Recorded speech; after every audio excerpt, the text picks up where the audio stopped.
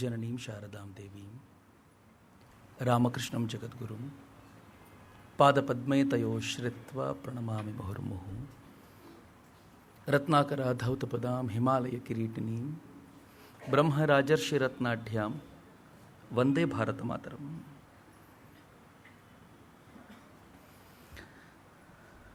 ಸಭಾಂಗಣದಲ್ಲಿ ಆಸೀನರಾಗಿರುವಂಥ ಎಲ್ಲ ಆದರಣೀಯ ಹಿರಿಯರಿಗೆ, ಮಿತ್ರರಿಗೆ ಅತ್ಯಂತ ಶ್ರದ್ಧಾಪೂರ್ವಕ ನಮನಗಳನ್ನು ಸಮರ್ಪಿಸ್ತೇನೆ. ನಾನು ನಿನ್ನೆ ವೇದಾಂತ ಮತ್ತು ವಿಜ್ಞಾನದ ಕುರಿತಂತೆ ಹಂಚ್ಕೊಳ್ತಿದ್ದೆ. ನನ್ನ ಕೆಲವು ಮಿತ್ರ ಆಮೇಲೆ ಬಂದು ಹೇಳಿದ್ರು, ವಿಜ್ಞಾನ ಸ್ವಲ್ಪ ಮೇಲಕ್ಕೆ ಹೋಯ್ತು ನಮಗೆ ಅಂತ. ನಾನು ಆದಷ್ಟು ಅದನ್ನು ಸರಳವಾಗಿಡುವಂಥ ಪ್ರಯತ್ನ ಖಂಡಿತವಾಗಿ ಮಾಡಿದ್ದೆ. ಆದರೂ ಕೆಲವೊಂದು ಸಂಗತಿಗಳನ್ನು ಹೇಳುವಾಗ ಭಾಳ ಖುಷಿ ಅನಿಸುತ್ತೆ ಯಾವಾಗಲೂ. ಹೀಗಾಗಿ ನಿಮ್ಮ ಜೊತೆ ಹಂಚ್ಕೊಳ್ತೀನಿ ಅಷ್ಟೇ. ನಾನು ನಿನ್ನೆ ಎರ್ವಿನ್ ಶ್ರೋಡಿಂಜರ್ ಬಗ್ಗೆ ನಿಮ್ಮ ಜೊತೆ ಮಾತನಾಡ್ತಿದ್ದೆ. ಶ್ರೋಡಿಂಜರ್ದು ಒಂದು ಫೇಮಸ್ ಕ್ಯಾಟ್ ಎಕ್ಸ್ಪೆರಿಮೆಂಟ್ ಇದೆ. ಶ್ರೋಡಿಂಜರ್ ಕ್ಯಾಟ್ ಎಕ್ಸ್ಪೆರಿಮೆಂಟ್ ಅಂತಲೇ ಕರೀತಾರೆ. ಈ ಕ್ಯಾಟ್ ಎಕ್ಸ್ಪೆರಿಮೆಂಟ್ ಏನು ಅಂದರೆ ಎಷ್ಟು ವಿಚಿತ್ರವಾಗಿದೆ ನೋಡಿ. ಯಾವುದನ್ನು ನಾನು ಹೇಳಿದರೆ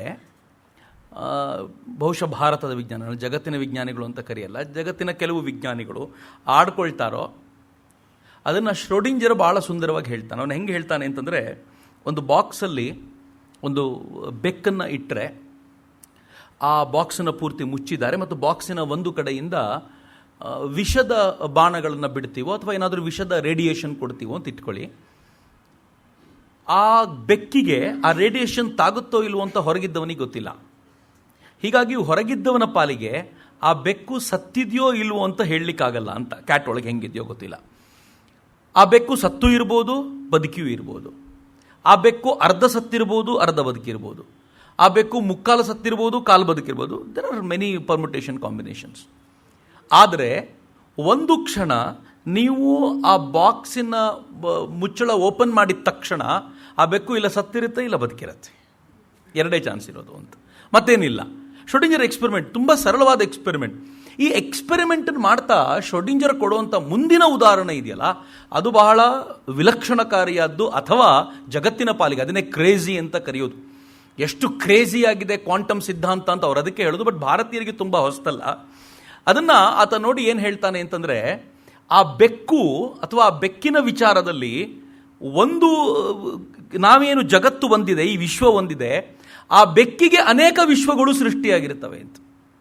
ತನ್ನ ಯಾವುದೋ ಒಂದು ವಿಶ್ವದಲ್ಲಿ ಬೆಕ್ಕು ಅದಾಗಲೇ ಸತ್ತು ಹೋಗಿದೆ, ಇನ್ಯಾವುದೋ ವಿಶ್ವದಲ್ಲಿ ಬೆಕ್ಕು ಅರ್ಧ ಬದುಕಿದೆ. ಈ ವಿಶ್ವದಲ್ಲಿ ನಾವು ಯಾವ ಗ್ಲೋಬ್ನಲ್ಲಿದ್ವೋ, ನಾವು ಯಾವ ಈ ಜಗತ್ತಿನಲ್ಲಿದ್ದೀವೋ ಅಲ್ಲಿ ನೀವು ಬಾಕ್ಸ್ ಓಪನ್ ಮಾಡಿದಾಗ ಮಾತ್ರ ಬೆಕ್ಕು ಬದುಕಿದೆಯೋ ಇಲ್ವೋ ಅಂತ ಗೊತ್ತಾಗುತ್ತೆ ಅಂತ. ಅಂದರೆ ಪ್ಯಾರಲಲಿ ಅನೇಕ ವಿಶ್ವಗಳು ಕ್ರಿಯೇಟ್ ಆಗಿರ್ತವೆ ಅದರೊಳಗೆ ಅಂತ. ಯಾವುದನ್ನ ಮಿಥ್ಯಾ ಅಂತ, ಜಗತ್ತು ಮಿಥ್ಯಾ ಅಂತ ವೇದಾಂತದ ಆಧಾರದ ಮೇಲೆ ಶಂಕರರು ಪ್ರತಿಪಾದಿಸಿದ್ರು, ಆ ಜಗನ್ಮಿಥ್ಯಾ ಸಿದ್ಧಾಂತವನ್ನ ಶ್ರೋಡಿಂಜರ್ ತನ್ನ ಕ್ಯಾಟ್ ಎಕ್ಸ್ಪೆರಿಮೆಂಟ್ ಮೂಲಕ ಹೇಳೋ ಪ್ರಯತ್ನ ಮಾಡ್ತಾನೆ. ಇದು ಎಷ್ಟರ ಮಟ್ಟಿಗೆ ಆವತ್ತಿನ ದಿನಗಳಲ್ಲಿ ಚರ್ಚೆಗೆ, ಇವತ್ತಿಗೂ ಕೂಡ ಅದ್ರ ಬಗ್ಗೆ ಚರ್ಚೆ ಇದೆ. ಮತ್ತು ಜಗತ್ತು ಇದ್ರ ಬಗ್ಗೆ ಗಂಭೀರವಾಗಿ ಮಾತನಾಡ್ಲಿಕ್ಕೆ ಹೋಗಲ್ಲ. ಯಾಕೆಂದರೆ ಜಗತ್ತು ಹೇಳುತ್ತೆ ಇದ್ರ ಬಗ್ಗೆ ಇನ್ನೇನು ಮಾತನಾಡ್ಲಿಕ್ಕೆ ಆಗಲ್ಲ, ನಾವು ಆಳಕ್ಕೆ ಹೋದಷ್ಟು ಇದನ್ನು ನಮ್ಮನ್ನು ಎಳ್ಕೊಂಡು ಹೋಗುತ್ತೆ ಹೊರತು ನಮಗೆ ಅರ್ಥ ಆಗೋದು ಭಾಳ ಕಷ್ಟ ಅಂತ. ಹೀಗಾಗಿ ನಾನು ಅನೇಕ ಬಾರಿ ಯೋಚನೆ ಮಾಡ್ತಿರ್ತೀನಿ, ಯಾರು ಯಾವುದಾದ್ರೂ ಒಂದು ವಿಚಾರದ ಆಳಕ್ಕೆ ಹೋಗ್ತಾರೋ ಅವ್ರು ಎತ್ತರಕ್ಕೂ ಬೆಳೀತಾರೆ ಅಂತ. ಯಾರು ಆಳಕ್ಕೆ ಯಾವತ್ತೂ ಹೋಗೋದೇ ಇಲ್ವೋ ಅವ್ರು ಯಾವತ್ತೂ ಎತ್ತರದಲ್ಲಿರಲ್ಲ, ಮತ್ತೊಂದನ್ನು ಟೀಕಿಸ್ಕೊಂಡೇ ತಮ್ಮ ಜೀವನವನ್ನು ಕಳೆದು ಮುಗಿಸ್ಬಿಡ್ತಾರೆ ಅಂತ. ನಾನು ನಿನ್ನೆ ಮಾತನಾಡುವಾಗ ಒಂದು ವಿಚಾರವನ್ನು ಹೇಳ್ತಿದ್ದೆ. ನಾನು ರಾಮಾನುಜಮ್ರವರಿಗೆ ಪ್ರವೇಶ ಮಾಡೋಕ್ಕಿಂತ ಮುಂಚೆ ಇವತ್ತು ಹೇಳಬೇಕು ಇದನ್ನು. ಅಬ್ಸರ್ವರ್ ಒಬ್ಬ ಇದ್ದರೆ ಎಲ್ಲ ವೇವ್ಗಳು ಕೊಲ್ಯಾಪ್ಸ್ ಆಗ್ತವೆ ಅಂತ ವಿಜ್ಞಾನ ಏನು ಹೇಳುತ್ತೋ ಅದನ್ನು ಬಹಳ ಹಿಂದಿನಿಂದಲೂ ನಾವು ಫಾಲೋ ಮಾಡ್ತಾ ಬಂದಿದ್ದೀವಿ.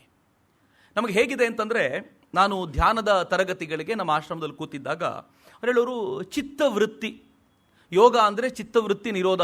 ನೀವು ವೃತ್ತಿ ಅನ್ನೋದನ್ನು ತರಂಗಗಳು ಅಂತ ಕರೆಯೋದಾದರೆ, ವೇವ್ಸ್ ಅಂತ ಕರೆಯೋದಾದರೆ, ಯಾವಾಗ ಈ ವೇವ್ಸನ್ನು ಗಮನಿಸಲಿಕ್ಕೆ ಕೂತ್ಕೊಳ್ತೀರೋ ಆಗ ವೇವ್ಸ್ ಎಲ್ಲ ಕೊಲ್ಯಾಪ್ಸ್ ಆಗುತ್ತೆ ಅನ್ನೋದನ್ನೇ ಸೈನ್ಸ್ ಹೇಳೋದು ಅಷ್ಟೇ. ಆ ವೇವ್ ಎಲ್ಲ ಕೊಲ್ಯಾಪ್ಸ್ ಆಗೋಗುತ್ತೆ ಗಮನಿಸಲಿಕ್ಕೆ ಕೂತ್ರೆ ಅಂತ. ನೀವು ಅದನ್ನು ಗಮನಿಸಬೇಕು. ಧ್ಯಾನ ಅಂದರೆ ಏನು ಅಂತ ಕೇಳಿದ್ದಕ್ಕೆ ಒಬ್ಬರು ನಂಗೆ ತುಂಬ ಚೆನ್ನಾಗಿ ಹೇಳಿದರು, ನಿನ್ನ ಮನಸ್ಸಿನೊಳಗೆ ಏನು ವೃತ್ತಿಗಳು ಹೇಳ್ತಾ ಇವೆಯೋ ಅದನ್ನು ತುಂಡರಿಸಿದರೆ ಧ್ಯಾನ ಅಂತ ಅಷ್ಟೆ. ಕಣ್ಮುಚ್ಕೊಂಡು ನಾವು ಕೂತ್ಕೊಂಡಾಗ ಯಾವುದೋ ಒಂದು ವಿಚಾರದ ಕುರಿತಂತೆ ಭಾಳ ಚೆನ್ನಾಗಿದೆ, ಧ್ಯಾನ ಮಾಡಲಿಕ್ಕೆ ಅಂತ ಕೂತ್ಕೊಳ್ತೀವಲ್ಲ, ಧ್ಯಾನ ಮಾಡಲಿಕ್ಕೆ ಅಂತ ಕೂತ್ಕೊಂಡಾಗ ಎಷ್ಟು ಚೆನ್ನಾಗಿರುತ್ತೆ ಅಂತಂದರೆ, ಈಗಲೇ ಒಂದು ನಿಮಿಷ ನೀವು ಕಣ್ಮುಚ್ಕೊಂಡು ಏನಾದರೂ ಕೂತ್ರೆ ಕಣ್ಣು ಮುಚ್ಕೊಂಡಿದ್ದ ತಕ್ಷಣ ನಾನು ಕೂತಿರೋದು ಎಷ್ಟನೇ ಸಾಲಿರ್ಬೋದು ಅಂತ ನೆನಪಾಗುತ್ತೆ. 5ನೇ ಸಾಲು ಅಂತಂದ ತಕ್ಷಣ ಅದು 5ಕ್ಕೆ ನಿಲ್ಲೋದಿಲ್ಲ, 5 ಹಿಡ್ಕೊಂಡು ಮತ್ತೆಲ್ಲಿಗೋ ಹೋಗುತ್ತೆ. 5 ಗಂಟೆಗೆ ಮಗಳು ಬರ್ತೀನಿ ಅಂತ ಹೇಳಿದ್ಲು, ಬಂದಿರ್ತಾಳೋ ಇಲ್ವೋ. ಮಗಳು ಅಂದ ತಕ್ಷಣ ಅವಳಿಗೆ ಸಂಬಂಧಪಟ್ಟಿದ್ದು ಮತ್ತೇನು ಏನು ಕನೆಕ್ಷನ್ಸ್ ಅಂತಂದರೆ ಒಂದಕ್ಕೊಂದಕ್ಕೊಂದು ಕನೆಕ್ಟ್ ಆಗುತ್ತಾ. ನಾವು ಎಲ್ಲಿಗೆ ಶುರು ಮಾಡಿದ್ವೋ ಅದೇ ಮರ್ತು ಹೋಗೋಟ್ರ ಮಟ್ಟಿಗೆ ಕನೆಕ್ಷನ್ ಹೋಗುತ್ತೆ. ಧ್ಯಾನ ಅಂದರೆ ಅದನ್ನು ಕಟ್ ಮಾಡೋದು ಅಂತ. ಅದನ್ನು ಕಟ್ ಮಾಡೋದು ಅಂದರೆ ಏನು, ಈ ತರಂಗಗಳು ಏನು ಹೇಳ್ತಾ ಇವೆ ಅದೊಂದು ಕೊಲ್ಯಾಪ್ಸ್ ಆಗೋ ಥರ ನೋಡ್ಕೊಳ್ಳೋದು ಅಂತ. ಅದು ಕೊಲ್ಯಾಪ್ಸ್ ಆಗಬೇಕು ಅಂದರೆ ಏನು ಮಾಡಬೇಕು, ಅದನ್ನು ಗಮನಿಸ್ಲಿಕ್ಕೆ ಕೂತ್ರೆ ಸಾಕು. ಯಾರಾದರೂ ಒಬ್ಬ ಅಬ್ಸರ್ವರ್ ಕೂತ್ರೆ ಸಾಕು. ಆ ಅಬ್ಸರ್ವರ್ ಯಾರು ಅನ್ನೋದೇ ಪ್ರಶ್ನೆ. ವೇದಾಂತ ಇದ್ರ ಮೇಲೇ ಚರ್ಚೆ ಮಾಡೋದು, ಅದನ್ನೇ ಕ್ವಾಂಟಮ್ ಫಿಸಿಕ್ಸ್ ಆನಂತದ ಚರ್ಚೆ ಮಾಡಿದ್ದು. ಈ ಅಬ್ಸರ್ವರ್ನ ಹುಡ್ಕೊಳ್ಳೋದು ನಂಗೆ ಭಾಳ ವಿಚಿತ್ರ. ನೀವು ಯಾವುದಾದ್ರೂ ಯೋಗ ಟೀಚರ್ ಹತ್ರ ಹೋಗಿ ಅವ್ರು ಹೇಳ್ತಾರೆ, ಈಗ ನೀವು ಕಣ್ಮುಚ್ಕೊಳ್ಳಿ ಮತ್ತು ನಿಮ್ಮ ಉಸಿರಾಟವನ್ನೇ ಗಮನಿಸಿ. ಕಣ್ಣು ಮುಚ್ಕೊಂಡ್ಮೇಲೆ ಗಮನಿಸೋದೇನು ಮತ್ತೆ? ಗಮನಿಸ್ಲಿಕ್ಕೆ ಕಣ್ಣು ತೆಗೆದಿಡಬೇಕಲ್ಲ, ನೀವು ನೋಡಬೇಕಲ್ಲ. ಗಮನಿಸಬೇಕು ಅಂದರೆ ನೀವು ಕಣ್ಣು ಮುಚ್ಕೊಂಡು ಗಮನಿಸಿ ಅಂತಂದರೆ ಏನು ಮಾಡಬೇಕು? ಅದನ್ನು ಹಾಗಿದ್ರೆ ಕಣ್ಣು ಮುಚ್ಚಿಕೊಂಡು ಗಮನಿಸಿ ಅಂತಂದರೆ ಯಾರು ಕಣ್ಣಿಗೆ ನೋಡುವ ಶಕ್ತಿಯನ್ನು ಕೊಟ್ಟಿದ್ದಾನೋ ಅವನಿಗೆ ಗಮನಿಸಲಿಕ್ಕೆ ಹೇಳಿ ಅಂತ. ಏನು ಸುಂದರವಾಗಿರುವಂಥದ್ದು ಅಂತ. ಈ ಕ್ವಾಂಟಮ್ ಫಿಸಿಕ್ಸ್ನ ಅಲ್ಟಿಮೇಟ್ ಚಿಂತನೆ ಅಲ್ಲಿಗೆ ಹೋಗಿ ನಿಂತ್ಕೊಳ್ಳುತ್ತೆ. ಈ ಕಲ್ಪನೆಯಲ್ಲಿ ನೀವು ಆಳಕ್ಕಿಳಿದಾಗ ಮಾತ್ರ ಗೊತ್ತಾಗೋದು ಯಾಕೆ ಒಬ್ಬ ರಾಮಾನುಜನ್ ಥರದ ವ್ಯಕ್ತಿ ಹುಟ್ಕೊಳ್ತಾರೆ, ಯಾಕೆ ಎಲ್ಲರೂ ರಾಮಾನುಜನ್ ಆಗ್ಲಿಕ್ಕಾಗಲಿಲ್ಲ.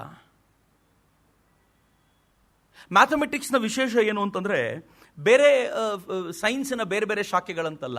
ಬೇರೆ ಶಾಖೆ ಅದು ಬಯಾಲಜಿ ಇರಲಿ, ಬಯಾಲಜಿ ಶಾಖೆ ಆದರೆ ಏನು ಗೊತ್ತಾ, ಕೊನೆಗೆ ಆ ಬಯಾಲಜಿ ವಿಜ್ಞಾನಿಗೆ ಯಾರು ಬಯಾಲಜಿಯ ವಿಜ್ಞಾನಿ ಇರ್ತಾನೋ, ಯಾರು ಜೀವಶಾಸ್ತ್ರದ ವಿಜ್ಞಾನಿ ಇರ್ತಾನೋ ಅವನಿಗೆ ಪ್ರಯೋಗಕ್ಕೆ ನಾವಾದರೂ ಬೇಕು. ಮನುಷ್ಯ ಸಿಗಲಿಲ್ಲ ಅಂದರೂ ಒಂದು ಇಲಿ ಆದರೂ ತೊಗೊಂಡು ಹೋಗಿರ್ತಾನೋ. ನೀವು ಫಿಸಿಕ್ಸ್ ಆದರೆ ಒಂದು ದೊಡ್ಡ ಲ್ಯಾಬೊರೇಟರಿ ಆದರೂ ಬೇಕು. ಅವನಿಗೆ ಕೊನೆ ಪಕ್ಷ ಏನಿಲ್ಲ ಅಂತಂದ್ರೂ ಒಂದಷ್ಟು ಟೆಸ್ಟ್ ಟ್ಯೂಬ್ಗಳಾದರೂ ಇಟ್ಕೊಂಡು ಏನಾದರೂ ಕೆಲಸ ಮಾಡ್ತಾ ಇರಬೇಕು ಅವನು. ಆದರೆ ಮ್ಯಾಥಮೆಟಿಷಿಯನ್ಗೆ ಏನೂ ಬೇಕಾಗಿಲ್ಲ. ಅವನಿಗೆ ಕೈಯಲ್ಲೊಂದು ಸ್ಲೇಟು ಮತ್ತೊಂದು ಬಳಪ ಕೊಟ್ಟರೆ ಗೀಚ್ಕೊಂಡೇ ಒಂದಷ್ಟು ಫಾರ್ಮುಲಾಗಳನ್ನು ರೆಡಿ ಮಾಡ್ತಾನೆ. ಬಟ್ ಅದರೊಳಗೆ ಇಡೀ ಸೃಷ್ಟಿಯ ತತ್ವವನ್ನು ಹುದುಗಿಸಬಲ್ಲ. ಹಾಗಿದ್ಮೇಲೆ ಅವನ ಪಾಲಿಗೆ ಲ್ಯಾಬೊರೇಟರಿ ಆಗಿರೋದು ಯಾವ್ದು ಗೊತ್ತಾ? ಇದೇ ತಲೆ. ಅದರೊಳಗೆ ಕ್ಯಾಲ್ಕುಲೇಷನ್ ನಡೀತಾ ಇರುತ್ತಲ್ಲ. ರಾಮಾನುಜನ್ ಅಂತ ಅದ್ಭುತವಾದ ಕ್ಯಾಲ್ಕುಲೇಟ್ ಮಾಡ್ತಿದ್ದಂಥ ವ್ಯಕ್ತಿ ಅಂತ ಎಲ್ಲರೂ ಮಾತನಾಡ್ತಾರೆ. ರಾಮಾನುಜನ್ ತುಂಬ ಪಾಪ್ಯುಲರ್ ಆದಾಗ, ತುಂಬ ಫೇಮಸ್ ಆದಾಗ, ಅಥವಾ ಅವ್ರದ್ದೊಂದು 2-3 ಪೇಪರ್ಸ್ ಪಬ್ಲಿಷ್ ಆಯಿತು. ಅವ್ರಿಗೆ ಯಾವಾಗ ಈ 25 ರೂಪಾಯಿ ಇದು ಸಿಕ್ತಿತ್ತಲ್ಲ, ಸ್ಕಾಲರ್ಶಿಪ್ ಅಂತ ಕೊಡ್ತಿದ್ರಲ್ವ, ಅಥವಾ ಅವ್ರು ಕೂಳು ಅಂತ ಕೇಳ್ಕೊಂಡಿದ್ದನ್ನು ಏನು 25 ರೂಪಾಯಿ ಕೊಡ್ತಿದ್ರಲ್ಲ ರಾಮಚಂದ್ರ ರಾಯರು, ಆ 25 ರೂಪಾಯಿ ತಗೊಳ್ತಿದ್ದಾಗ ಅವ್ರು ತಮ್ಮ ರೂಮ್ನಲ್ಲಿ ಕೂತ್ಕೊಂಡು ಬರೆದಿದ್ದಂಥ 2 ಪೇಪರ್ಗಳು ಇಂಡಿಯನ್ ಮ್ಯಾಥಮೆಟಿಕಲ್ ಅಸೋಸಿಯೇಷನ್ನ ಜರ್ನಲಲ್ಲಿ ಪ್ರಕಟವಾಗಿತ್ತು. ಅದೇ ಅವರ ಪಾಲಿಗೆ ಎಲ್ಲ ಕಡೆ ತೋರಿಸ್ಲಿಕ್ಕೆ, ನಾನು ಮ್ಯಾಥಮೆಟಿಷಿಯನ್ ಅಂತ ಹೇಳಲಿಕ್ಕೆ ಇದ್ದಂಥ ಒಂದೇ ಒಂದು ಅಸ್ತ್ರ ಅದೊಂದೇ ಅವರಿಗೆ. ಅದಾದಮೇಲೆ ಅದರ ಆಧಾರದ ಮೇಲೆ ಅವ್ರು ಪೋರ್ಟ್ ಟ್ರಸ್ಟಲ್ಲಿ ಕೆಲಸ ಎಲ್ಲ ಪಡ್ಕೊಂಡಿದ್ದು. ಈಗ ಅವರಿಗಿದ್ದಂಥ ವಿಚಿತ್ರ ಸಂಗತಿ ಏನು ಅಂತಂದರೆ, ಹಾರ್ಡಿ ಅವ್ರ ಪೇಪರನ್ನು ನೋಡಿಬಿಟ್ಟಿದ್ದಾನೆ, ಅವ್ರು ಕಳಿಸ್ಕೊಟ್ಟಿರುವಂಥ ಪತ್ರ ಓದ್ಬಿಟ್ಟಿದ್ದಾನೆ. ಮತ್ತು ಹಾರ್ಡಿ ಎಷ್ಟು ಹುಚ್ಚ ಆಗ್ಬಿಟ್ಟಿದ್ದ ಈ ಪತ್ರವನ್ನು ನೋಡಿ ಅಂತಂದರೆ, ಹಾರ್ಡಿಯ ಹುಚ್ಚುತನದ ಬಗ್ಗೆ ಸಿಕ್ಕಾಪಟ್ಟೆ ಚರ್ಚೆ ಇಂಗ್ಲೆಂಡ್ನಲ್ಲಾಗಿತ್ತು. ಹಾರ್ಡಿ ಯಾರೇ ಮ್ಯಾಥಮೆಟಿಷಿಯನ್ ಬಂದರೂ ತಾನು ತನ್ನ ಪೇಪರ್ ಮುಂದಿಡ್ತಿರಲ್ವಂತೆ. ಇದೊಂದು ಲೆಟರ್ ಬಂದಿದೆ ಇಂಡಿಯಾದಿಂದ, ಸ್ವಲ್ಪ ನೋಡ್ತೀರಾ ಅಂತ ಹೇಳ್ತಿದ್ದಂತೆ. ಈ ಲೆಟರ್ ಎಷ್ಟು ಪಾಪ್ಯುಲರ್ ಆಗಿತ್ತು ಅಂತಂದರೆ, ಅವತ್ತಿನ ದಿನಗಳಲ್ಲಿ ರಾಮಾನುಜನ್ ಲೆಟ್ರೇ ಎಲ್ಲ ಕಡೆ ಚರ್ಚೆಗೆ ಬರ್ತಾ ಇದ್ದಿದ್ದು. ಹಾರ್ಡಿ ಈ ಪತ್ರವನ್ನು ತಾನು ರಾಮಾನುಜನ್ಗೆ ಉತ್ತರ ಬರೆಯೋಕ್ಕಿಂತ ಮುಂಚೆ ತಾನು ಸೆಲೆಕ್ಟ್ ಮಾಡಿರುವಂಥ ಈ ವ್ಯಕ್ತಿ ಜಿನೈನ ಅಂತ ತಾನಲ್ಲದೆ ಬೇರೆಯವ್ರ ಹತ್ರ ಎಲ್ಲ ಕೇಳ್ಕೊಂಡು ತಿಳ್ಕೊಂಡಿದ್ದ. ಹೀಗಾಗಿ ರಾಮಾನುಜನ್ನ ತಾನು ಇಂಗ್ಲೆಂಡ್ಗೆ ಕರೆಸ್ಕೊಳ್ಬೇಕು ಅಂತ ನಿಶ್ಚಯ ಮಾಡುವಾಗ ಆತ ಇಂಡಿಯಾ ಆಫೀಸಿಗೆ ಹೋಗಿ ಮಾತನಾಡಿದ. ಕೊನೆಗೆ ಅಲ್ಲಿಂದ ಮತ್ತೊಂದು ಬರ್ತೀರಾ ಅಂತ ಕೇಳಿದ. ಏನಾದರೂ ಕೂಡ ರಾಮಾನುಜನ್ ಬರುವಂಥ ಲಕ್ಷಣ ಇಲ್ಲದೆ ಹೋದಾಗ ಆತ ಅನೇಕ ಬಾರಿ ಪತ್ರ ವ್ಯವಹಾರ ಮಾಡಿದ. ಅವನಿಂದ ರಾಮಾನುಜನ್ರಿಂದ ಪತ್ರ ಇವರಿಗೆ ಬಂತು, ಹಾರ್ಡಿ ಪತ್ರ ಬರೆದ್ರು. ಪ್ರತಿ ಬಾರಿ ಪತ್ರ ಬರೆಯುವಾಗಲೂ ರಾಮಾನುಜನ್ ಎಷ್ಟು ಬುದ್ಧಿವಂತರಿದ್ರು ಅಂತಂದರೆ, ಅಥವಾ ಇದ್ದಿದ್ದೇ ಹಾಗೋ ಗೊತ್ತಿಲ್ಲ, ರಾಮಾನುಜನ್ ಫಾರ್ಮುಲಾ ಮಾತ್ರ ಕಳಿಸ್ತಿದ್ರು, ಪ್ರೂಫ್ ಯಾವತ್ತೂ ಕಳಿಸ್ತಿರ್ಲಿಲ್ಲ. ಹಾರ್ಡಿಗೂ ತಲೆ ಕೆಟ್ಟೋಗ್ತಿತ್ತು, ಪ್ರೂಫೇ ಕಳಿಸಲ್ವಲ್ಲ ಈ ಮನುಷ್ಯ. ಒಂದ್ಸಲ ಅಂತೂ ಹಾರ್ಡಿ ಏನು ಹೇಳ್ತಾರೆ ಗೊತ್ತಾ, ಪ್ರೂಫ್ ಸಿಗಲ್ಲ ಅವರಿಗೆ, ಅವ್ರಿಗೂ ಅದನ್ನು ಸಾಲ್ವ್ ಮಾಡ್ಲಿಕ್ಕೆ ಆಗಲ್ಲ. ಅವ್ರು ಹೇಳ್ತಾರೆ, ಇದು 100% ಸರಿಯಾಗಿರುವಂಥ ಫಾರ್ಮುಲಾನೇ ಇರಬೇಕು. ಇದು ಸರಿಯಾಗಿರಲಿಲ್ಲ ಅಂತಂದರೆ ಯಾವನಾದರೂ ಮನುಷ್ಯ ತಲೆ ತಿಕ್ಕಲು ಹಿಡಿದು ಯಾಕೆ ಇಂಥ ಫಾರ್ಮುಲಾ ಆದರೂ ಬರೀತಾನೆ, ಇದು ಸರಿ ಇದ್ದೇ ಇರಬೇಕು, ಇದು ಸುಳ್ಳಾಗಿರ್ಲಿಕ್ಕೆ ಸಾಧ್ಯವೇ ಇಲ್ಲ ಅಂತ. ಅಂದರೆ ಆ ಮಟ್ಟಿಗೆ ವಿಶ್ವಾಸ ರಾಮಾನುಜನ್ರ ಮೇಲೆ. ಕೊನೆಗೊಂದಿನ ಲಿಟ್ಲ್ ವುಡ್ಡು ರಾಮಾನುಜನ್ಗೆ ಹೇಳ್ತಾರೆ, ನನಗೊಂದು ಅನುಮಾನ ಇದೆ, ಈ ರಾಮಾನುಜನ್ ಅನ್ನೋ ವ್ಯಕ್ತಿ ನಿನ್ನ ಮೇಲೆ ಅನುಮಾನ ಪಡ್ತಿರಬೇಕು. ನಿನಗೇನಾದರೂ ಪ್ರೂಫ್ ಕೊಟ್ಟು ಕಳಿಸ್ಬಿಟ್ರೆ ನೀನು ಇದು ನಿಂದೆ ಅಂತ ಪಬ್ಲಿಷ್ ಮಾಡಿಬಿಟ್ರೆ ಅನ್ನೋ ಟೆನ್ಷನ್ಗೆ ಪ್ರೂಫ್ ಕೊಡದೇ ಇರ್ಬೋದು ಅಂತ. ತಕ್ಷಣ ಹಾರ್ಡಿ ಏನು ಬರೀತಾರೆ ಗೊತ್ತಾ?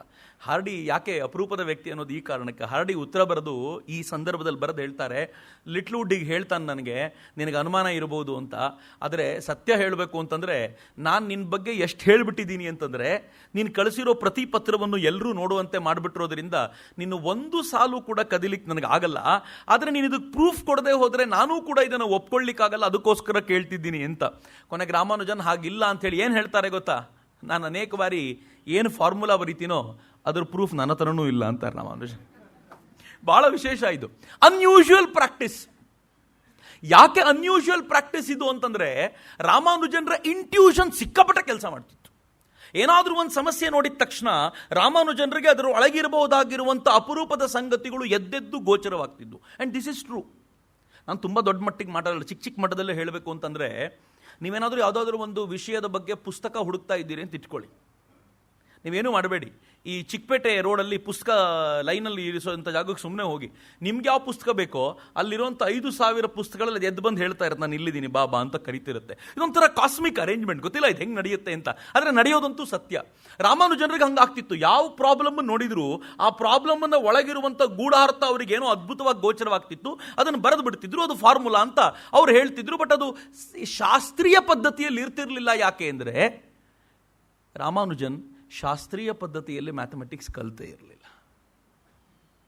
ಅವ್ರು ಯಾವುದೋ ಒಂದು ಪುಸ್ತಕ ಇಟ್ಟು ಅದನ್ನು ಓದ್ತಾ ತಂಪಾಡಿತಾ ಹೊಸದೇನೋ ಸೃಷ್ಟಿ ಮಾಡ್ತಾ ಹೋಗಿದ್ದರಿಂದ ಶಾಸ್ತ್ರೀಯ ಪದ್ಧತಿ ಏನು ಅಂತಾನೆ ಅವ್ರಿಗೆ ಗೊತ್ತಿರಲಿಲ್ಲ. ಹೊಸದೊಂದು ಪದ್ಧತಿಯನ್ನೇ ರಾಮಾನುಜನ್ ಸೃಷ್ಟಿ ಮಾಡಿದ್ರು. ಹೀಗಾಗಿ ಹಾರ್ಡಿ ಹೇಳ್ತಿದ್ರು, ಆಯ್ಲರ್ ಅಥವಾ ಯೂಲರ್ ಮತ್ತು ಜಾಕೋಬಿಯನ್ನು ಬಿಟ್ಟರೆ ಅವರಿಗೆ ಸಮನಾಗಿ ನಿಲ್ಲಬಲ್ಲಂಥ ಮತ್ತೊಬ್ಬ ಮ್ಯಾಥಮೆಟಿಷಿಯನ್ ಜಗತ್ನಲ್ಲಿ ಯಾರಾದರೂ ಇದ್ದರೆ ಅದು ರಾಮಾನುಜನ್ ಮಾತ್ರ ಅಂತ ಹಾರ್ಡಿ ಕೊಟ್ಟಂಥ ಸರ್ಟಿಫಿಕೇಟ್. ರಾಮಾನುಜನರನ್ನ ಕರೆಸ್ಕೊಳ್ಳಿಕ್ಕೆ ಹಾರ್ಡಿ ಮತ್ತೊಬ್ಬ ಮ್ಯಾಥಮೆಟಿಷಿಯನ್ ನೆವಿಲ್ಲೆಯನ್ನು ಕಳಿಸ್ಕೊಡ್ತಾನೆ, ಭಾರತಕ್ಕೆ ಕಳಿಸ್ಕೊಡ್ತಾನೆ. ಅವನು ಭಾರತಕ್ಕೆ ಬರುವಂಥ ರೀಸನ್ ಏನು ಅಂತಂದರೆ, ಇಲ್ಲಿ ಕೆಲವು ಯೂನಿವರ್ಸಿಟಿಗಳಲ್ಲಿ ಮ್ಯಾಥಮೆಟಿಕ್ಸ್ ಮೇಲೆ ಒಂದಷ್ಟು ಕ್ಲಾಸ್ ಕೊಡಬೇಕು ಅಂತ ನೆಪ. ಅದು ಅಷ್ಟೇ. ಆದರೆ ಅವನನ್ನು ಹಾರ್ಡಿ ಯಾಕೆ ಕಳಿಸಿರ್ತಾರೆ ಅಂದರೆ, ಹೇಗಾದರೂ ಮಾಡಿ ತಿಪ್ಪರ್ಲಾಗ ಹೊಡೆದಾದರೂ ಈ ಮನುಷ್ಯನ ಎಳ್ಕೊಂಡು ಬಾ ಇಲ್ಲಿಗೆ ಅಂತ, ಅದಕ್ಕೋಸ್ಕರ ಕಳಿಸ್ಕೊಡ್ತಾನೆ. ಹಂಗೆ ಕಳಿಸ್ಕೊಟ್ಟ ಈತ ನೆವಿಲ್ಲೆ ಅಲ್ಲಿಗೆ ಹೋಗಿ ಒಂದಷ್ಟು ಕ್ಲಾಸಸ್ಸನ್ನು ಮಾಡ್ತಾ, ಆ ನಡುವೆ ರಾಮಾನುಜನ್ ಭೇಟಿ ಮಾಡಲಿಕ್ಕೆ ಬೇಕಾಗಿರೋ ವ್ಯವಸ್ಥೆ ಎಲ್ಲ ಮಾಡಿಕೊಂಡು ರಾಮಾನುಜನರ ಭೇಟಿ ಮಾಡಲಿಕ್ಕೆ ಕರೀತಾರೆ.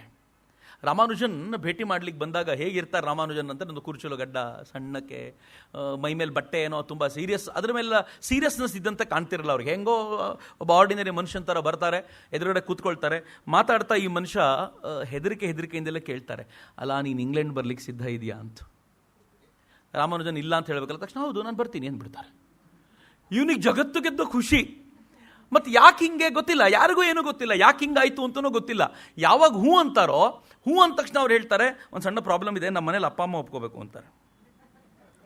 ಅಮ್ಮನ ಒಪ್ಸೋದು ಹೆಂಗೆ, ಅಪ್ಪ ಅಮ್ಮನ ಒಪ್ಸೋದು ಹೇಗೆ? ಬಿಕಾಸ್ ಜಾತಿಯ ಸಂಘರ್ಷಗಳು ತೀವ್ರವಾಗಿದ್ದಂಥ ಕಾಲ, ಮನಸ್ಸಿನೊಳಗೆ ಒಂದೊಂದು ದ್ವೀಪಗಳನ್ನು ನಿರ್ಮಾಣ ಮಾಡ್ಕೊಂಡಿದ್ದಂಥ ಕಾಲದಲ್ಲಿ ಒಪ್ಪಿಸೋದು ಹೆಂಗೆ ಅಂತಂದರೆ, ಇದ್ದಿದ್ದು ಒಂದೇ ಒಂದು ದಾರಿ, ಯಾವ ದೇವಿಯ ಆಶೀರ್ವಾದದಿಂದ ರಾಮಾನುಜನ್ ಹುಟ್ಟಿದ್ದಾರೋ ಆ ದೇವಿ ಹೋಗು ಅಂದರೆ ಹೋಗೋದು ಅಂತ ಆಯ್ತು. ಈಗ ಹೆಂಗಿತ್ತು ಅಂತಂದರೆ, ರಾಮಾನುಜನ್ ಮತ್ತು ಅವರ ಮಿತ್ರರು ಅದೇ ನಮಕ್ಕಲ್ ದೇವಿ ಹತ್ರ 3 ದಿನಗಳ ಕಾಲ ಹೋಗಿ ಕೂತ್ಕೊಳ್ಳೋದು.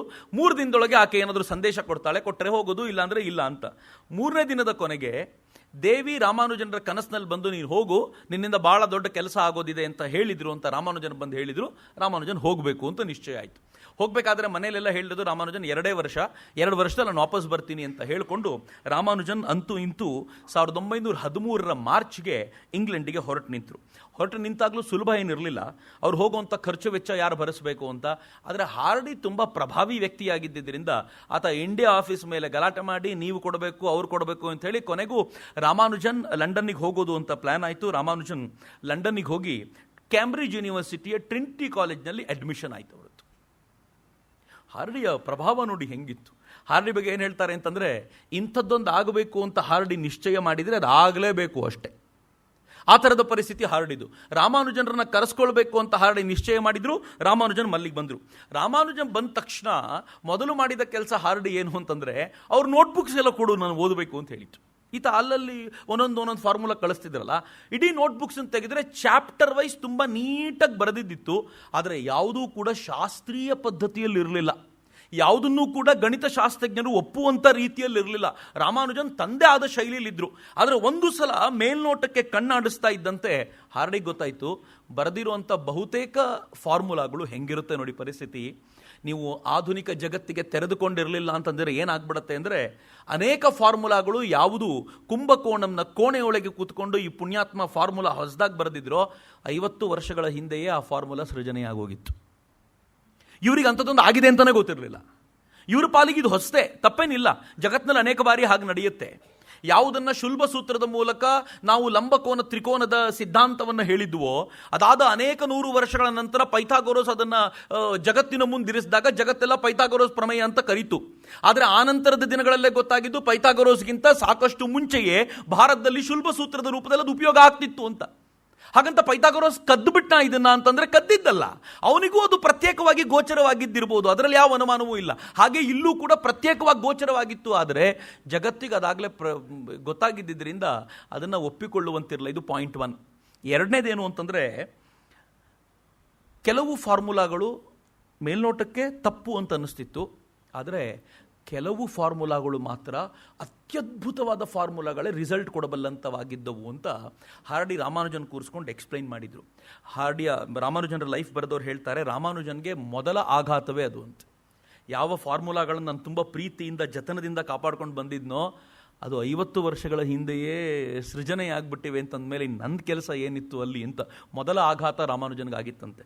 ಆದರೆ ರಾಮಾನುಜನ್ ತಾನು ಆ ನೋಟ್ಬುಕ್ಕನ್ನು ಮುಂದಿಟ್ಕೊಂಡು ಕ್ಲಾಸಿಗೆ ಹೋಗ್ತಾ ಶಾಸ್ತ್ರೀಯ ಪದ್ಧತಿಯನ್ನು ಅಧ್ಯಯನ ಮಾಡೋ ಪ್ರಯತ್ನ ಮಾಡ್ತಿರುವಾಗ ಒಂದು ಸುಂದರವಾದ ಘಟನೆ.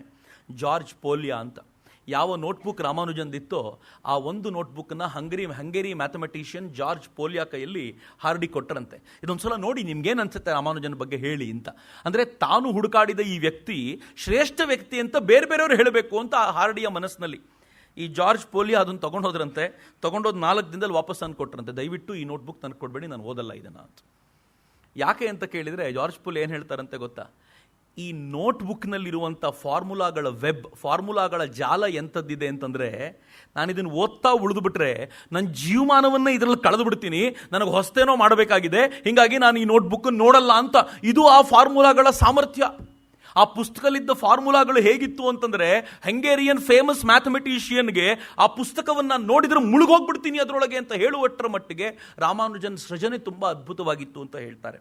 ಇಷ್ಟಾದ ನಂತರ ರಾಮಾನುಜನ್ ಹಾರ್ಡಿ ಹೇಳ್ತಿದ್ದ ಒಂದು ಮಾತು, ನಂಗೆ ಹಾರ್ಡಿಯ ಬಗ್ಗೆ ಭಾಳ ಇಷ್ಟ ಆಗುವಂಥ ಮಾತದು. ಹಾರ್ಡಿ ಹೇಳ್ತಿದ್ರು, ರಾಮಾನುಜನ್ರನ್ನ ಹುಡುಕಿದ್ದು ನಾನಿರ್ಬೋದು, ಆದರೆ ರಾಮಾನುಜನ್ ಸೃಷ್ಟಿಯಾಗಿದ್ದು ನನ್ನಿಂದಲ್ಲ.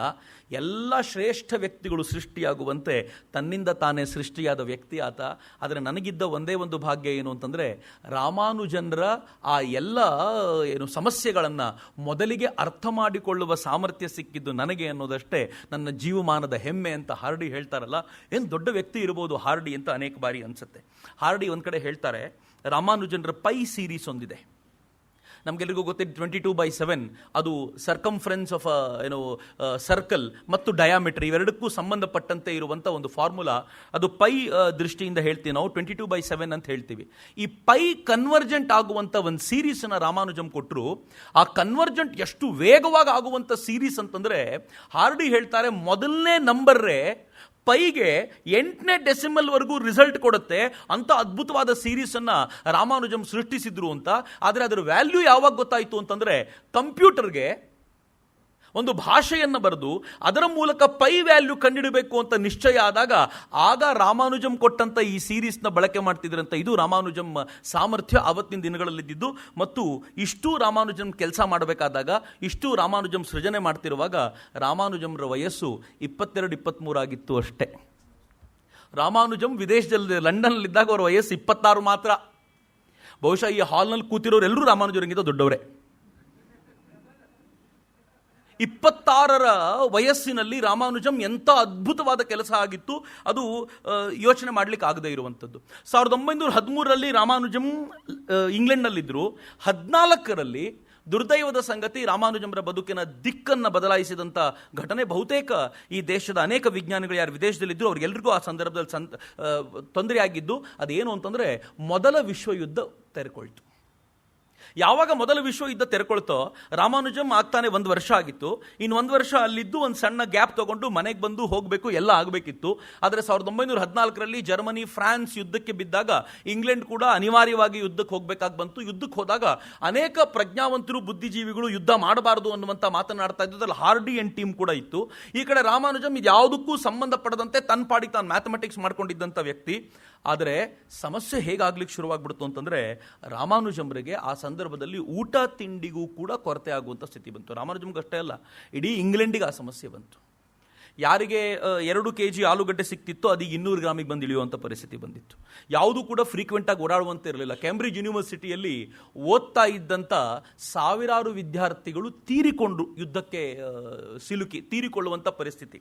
ಒಂದು ಕಡೆ ಅಂತೂ ಹೇಳ್ತಾರೆ, ರಾಮಾನುಜಂ ಯಾವ ಬುಕ್ಕಿನಲ್ಲಿ ಸೈನ್ ಮಾಡಿದ್ರೋ ಯೂನಿವರ್ಸಿಟಿಯ ಕಾಲೇಜಲ್ಲಿ ಸೇರಿಕೊಂಡಾಗ ಆ ಸೈನ್ ಮಾಡಿದ ನಂತರದ ಪೇಜನ್ನು ತೆಗೆದ್ರೆ ಆ ಪೇಜ್ಗಳಲ್ಲಿದ್ದವ್ರು ಯಾರ್ಯಾರಿದ್ದಾರೋ ಅವರೆಲ್ಲ ಡೈಡ್ ಅಂತಲೇ ಬರ್ತಿತ್ತಂತೆ. ಆ ಥರದ ಪರಿಸ್ಥಿತಿ ನಿರ್ಮಾಣ ಆಗೋಗಿತ್ತು.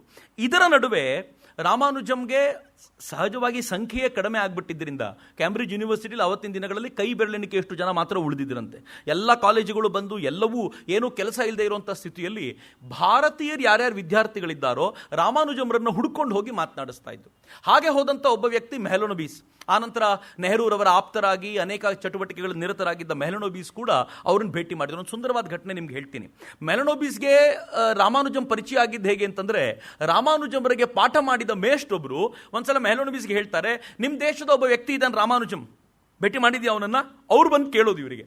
ಇವ್ರು ಕೇಳ್ತಾರೆ, ಇಲ್ಲ ಭಾಳ ಕೇಳಿದ್ದೀನಿ ಅವ್ರ ಬಗ್ಗೆ, ನಾ ಭೇಟಿ ಮಾಡಲಿಲ್ಲ. ನೀವು ಹೇಳ್ತಾರೆ, ನಿಮ್ಗೆ ಹೆಂಗೆ ಗೊತ್ತವರು ಅಂತ ಮೆಹಲನೋಬಿಸ್ ಕೇಳಿದಾಗ, ನಾನು ಒಂದ್ಸಲ ಅವನಿಗೆ ಪಾಠ ಮಾಡೋ ಭಾಗ್ಯ ಸಿಕ್ಕಿತ್ತು ನನಗೆ ಅಂತಾರೆ ಅವರು. ಪದಗಳ ಬಳಕೆ ಎಷ್ಟು ಚೆನ್ನಾಗಿದೆ ನೋಡಿ. ಇವ್ರು ಕೇಳ್ತಾರೆ, ನೀವು ಹೇಳಿದ ಅರ್ಥ ಆಯ್ತಾ ಅವನಿಗೆ ಅಂತ ಕೇಳ್ತಾರೆ ಮೆಹಲನೋಬಿಸ್. ನನಗೂ ಮೊದಲು ಹಾಗೆ ಅನ್ನಿಸ್ತಿತ್ತು, ತುಂಬ ಫೇಮಸ್ ಆಗಿದ್ದಾರಲ್ಲ ರಾಮಾನುಜಂ. ನೀವು ಯಾವ್ದಾದ್ರು ಒಂದು ಕ್ಲಾಸಲ್ಲಿ ರಾಮಾನುಜಂ ಕೂತ್ಕೊಂಡ್ರೆ ಎಲ್ಲ ಮೇಷ್ಟ್ರುಗಳ ಗಮನವೂ ಅವ್ರ ಹತ್ರ ಇರುತ್ತೆ. ರಾಮಾನುಜಂ ಏನು ಹೇಳ್ತಾ ನನ್ನ ಪ್ರಾಬ್ಲಮ್ ನೋಡಿ ಅಂತ ಅನ್ನೋ ಗಮನ ಇರುತ್ತೆ. ಒಂದು ಪ್ರಾಬ್ಲಮ್ನ ಬೋರ್ಡ್ ಮೇಲೆ ಬರೆದ್ರಂತೆ ಮೇಷ್ಟ್ರು. ಅವ್ರು ಹೇಳೋದು ಮೆಹಲನೋಬಿಸ್ಗೆ, ನಾನೊಂದು ಪ್ರಾಬ್ಲಮ್ ಬರೆದ ನಂತರ ಅದರ ಪ್ರಾಬ್ಲಮ್ನ ಸಾಲ್ವ್ ಮಾಡ್ಲಿಕ್ಕೆ ನಾನು ಪ್ರಯತ್ನ ಪಡ್ತಾ ಮಧ್ಯೆ ರಾಮಾನುಜಂ ನೋಡ್ತಿದ್ದೆ. ರಾಮಾನುಜಂ ತುಂಬ ಸೀರಿಯಸ್ ಆಗಿದ್ದ. ಒಂದ್ಸಲ ಅವನ ಮುಖದಲ್ಲಿ ವಿಶೇಷವಾದ ನಗು ಕಾಣ್ತಂತೆ. ಹಂಗೆ ಕಂಡ ತಕ್ಷಣ ಇವ್ರು ರಾಮಾನುಜಂ ಕೇಳಿದ್ರು, ರಾಮಾನುಜನ್ ಏನು ಭಾಳ ಖುಷಿಯಲ್ಲಿದೆಯಾ ಅಂದಾಗ, ಸರ್ ಸೊಲ್ಯೂಷನ್ ಸಿಕ್ತು ಅಂದಂತೆ. ಬಾ ಮತ್ತೆ ಮಾಡು ಬೋರ್ಡ್ ಮೇಲೆ ಅಂತ ಬೋರ್ಡಿಗೆ ಕರ್ಕೊಂಡು ಬಂದರೆ 2 ಸ್ಟೆಪ್ಪಲ್ಲಿ ಸೊಲ್ಯೂಷನ್ ಬರೋದ್ರಂತೆ. ಈತ ಹೇಳ್ತಾರೆ, ನಾನು ಮೊದಲನೇ ಬಾರಿಗೂ ಇದುವರೆಗೂ ಯಾರಿಗೂ ಅದನ್ನು ಪಾಠವೇ ಮಾಡಿರಲಿಲ್ಲ. ಮೊದಲನೇ ಬಾರಿಗೆ ಆ ಪ್ರಾಬ್ಲಮ್ ಬರೆದಿದ್ದೆ. ರಾಮಾನುಜಂ ತಕ್ಷಣಕ್ಕೆ ಅದಕ್ಕೆ ಉತ್ತರ ಕಂಡುಹಿಡಿದ್ರು. ಆ ಮನುಷ್ಯನಿಗೆ ಅಪಾರವಾದ ದೀಕ್ಷಾ ಶಕ್ತಿ ಇದೆ ಅಂತ ಅವ್ರು ಹೇಳ್ತಾರೆ. ಅಪಾರವಾದ ಶಕ್ತಿ ಇದೆ ಆತನಿಗೆ ಎಂದಾಗ ಮೆಹಲನೋಬಿಸ್ ಈತನ ಭೇಟಿ ಮಾಡಬೇಕಲ್ಲ ಅಂತ ಬರ್ತಾರೆ. ಪದೇ ಮಾತಾಡಿದ್ರಿಂದ ಒಳ್ಳೆ ಫ್ರೆಂಡ್ಶಿಪ್ ಆಗುತ್ತೆ. ಒಂದ್ಸಲ ಯಾವುದೋ ಒಂದು ಮ್ಯಾಥಮೆಟಿಕಲ್ ಜರ್ನಲ್ ಒಳಗೆ ಒಂದು ಪ್ರಾಬ್ಲಮ್ ಹೇಗಿತ್ತು ಅಂತಂದರೆ, ಒಂದು ಸೈನ್ಯಕ್ಕೆ ಸಂಬಂಧಪಟ್ಟಂಥ ಒಂದು ಕ್ವಾರ್ಟರ್ಸು, 2 ಕಡೆಗಳಲ್ಲಿ ಮನೆಗಳಿವೆ. ಈ ಮನೆಗಳು ಹೇಗೆ ಅಂತಂದರೆ 288 ಮನೆಗಳು. ಒಂದು ಕಡೆ ಮತ್ತು ಮತ್ತೊಂದು ಕಡೆ 2 ಮನೆಗಳನ್ನು, ಆ ಮನೆಗಳ ನಂಬರ್ ಆ್ಯಡ್ ಮಾಡಿದರೆ, ಸೀರಿಯಲ್ ನಂಬರ್ಗಳೇ ಇವೆ, ಆ್ಯಡ್ ಮಾಡಿದರೆ 2 ನಂಬರ್ಗಳು ಈಕ್ವಲ್ ಆಗ್ತವೆ. ಅದು ಯಾವ ಸೀರೀಸು? ಆ 2 ನಂಬರ್ ಈಕ್ವಲ್ ಆಗುವಾಗ ಮಧ್ಯ 1 ನಂಬರ್ ಮಾತ್ರ ಆಚೆ ಉಳ್ಕೊಳ್ಳುತ್ತೆ. ಆ ನಂಬರ್ ಯಾವುದು ಅಂತ ಕಂಡುಹಿಡಬೇಕು. 288 ಮನೆಗಳಲ್ಲಿ ಆ ನಂಬರ್ ಯಾವುದು ಅಂತ ಕೇಳಿದರೆ, ನಿಂಗೆ ಗೊತ್ತಾಯ್ತಾ ಉತ್ತರ ಅಂತ ಕೇಳಿದ್ರೆ, ರಾಮಾನುಜಂ ಹೇಳಿದರು, ಪೆನ್ನು ಪೇಪರ್ ತಗೋ, ನಾನು ಉತ್ತರ ಹೇಳ್ತೀನಿ ಅಂತ. ತಕ್ಷಣಕ್ಕೆ ಹಂಗೆ ಹೇಳಿದ ತಕ್ಷಣ ಪೆನ್ನು ಪೇಪರ್ ತೊಗೊಂಡು ಆತ ಒಂದು ಸೀರೀಸ್ ಹೇಳ್ತಾರೆ ರಾಮಾನುಜಂ. ಈ ಒಂದು ಫ್ರ್ಯಾಕ್ಷನಲ್ ನಂಬರ್ ಇರುವಂಥ ಸೀರೀಸ್ಗಳನ್ನು ಹೇಳ್ತಾರೆ. ಆ ಸೀರೀಸನ್ನು ಆ್ಯಡ್ ಮಾಡು, ಬರೀ ಈ ಪ್ರಾಬ್ಲಮ್ಗಲ್ಲ, ಈ ಥರದ ಅನೇಕ ಪ್ರಾಬ್ಲಮ್ಗಳಿಗೆ ಈ ಸೀರೀಸ್ ಹಾಕ್ಕೊಂಡು ನೀನು ಉತ್ತರ ಹುಡುಕಬಹುದು ಅಂತ ಹೇಳಿದ ತಕ್ಷಣ ಮೆಹಲನೋಬಿಸ್ ಗಾಬರಿಯಾಗಿ, ನಿನಗೆ ಹೆಂಗೆ ಗೊತ್ತಾಯ್ತಿದ್ದು ಅಂತ ಕೇಳ್ತಾರೆ. ರಾಮಾನುಜಂ ಹೇಳ್ತಾರೆ, ನೀನು ಆ ಪ್ರಾಬ್ಲಮ್ ಹೇಳುವಾಗಲೇ ಇದು ಯಾವುದೋ ಸೀರೀಸಿಗೆ ಸಂಬಂಧಪಟ್ಟಂತೆ ಇರಬೇಕು ಅಂತ ನಾನು ಯೋಚನೆ ಮಾಡ್ತಿದ್ದೆ. ತಕ್ಷಣ ಹೊಳಿತು ನನಗೆ ಇದೇ ಸೀರೀಸ್ ಇರ್ಬೋದು ಅಂತ, ಅದಕ್ಕೆ ಬರ್ಕೋ ಅಂತ ಹೇಳಿದೆ ಅಂತ. ಈ ಥರದ ಮ್ಯಾಥಮೆಟಿಷಿಯನ್ ರಾಮಾನುಜನ್. ಮೆಹಲನೋಬಿಸ್ ಆನಂತರ ಅನೇಕ ಕಡೆ ಈ ಘಟನೆ ಹೇಳ್ತಾರೆ, ಏನು ಅದ್ಭುತವಾದ ಶಕ್ತಿ ಇತ್ತು ಆ ಮನುಷ್ಯನಿಗೆ ಅಂತ. ಆ ಮನುಷ್ಯನಿಗಿದ್ದ ಇಂಟ್ರೆಸ್ಟ್ ಯಾವುದರಲ್ಲಿ ಅಂತಂದರೆ ಇನ್ಫೈನೈಟ್ ಸೀರೀಸ್ ಮೇಲೆ. ಅವ್ರು ಯಾವತ್ತು 4 ನಂಬರು 5 ನಂಬರ್ ಜೊತೆ ಆಟ ಆಡಿದವರೆಲ್ಲ, ಇನ್ಫೈನೈಟ್ ಸೀರೀಸ್ಗಳ ಮೇಲೆ ಆಟ ಆಡುವಂಥ ಹುಚ್ಚಿದ್ದವರು ರಾಮಾನುಜಂ. ಇದೇ ಥರ ಇಬ್ಬರು ಮ್ಯಾಥಮೆಟಿಷಿಯನ್ ಒಂದ್ಸಲ ಕರೀತಾರೆ. ಅವ್ರ ಜೀವನದ ಘಟನೆಗಳು ಭಾಳ ಚಂದ. ನಾನು ಅವರ ಅಪರೂಪದ ಶಕ್ತಿಯನ್ನು ಹೇಳಲಿಕ್ಕೋಸ್ಕರವೇ ಈ ಘಟನೆಗಳನ್ನು ಹಂಚ್ಕೊಳ್ತೀನಿ ಅಷ್ಟೇ. ಬೇಲಿ ಮತ್ತು ಪೊಲಾರ್ಡ್ ಅಂತ ಇಬ್ಬರು ಮ್ಯಾಥಮೆಟಿಷಿಯನ್ನ ಕರೀತಾರೆ. ಕರೆದು ಹೇಳ್ತಾರೆ, ನಾನೊಂದಷ್ಟು ಪ್ರಾಬ್ಲಮ್ಸ್ಗಳನ್ನು, ನಾನು ಮಾಡಿರುವಂಥ ಫಾರ್ಮುಲಾಸ್ಗಳನ್ನು ನಿಮ್ಮ ಜೊತೆ ಹಂಚ್ಕೊಳ್ತೀನಿ, ಕೂತ್ಕೊಂಡು ಕೇಳಿ ಅಂತ ಹೇಳಿ ಅವ್ರು ಹಂಚ್ಕೊಳ್ಳಿಕ್ಕೆ ಶುರು ಮಾಡ್ತಾರೆ. ಇದನ್ನು ಬೇಲಿ ಆನಂತರ ಹೇಳ್ಕೊಳ್ತಾನೆ. ಏನು ಹೇಳ್ತಾನೆ ಅಂತಂದರೆ, ಪೊಲಾರ್ಡು ಒಂದು 15-20 ನಿಮಿಷ ಒಂದಷ್ಟು ಪ್ರಶ್ನೆಗಳನ್ನು ಕೇಳಿ ಉತ್ತರ ಪಡೆಯುವಂಥ ಕೆಲಸ ಮಾಡಿ ಕೊನೆಗೆ 20 ನಿಮಿಷ ಆದಮೇಲೆ ನಂಗೆ ಫುಲ್ ತಲೆನೋವು ಬಂತು ಅಂದಂತೆ. ಬೇಲಿ ಹೇಳ್ತಾನೆ, ನಂಗೆ ತಲೆನೋವು ಬರಲಿಲ್ಲ, ಯಾಕೆಂದರೆ ಆತ ಮೊದಲನೇದು ಎಕ್ಸ್ಪ್ಲೈನ್ ಮಾಡುವಾಗಲೇ ಗೊತ್ತಾಯಿತು ಇದು ನನಗೆ ಅರ್ಥ ಆಗದೆ ಇರುವಂಥ ಸಂಗತಿ ಅಂತ. ಆಗಲೇ ಬಿಟ್ಬಿಟ್ಟಿದ್ದೆ. ಆದರೆ ಪೊಲಾರ್ಡ್ ಒದ್ದಾಡ್ತಾ ಇದ್ದ, ಅವನಿಗೆ ಆನಂತರ ತಲೆನೋವು ಬಂತು, ನಂಗೆ ತಲೆನೋವು ಬರಲಿಲ್ಲ ಅಂತ. ಅಂದರೆ ಆತ ಎಷ್ಟು ಡೆಪ್ತಿಗೆ, ಒಂದು ಡೆಪ್ತು, ಎರಡನೇದು ಈ ಮಾಮೂಲಿಯಾಗಿರುವಂಥ ಮೆಥಡ್ ಅಲ್ಲ, ಹೊಸದು ಯಾವುದೋ ದಾರಿ. ಈ ದಾರಿಯನ್ನು ಅರ್ಥ ಮಾಡ್ಕೊಳ್ಳಿಕ್ಕೆ ಮೊದಲು ನೀವೇನಾದರೂ ಟ್ರೈನಿಂಗ್ ತಗೋಬೇಕು, ಆನಂತರ ನೀವು ಇವರನ್ನು ಅರ್ಥ ಮಾಡ್ಕೊಳ್ಬೇಕು ಅನ್ನುವಂಥ ಸ್ಥಿತಿ ಇರುವಾಗ ಇವ್ರು ಹೇಳಿದ್ದನ್ನೆಲ್ಲ ಶಾಸ್ತ್ರೀಯ ಪದ್ಧತಿಯಲ್ಲಿ ಅರ್ಥ ಮಾಡ್ಕೊಳ್ಳೋಕೆ ಸಾಧ್ಯವೇ ಇರಲಿಲ್ಲ. ರಾಮಾನುಜಂ ಅಷ್ಟು ಅಗಾಧವಾಗಿ ಬೆಳೆದಿದ್ರು. ಎಲ್ಲಕ್ಕಿಂತಲೂ ಸಂತೋಷದ ಸಂಗತಿ ಅಂತಂದರೆ 28ನೇ ವಯಸ್ಸಾದಾಗ 1916ನೇ ಇಸ್ವಿಯಲ್ಲಿ ರಾಮಾನುಜಮ್ರಿಗೆ ಕೇಂಬ್ರಿಡ್ಜ್ ಯೂನಿವರ್ಸಿಟಿ ಅವರು ಬರೆದಂಥ ಗಣಿತದ ಮಹಾಪ್ರಬಂಧಕ್ಕೆ BA ಡಿಗ್ರಿಯನ್ನು ಕೊಡ್ತು. ಖುಷಿಯಾಗಿ ಗೊತ್ತಾ, FA ಡಿಗ್ರಿ ಫಸ್ಟ್ ಆರ್ಟ್ಸ್ ಡಿಗ್ರಿನ 1904 ವರ್ಷಗಳ ಕಾಲ ಕಂಟಿನ್ಯೂಸ್ ಫೇಲ್ ಆಗಿರುವಂಥ ರಾಮಾನುಜನ್ ಈಗ 1916ರಲ್ಲಿ ವಿದೇಶದಲ್ಲಿ ಒಂದು BA ಡಿಗ್ರಿ ಸಂಪಾದಿಸಿದ್ರಲ್ಲ, ಎಷ್ಟು ಖುಷಿಯಾಗಿರ್ಬೇಡ ಅವರಿಗೆ ಅಂತ. ಈಗ ಅವ್ರು ಹೇಳಬೇಕಾದ್ರೆ ಅವ್ರು ಮೊದಲೆಲ್ಲ ಕೆಲಸಕ್ಕೆ ಹೋಗಬೇಕಾದಾಗ ಏನು ಹೇಳ್ತಿದ್ರಂತೆ, FA ಅಟೆಂಪ್ಟ್ ಮಾಡಿದ್ದೀನಿ ನಾನು ಅಂತ ಹೇಳಬೇಕಾಗಿತ್ತು. ಈಗ ಹಂಗಿಲ್ಲ, ನಾನು BA ಡಿಗ್ರಿ ಕಂಪ್ಲೀಟ್ ಮಾಡಿದ್ದೀನಿ ಅಂತ ಹೇಳ್ಬೋದಾಗಿರುವಂಥ ಪರಿಸ್ಥಿತಿ ಅವರಿತ್ತು. 1916ರಲ್ಲಿ ಏನು ಡಿಗ್ರಿ ಸಿಕ್ತು, 16ರ ನಂತರ ಅವರ ಜೀವನದಲ್ಲಿ ಒಂದು ಮಹತ್ವದ ಬದಲಾವಣೆ ಬಂತು. ಅದು ಹೆಲ್ತ್ ಹಾಳಾಗೋ ರೂಪದಲ್ಲಿ ಬಂತು ಅವರಿಗೆ. 1917ರಲ್ಲಿ ರಾಮಾನುಜನರ ಹೆಲ್ತ್ ಭಯಾನಕವಾಗಿ ಕೆಡ್ತು. ಎಷ್ಟು ಭಯಾನಕವಾಗಿ ಕೆಡ್ತು ಅಂತಂದರೆ, ಅವ್ರಿಗೆ ಏನು ಆಗಿದೆ ಅನ್ನೋದನ್ನು ಡಯಾಗ್ನೈಸ್ ಮಾಡೋದ್ರಲ್ಲೇ ಸೋತೋದ್ರು. ಫಸ್ಟ್ ಆಫ್ ಆಲ್ ಹೇಳಿದರು ಅವರಿಗೆ ಅಲ್ಸರ್ ಆಗಿದೆ, ಹೊಟ್ಟೆಯಲ್ಲಿ ಪ್ರಾಬ್ಲಮ್ ಇದೆ ಅಂತ. ಸೆಕೆಂಡ್ ಹೇಳಿದರು ಅವ್ರು ಹೈಡ್ರೋಸಿಲ್ ಆಪರೇಷನ್ ಇಂಡಿಯಾದಲ್ಲಿ ಇದ್ದಾಗ ಮಾಡಿಸ್ಕೊಂಡಿದ್ರು, ಅದೀಗ ಮರುಕಳಿಸಿದೆ ಅಂತಂದರು. ಅದಕ್ಕೂ ಟ್ರೀಟ್ಮೆಂಟ್ ಆಯಿತು, ಇದಕ್ಕೂ ಟ್ರೀಟ್ಮೆಂಟ್ ಆಯಿತು. ಮೂರನೇದು TB ಬಂದಿದೆ ಅವರಿಗೆ ಅಂತ ಹೇಳಿದರು. ಇಂಡಿಯನ್ಸಿಗೆ ಯೂಶುವಲ್ ಆಗಿ TB ಬರ್ತಿತ್ತು ಮತ್ತು TB ಬಂದವ್ರು ಹಾಸ್ಪಿಟ್ಲಿಂದ ವಾಪಸ್ ಹೋಗ್ತಿರಲಿಲ್ಲ, ಅಲ್ಲೇ ಅವ್ರ ಕತೆ ಮುಗಿತಿತ್ತು. ಇದು ಯೂಶುವಲ್ ಆಗಿ ನಡೀತಿದ್ದಂಥ ಪದ್ಧತಿ. ಮೂರನ್ನೂ ಡಯಾಗ್ನೈಸ್ ಮಾಡಿದ್ರು, ಮೂರಲ್ಲೂ ಅವ್ರಿಗೇನು ಟ್ರೀಟ್ಮೆಂಟ್ ಕೊಡ್ಲಿಕ್ಕೆ ಆಗಲಿಲ್ಲ. ಇನ್ನೂ ಒಂದು ವಿಶೇಷ ಏನು ಹೇಳಿದರು ಅಂತಂದರೆ, ರಾಮಾನುಜಮ್ರಿಗೆ ವಿಷಪ್ರಾಶನ ಆಗಿದೆ ಅಂತಲೂ ಹೇಳಿದರು. ವಿಷ ಕೊಡಲಾಗಿದೆ ಅಂತ. ವಿಷ ಕೊಡಲಾಗಿದೆ ಅಂದರೆ ಯಾರೋ ವಿಷ ಕೊಡಲಿಲ್ಲ, ಬದಲಿಗೆ ರಾಮಾನುಜನ್ ಎಷ್ಟು ಕಠಿಣವಾಗಿರುವಂಥ ಸಸ್ಯಾಹಾರಿ ಆಗಿದ್ರು ಅಂದರೆ, ಅನೇಕ ತಮಾಷೆಯ ಸಂಗತಿಗಳು ಸಸ್ಯಾಹಾರದ ವಿಚಾರದಲ್ಲಿ ಅವರದ್ದು. ಅಪ್ಪಿ ತಪ್ಪಿಯೂ ಕೂಡ ಮಾಂಸಾಹಾರದ ವಾಸನೆ ಕೂಡ ನೋಡ್ತಿರ್ಲಿಲ್ಲ. ಅವ್ರ ತಾಯಿ ಕೊಟ್ಟು ಮಾತದವರು. ಯಾವ ಕಾರಣಕ್ಕೂ ನೀನು ಮಾಂಸಾಹಾರಿ ಆಗಬಾರ್ದು ಅಂತ ತಾಯಿಗೊಂದು ಮಾತು ಕೊಟ್ಟಿದ್ರಲ್ಲ ಇಲ್ಲಿಗೆ ಬರಬೇಕಾದ್ರೆ, ಆ ಕಾರಣಕ್ಕೋಸ್ಕರ ನಾನು ಯಾವತ್ತೂ ಮಾಂಸಾಹಾರಿ ಆಗೋದಿಲ್ಲ ಅನ್ನೋಂಥ ನಿಶ್ಚಿತಮತಿಯಾಗಿ ಅವ್ರು ಬಂದಿದ್ರು. ಅವ್ರು ಹೀಗಾಗಿ ಎಲ್ಲಿವರೆಗೂ ಮಾಡ್ತಿದ್ರು ಅಂತಂದರೆ, ಅವರು ಮ್ಯಾಥಮೆಟಿಕ್ಸ್ ಕೆಲವೊಂದ್ಸಲ ಈ ಹುಚ್ಚುತನ ಹೇಗಿರುತ್ತೆ ಅಂತ ಬೆಳಗಿಂದ ಸಂಜೆವರೆಗೂ ಮ್ಯಾಥ್ಸಲ್ಲಿ ಮಗ್ನರಾಗಿ ಊಟ ತಿಂಡಿ ಮಾಡೋದು ಮರ್ತೋಗ್ಬಿಡ್ತಿದ್ರಂತೆ. ಈ ಜಾರುಗಳಲ್ಲಿ ತರಕಾರಿ ಬರ್ತಿತ್ತಲ್ಲ, ಈ ಟಿನ್ ಡಬ್ಬಗಳಲ್ಲಿ ತರಕಾರಿ ಬರ್ತಿತ್ತಲ್ಲ, ಇವ್ರೇನು ಮಾಡ್ತಿದ್ರು ಅಂತಂದರೆ, ಇನ್ನು ಅದನ್ನು ಬೇಯಿಸ್ಕೊಂಡು ಎಲ್ಲ ಮಾಡ್ಕೊಂಡು ತಿನ್ನಬೇಕು, ಕಷ್ಟ ಆಗುತ್ತೆ ಅಂತ ಟಿನ್ ಸಮೇತ ಬಿಸಿನೀರಲ್ಲಿ ಹಾಕಿಟ್ಬಿಡ್ತಿದ್ರಂತೆ. ಆಮೇಲೆ ಹಾಗೆ ತೆಕ್ಕೊಂಡು ಸುರ್ಕೊಂಡು ಹಾಗೆ ತಿನ್ಕೊಂಡು ಮತ್ತೆ ಮುಂದಿನ ಕೆಲಸಕ್ಕೆ ಹೋಗೋದೋ ಕಾಲೇಜ್ಗೆ ಹೋಗೋದೋ ಮಾಡ್ತಿದ್ದ ಪುಣ್ಯಾತ್ಮ. ಆ ಟಿನ್ಗಳಲ್ಲಿದ್ದ ವಿಷ ಅದು ಆ ತರಕಾರಿಗಳಿಗೆ ಸೇರಿಕೊಂಡು ನಿರಂತರವಾಗಿ ತಿಂದಿದ್ದರ ಪರಿಣಾಮವಾಗಿ ಹಿಂಗಾಗಿದೆ ಅನ್ನೋದನ್ನು ಕೂಡ ಡಾಕ್ಟರ್ ಹೇಳಿದರು. ಆಮೇಲೆ ಎವ್ರಿ ಡೇ ಅವರ ಹೆಲ್ತ್ ಎಷ್ಟು ಹಾಳಾಗ್ತಿತ್ತು ಅಂತಂದರೆ, ಹೆಲ್ತ್ ಹಾಳಾಗೋದು ಒಂದು ಕಡೆ ಆದರೆ, ಈ ಮನುಷ್ಯ ಒಂಥರ ಅಡಮೆಂಟ್ ನೇಚರ್. ಎಷ್ಟು ಅಡಮೆಂಟ್ ನೇಚರು ಅಂತಂದರೆ, ರಾಮಾನುಜನರನ್ನ ಅರ್ಥ ಮಾಡಿ, ಬಹುಶಃ ಹಾರ್ಡಿ ಜಾಗದಲ್ಲಿ ಬೇರೆ ಯಾರಾದರೂ ಇದ್ದರೆ ಮೊದಲು ಜಾಗ ಖಾಲಿ ಮಾಡಲಿಲ್ಲ ಅಂತ ಹೇಳಿರ್ತಿದ್ರು ನಾವು. ಹಾರ್ಡಿ ಎಷ್ಟು ಸಹಿಸ್ಕೊಳ್ತಾರೆ ಗೊತ್ತಾ. ರಾಮಾನುಜಮ್ ಹೇಗಿದ್ರು ಅಂತಂದರೆ, ಒಂದ್ಸಲ ಯಾವುದೋ ಒಂದು ಊರಿಗೆ ಹೋಗ್ತಾರೆ, ಅಲ್ಲೊಂದು ಗೆಸ್ಟ್ ಹೌಸಲ್ಲಿ ಇರ್ತಾರೆ. ಇದ್ದೇನು ಮಾಡ್ತಾರೆ, ಒಬ್ಬ ಗೆಸ್ಟ್ ಹೌಸ್ನ ನೋಡ್ಕೊಳ್ಳುವಂಥ ಹೆಣ್ಮಗಳು ರಾಮಾನುಜಮ್ರಿಗೆ ರಾತ್ರಿ ಅಡುಗೆ ಮಾಡ್ಕೊಳ್ತಾಳೆ. ಅಡುಗೆ ಮಾಡ್ಕೊಟ್ಟು ಏನೋ ತಿಂತಿರ್ಬೇಕಾದ್ರೆ ಏನೋ ಡೌಟ್ ಬರುತ್ತೆ, ಏನೇನು ಹಾಕಿದ್ದೀರಾ ಇದಕ್ಕೆ ಅಂತ. ಯಾವುದೋ ಡಬ್ಬ ತೋರಿಸಿ, ಇದರಲ್ಲಿ ಸ್ವಲ್ಪ ಹಾಕಿದ್ದೀವಿ ಅಂತ.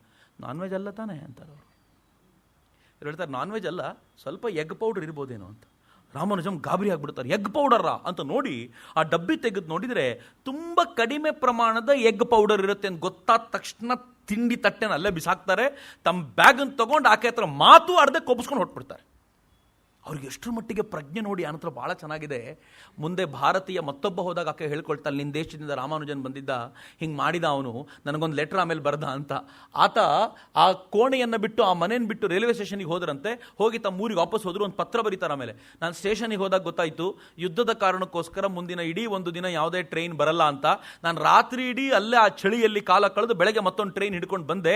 ನಾನು ಸ್ವಲ್ಪವಾದರೂ ಎಗ್ ಪೌಡರ್ ತಿಂದಿದ್ದಕ್ಕೆ ನಮ್ಮ ನಾಮಕ್ಕಲ್ ದೇವಿ ನಮ್ಗೆ ಕೊಟ್ಟ ಶಿಕ್ಷೆ ಅದು ಅಂತ ಬರೀತಾರೆ ರಾಮಾನುಜನರು. ಅಂದರೆ ಅವರ ಪ್ರಜ್ಞೆ, ಅಂತಃಪ್ರಜ್ಞೆ ಅಷ್ಟು ಗಾಢವಾಗಿತ್ತು ಅದು ಅಂತ.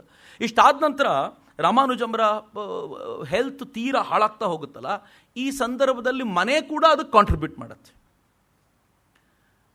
ತಾಯಿನೇ ಇಷ್ಟಪಟ್ಟು ಮದುವೆ ಮಾಡಿಸಿದ್ದು ಜಾನಕಮ್ಮರನ್ನ. ಆ ಜಾನಕಮ್ಮ ಸದಾಕಾಲ ಮನೆಯಿಂದ ಏನಾದರೂ ಲೆಟರ್ ಹೋಗಬೇಕಾದಾಗ, ತಿಂಡಿ ಹೋಗಬೇಕಾದಾಗ ಯಜಮಾನ್ರಿಗೆ ತಾನೂ ಒಂದು ಲೆಟರ್ ಬರೀತಿದ್ಲು. ಮಗ ಅಮ್ಮನಿಗೆ ಲೆಟರ್ ಬರೆಯೋದಲ್ಲದೆ ತನ್ನ ಹೆಂಡತಿಗೂ ಒಂದು ಲೆಟರ್ ಬರೀತಿದ್ದ. ಕಾಲಕ್ರಮದಲ್ಲಿ ಹೇಗಾಯಿತು ಅಂತಂದರೆ, ಅತ್ತೆ ಸೊಸೆಯರ ಜಗಳ ತುಂಬ ತೀವ್ರ ತಾರಕಕ್ಕೇರ್ತು. ಕೊನೆಗೆ ಎಲ್ಲಿವರೆಗೂ ಅಂತಂದರೆ, ಹೆಂಡತಿಯನ್ನು, ಆ ರಾಮಾನುಜನರ ಹೆಂಡತಿಯನ್ನು ತೀರಾ ಕೆಟ್ಟದಾಗಿ ನಡೆಸ್ಕೊಳ್ತಾ ಇದ್ದಿದ್ದರಿಂದ ಒಂದು ಹಂತದಲ್ಲಿ ಜಾನಕಮ್ಮನವರ ಅಣ್ಣ ಬಂದು ಆಕೆಯನ್ನು ತನ್ನ ಮನೆಗೆ ಕರ್ಕೊಂಡು ಹೋಗ್ಬಿಟ್ಟ. ಈಕೆ ತನ್ನ ಮಗನಿಗೆ ಏನು ಬರದ್ಲು ಅಂತಂದರೆ, ನಿನ್ನ ಹೆಂಡತಿ ಸರಿಯಾಗಿ ನಮ್ಮ ಜೊತೆ ನಡ್ಕೊಳ್ಳಿಲ್ಲ, ಕೊನೆಗೆ ಮನೆನೂ ಬಿಟ್ಟು ಹೋದ್ಲು, ಆ ಥರ ಹಿಂಗೆ ಮಾಡ್ತಿದ್ಲು ಹಂಗೆ ಮಾಡ್ತಿದ್ಲು ಅಂತ ಆಕೆ ಬಗ್ಗೆ ಕೆಟ್ಟದನ್ನೇ ಬರೆದು ಇವರಿಗೂ ಒಂದ್ಸಲ ಇಂಪ್ರೆಷನ್ ಭಾಳ ಕೆಟ್ಟದಾಗಿತ್ತು. ಕೊನೆಗೆ ಹೆಂಡತಿ ಇದ್ದಾಗ ಏನು ಕಾಳಜಿಯಿಂದ ಪತ್ರ ಪದೇ ಪದೇ ಬರ್ತಿತ್ತು ಅದು ನಿಂತು ಹೋಯ್ತು. ಈ ಹೆಲ್ತ್ ಹಾಳಾಗೋದಕ್ಕೆ ಸರಿಯಾಗಿ ಅದೂ ಜೋಡಿಸ್ಕೊಳ್ತು. 1913 ಬಂದಿದ್ದು, 13, 14, 15, 16, 17, 5 ವರ್ಷ ಆಗಲೇ ಕಳೆದಿತ್ತು. ಮನೆಯ ಸಂಪರ್ಕವೇ ಇಲ್ಲದೆ, ಬೇಕಾಗಿರುವಂಥ ಆಹಾರ ಕೂಡ ಸಿಗದೆ ಒದ್ದಾಡ್ತಿದ್ರು. ಮೇಲಿಂದ ಬೇಕಾಗಿರುವಂಥ ಪ್ರೀತಿಯೂ ಸಿಗದೆ ಒದ್ದಾಡುವಂಥ ಪರಿಸ್ಥಿತಿ ಬಂದಿತ್ತು. ಯುದ್ಧ ತೀವ್ರಗತಿಯಲ್ಲಿದ್ದರಿಂದ ಹಾರ್ಡಿ ಕೂಡ ಪದೇ ಪದೇ ಬರ್ಲಿಕ್ಕೆ ಆಗ್ತಿರ್ಲಿಲ್ಲ.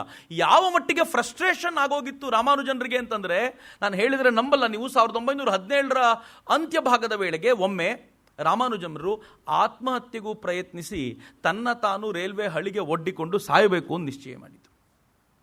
ಪೊಲೀಸರು ರಾಮಾನುಜನರ ಹಿಡ್ಕೊಂಡು ಬಂದು, ಯಾರು ಅಂತ ಗೊತ್ತಿಲ್ವಲ್ಲ, ಒಬ್ಬ ಬ್ಲ್ಯಾಕ್ ಬೇರೆ ಒಬ್ಬ ಇಂಡಿಯನ್ ಬೇರೆ, ಅವರನ್ನು ಚೆನ್ನಾಗಿ ಜಾಡಿಸಿ ನೀವು ಹಾಗೆ ಹೀಗೆ ಅಂಥೇಳಿ ಅವ್ರಿಗೆ ಒಳಗೆ ಹಾಕಬೇಕು ಅಂತೆಲ್ಲ ನಿಶ್ಚಯ ಮಾಡಿದಾಗ ಹಾರ್ಡಿ ಓಡ್ ಬಂದು, ಆರ್ಡಿನರಿ ಮನುಷ್ಯ ಅಲ್ಲ ಈತ ಇನ್ನು ಸದ್ಯದಲ್ಲೇ ರಾಯಲ್ ಸೊಸೈಟಿಯ ಸದಸ್ಯನಾಗಲಿಕ್ಕಿದ್ದಾನೆ, ಸದಸ್ಯನಾಗ್ಬಿಟ್ಟಿದ್ದಾನೆ ಅಂತಲೂ ಸುಳ್ಳು ಹೇಳಿದರು. ಸದಸ್ಯ ಆತ ರಾಯಲ್ ಸೊಸೈಟಿದು, ಏನು ಅಂದ್ಕೊಂಡಿದ್ದೀರಿ ನೀವು ಅಂತೇಳಿ ಚೆನ್ನಾಗಿ ದಬಾಯಿಸಿ ಅವ್ರನ್ನ ಅಲ್ಲಿಂದ ಕರ್ಕೊಂಡು ಬಂದು ವಾಪಸ್ ಇಡಬೇಕಾಗಿ ಬಂತು. ಆದರೂ ಕೂಡ ಯಾವತ್ತೂ ರಾಮಾನುಜನ್ ಒಂದೇ ಒಂದು ದಿನ ತನ್ನ ಮನೆಯಲ್ಲಿ ಇಂಥ ಪ್ರಾಬ್ಲಮ್ ಇದೆ ಅಂತ ಹಾರ್ಡಿಗೂ ಹೇಳ್ಕೊಂಡಿರಲಿಲ್ಲ. ಒಳಗೊಳಗೆ ಬೇಯ್ತಾ ಇದ್ದ ಮನುಷ್ಯ. ಈ ಹೊತ್ತಲ್ಲಿ ಹಾರ್ಡಿಗೆ ಒಂದು ಸುದ್ದಿ ಅಂತೂ ಸ್ಪಷ್ಟವಾಗಿತ್ತು, ರಾಮಾನುಜಂರ ಹೆಲ್ತ್ ದಿನೇ ದಿನೇ ಎಷ್ಟು ಡಿಟೀರಿಯರೇಟ್ ಆಗ್ತಿದೆ ಅಂತಂದರೆ ಇನ್ನು ಬಹಳ ಕಾಲ ರಾಮಾನುಜನ್ ನಮ್ಮ ಜೊತೆ ಇರಲ್ಲ ಅಂತ ಹಾರ್ಡಿಗೆ ಗೊತ್ತಾಗಿತ್ತು. ಹಾರ್ಡಿ ಏನು ಮಾಡ್ತಾರೆ ಗೊತ್ತಾ, ಒಬ್ಬ ಅದ್ಭುತವಾದ ವ್ಯಕ್ತಿ, ನನಗೆ ಎಷ್ಟು ಸಲ ಅದ್ಭುತವಾದ ವ್ಯಕ್ತಿ ಅಂತ ಹೇಳಿದೇನೋ ಗೊತ್ತಿಲ್ಲ, ಯಾಕೆಂದರೆ ಈ ಕಾರಣಕ್ಕೋಸ್ಕರ ಬೇರೆ ಯಾರಾದರೂ ಆಗಿದ್ದರೆ ಹಾರ್ಡಿ ಜೊತೆಲಿ ನಿಂತಿದ್ರೆ, ರಾಮಾನುಜಂ ಹುಷಾರಿಲ್ಲದೆ ಹೋದಾಗ ಯಾರಾದರೂ ಡಾಕ್ಟರ್ ಬಂದು ಏನಾದರೂ ಡಯಾಗ್ನೈಸ್ ಮಾಡಿದರೆ ನಿಂಗೇನು ಗೊತ್ತಿಲ್ಲ ಹೋಗಯ್ಯ ಅಂತ ಬೇರೆ ಡಾಕ್ಟರ್ನ ಕಳಿಸು ಅಂತ ಹೇಳಿರ್ತಿದ್ರು. ಆದರೆ ಹಾರ್ಡಿಗೋಸ್ಕರ ಬೇರೆ ಡಾಕ್ಟರು ಬರ್ತಿದ್ರು. ರಾಮಾನುಜನ್ ಇದ್ದ 2 ವರ್ಷದಲ್ಲಿ 8 ಡಾಕ್ಟರ್ನ ಚೇಂಜ್ ಮಾಡಿದ್ರು, 5 ಹಾಸ್ಪಿಟಲ್ನ ಚೇಂಜ್ ಮಾಡಿದ್ರು. ಎಲ್ಲವನ್ನೂ ಹಾರ್ಡಿ ಸಹಿಸ್ಕೊಳ್ತಾ ಇದ್ರು. ಯಾಕಂದ್ರೆ ರಾಮಾನುಜನ್ ತುಂಬ ವ್ಯಗ್ರವಾಗಿ ಬಿಹೇವ್ ಮಾಡ್ತಿದ್ರು. ಹೇಗೆ ಬಿಹೇವ್ ಮಾಡ್ತಾರೋ ಅಂತ ಹೇಳಲಿಕ್ಕೆ ಆಗದೆ ಇರುವಂಥ ಪರಿಸ್ಥಿತಿ ರಾಮಾನುಜಮ್ರಲ್ಲಿ ಇರ್ತಿತ್ತು. ಇಷ್ಟಾದರೂ ಕೂಡ ಹಾರ್ಡಿ ಏನು ಹೇಳಿದ್ರು ಅಂತಂದರೆ, ರಾಮಾನುಜಮ್ರಿಗೆ ಬೇಕಾಗಿರುವಂಥದ್ದು ಏನು ಅಂದರೆ, ತಾನು ಒಬ್ಬ ಅಚೀವರ್ ಅಂತ ಅವ್ರಿಗೆ ಅರ್ಥ ಆಗಬೇಕು, ಸಾಯೋಕ್ಕಿಂತ ಮುಂಚೆ ಇದು ಸಾಧ್ಯ ಆಗಬೇಕು ಅಂತ ರಾಮಾನುಜಂ ಲಂಡನ್ನ ಮ್ಯಾಥಮೆಟಿಷಿಯನ್ ಸೊಸೈಟಿಯೊಳಗೆ ಅವರಿಗೆ ಮೆಂಬರ್ಶಿಪ್ ಸಿಗೋ ಥರ ನೋಡಿಕೊಂಡ್ರು. ಅದು ಮೊದಲನೇ ಹಂತ. ಮೆಂಬರ್ಶಿಪ್ ಸಿಕ್ಕಿದೆ ಅಂತ ಒಂದು ಸ್ವಲ್ಪ ಖುಷಿ ಆಗೋದು. ರಾಮಾನುಜಂರಿಗೆ 29 ವರ್ಷ ವಯಸ್ಸಾಗಿದ್ದಾಗ, ಪ್ರಾಬಬ್ಲಿ 29-30 ನಡುವೆ ವಯಸ್ಸಾಗಿದ್ದಾಗ 1917ರಲ್ಲಿ ಇದೇ ಹಾರ್ಡಿ ಏನು ಮಾಡಿದ್ರು, ರಾಯಲ್ ಸೊಸೈಟಿಯ ಫೆಲೋಶಿಪ್ಪನ್ನು ಅವರಿಗೆ ಕೊಡಿಸ್ಬೇಕು ಅಂತ ತಾನೇ ರಾಮಾನುಜಂ ಹೆಸರನ್ನು ಅವರು ಮುಂದಿಟ್ಟರು. ರಾಯಲ್ ಸೊಸೈಟಿಯಲ್ಲಿ ಸದಸ್ಯನಾಗೋದು ಅಂತಂದರೆ ಒಬ್ಬ ಮ್ಯಾಥಮೆಟಿಷಿಯನ್ಗೆ, ಒಬ್ಬ ಸೈಂಟಿಸ್ಟ್ಗೆ ಜೀವಮಾನದ ಶ್ರೇಷ್ಠ ಸಾಧನೆ ಅದು. FRS ಅಂತ ಅಷ್ಟೇ, ತನ್ನ ಹೆಸರಿನ ಮುಂದೆ ಒಂದು FRS ಅಂತ ಬರುತ್ತೆ, ಫೆಲೋ ಆಫ್ ರಾಯಲ್ ಸೊಸೈಟಿ ಅಂತ. ಅಷ್ಟಕ್ಕೋಸ್ಕರ ಜೀವ ಬಿಡ್ತಿರ್ತಾರೆ. ರಾಮಾನುಜಂರಿಗೆ ಇದು ಕೊಡಿಸಬೇಕು ಅಂತ ಹೇಳಿದರು. ಆಗ ಜೆ ಥಾಮ್ಸನ್ ಯಾರು ಎಲೆಕ್ಟ್ರಾನ್ ಕಂಡಿಡಿದ್ನೋ ಆತ ಅದರ ಅಧ್ಯಕ್ಷರಾಗಿದ್ದರು. ಆ ಅಧ್ಯಕ್ಷರ ಮುಂದೆ ಹೇಳಿದ್ರು ಇವ್ರಿಗೆ ಕೊಡಲೇಬೇಕು ಅಂತ. ಅದಕ್ಕೆ ಯಾರ್ಯಾರು ಅನುಮೋದನೆ ಮಾಡ್ಲಿಕ್ಕೆ ಬೇಕೋ ಅವ್ರ ಹೆಸರನ್ನೆಲ್ಲ ತಗೊಂಡ್ಬಂದು ಅನುಮೋದನೆ ಮಾಡೋರನ್ನು ಕೊಟ್ಟು ಇವ್ರ ಹೆಸರು ಹಾಕಬೇಕು ಅಂತ. ಆದರೆ ಅಲ್ಲಿವರೆಗೂ ಬಂದವರೆಲ್ಲರೂ ಯಾರ್ಯಾರು ಸೊಸೈಟಿ ಸದಸ್ಯರಾಗಿದ್ದಾರೋ ಅವರೆಲ್ಲರಿಗೂ ಹೆಚ್ಚು ಕಡಿಮೆ 32-33 ವರ್ಷ ಆಗಿತ್ತು. 29-30 ಈ ತರುಣರನ್ನು ಹೆಂಗೆ ಸೇರಿಸೋದು? ಸ್ವತಃ ಹಾರ್ಡಿ ರಾಯಲ್ ಸೊಸೈಟಿಯ ಸದಸ್ಯನಾಗಬೇಕಾದ್ರೆ 35 ವರ್ಷ. ಲಿಟ್ಲ್ ವುಡ್ ಯಾರು ಹಾರ್ಡಿಗಿಂತ 5-6 ವರ್ಷ ಚಿಕ್ಕವನೋ ಅವನು ತೀರಾ ಇತ್ತೀಚೆಗೆ, ಅಂದರೆ ಇವ್ರು ಹೇಳೋಕ್ಕಿಂತ ಒಂದು 6-8 ತಿಂಗಳ ಮುಂಚೆ ಸದಸ್ಯನಾಗಿದ್ದಾನೆ. ಅದರಲ್ಲಿ 29-30 ಈ ತರುಣನನ್ನು ಸದಸ್ಯನಾಗಿ ಮಾಡು ಅಂತಂದರೆ ಹಾರ್ಡಿ ಏನು ವಾದ ಮಂಡಿಸ್ತಾರೆ ಗೊತ್ತಾ?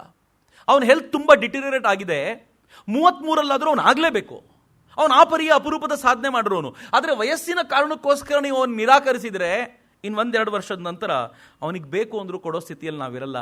ನಾವು ತುಂಬ ತೊಂದರೆ ಅನುಭವಿಸಬೇಕು ಅಥವಾ ನೋವನ್ನು ಅನುಭವಿಸಬೇಕಾದ ಸ್ಥಿತಿ ಬರುತ್ತೆ, ಅವನಿಗೆ ಕೊಡಬೇಕು ಅಂತ ವಾದ ಮಂಡಿಸ್ತಾರೆ. 1917ರಲ್ಲೇ ರಾಮಾನುಜಂಗೆ FRS ಗೌರವ ಸಿಗುತ್ತೆ, ಫೆಲೋ ಆಫ್ ರಾಯಲ್ ಸೊಸೈಟಿ ಗೌರವ ಸಿಗುತ್ತೆ. ಬಹಳ ಹೆಮ್ಮೆ ಅದು. ಹಾರ್ಡಿ ಅದು ಸಿಕ್ಕಿದೆ ಅಂತ ಗೊತ್ತಾದ ತಕ್ಷಣ ಒಂದು ಟೆಲಿಗ್ರಾಮ್ ಕಳಿಸ್ಕೊಡ್ತಾರೆ, ವೈರ್ ಮಾಡ್ತಾರೆ. ಆ ವೈರ್ ಬರುತ್ತೆ, ಈ ಮನುಷ್ಯ ಮೊದಲೇ ಸಿಡ್ಕ, ಏನೋ ಹೆಲ್ತ್ ಸರಿ ಇಲ್ಲ ಅನ್ನೋ ಕೋಪಕ್ಕೆ ಆ ಟೆಲಿಗ್ರಾಮ್ ನೋಡ್ತಾರೆ. ನಾನು ಸದಸ್ಯನಾಗಿದ್ದೀನಿ ಅಂತ ಕಳಿಸಿದ್ದಾರೆ, ಏನು ವಿಶೇಷ ಇದೆ ಇದರಲ್ಲಿ, ಏನು ವಿಶೇಷ ಇದೆ ಅಂತ ಅಂದ್ಕೊಳ್ತಾರೆ. ಮತ್ತು ಓದ್ತಾರೆ, ಏನು ವಿಶೇಷ ಇದೆ.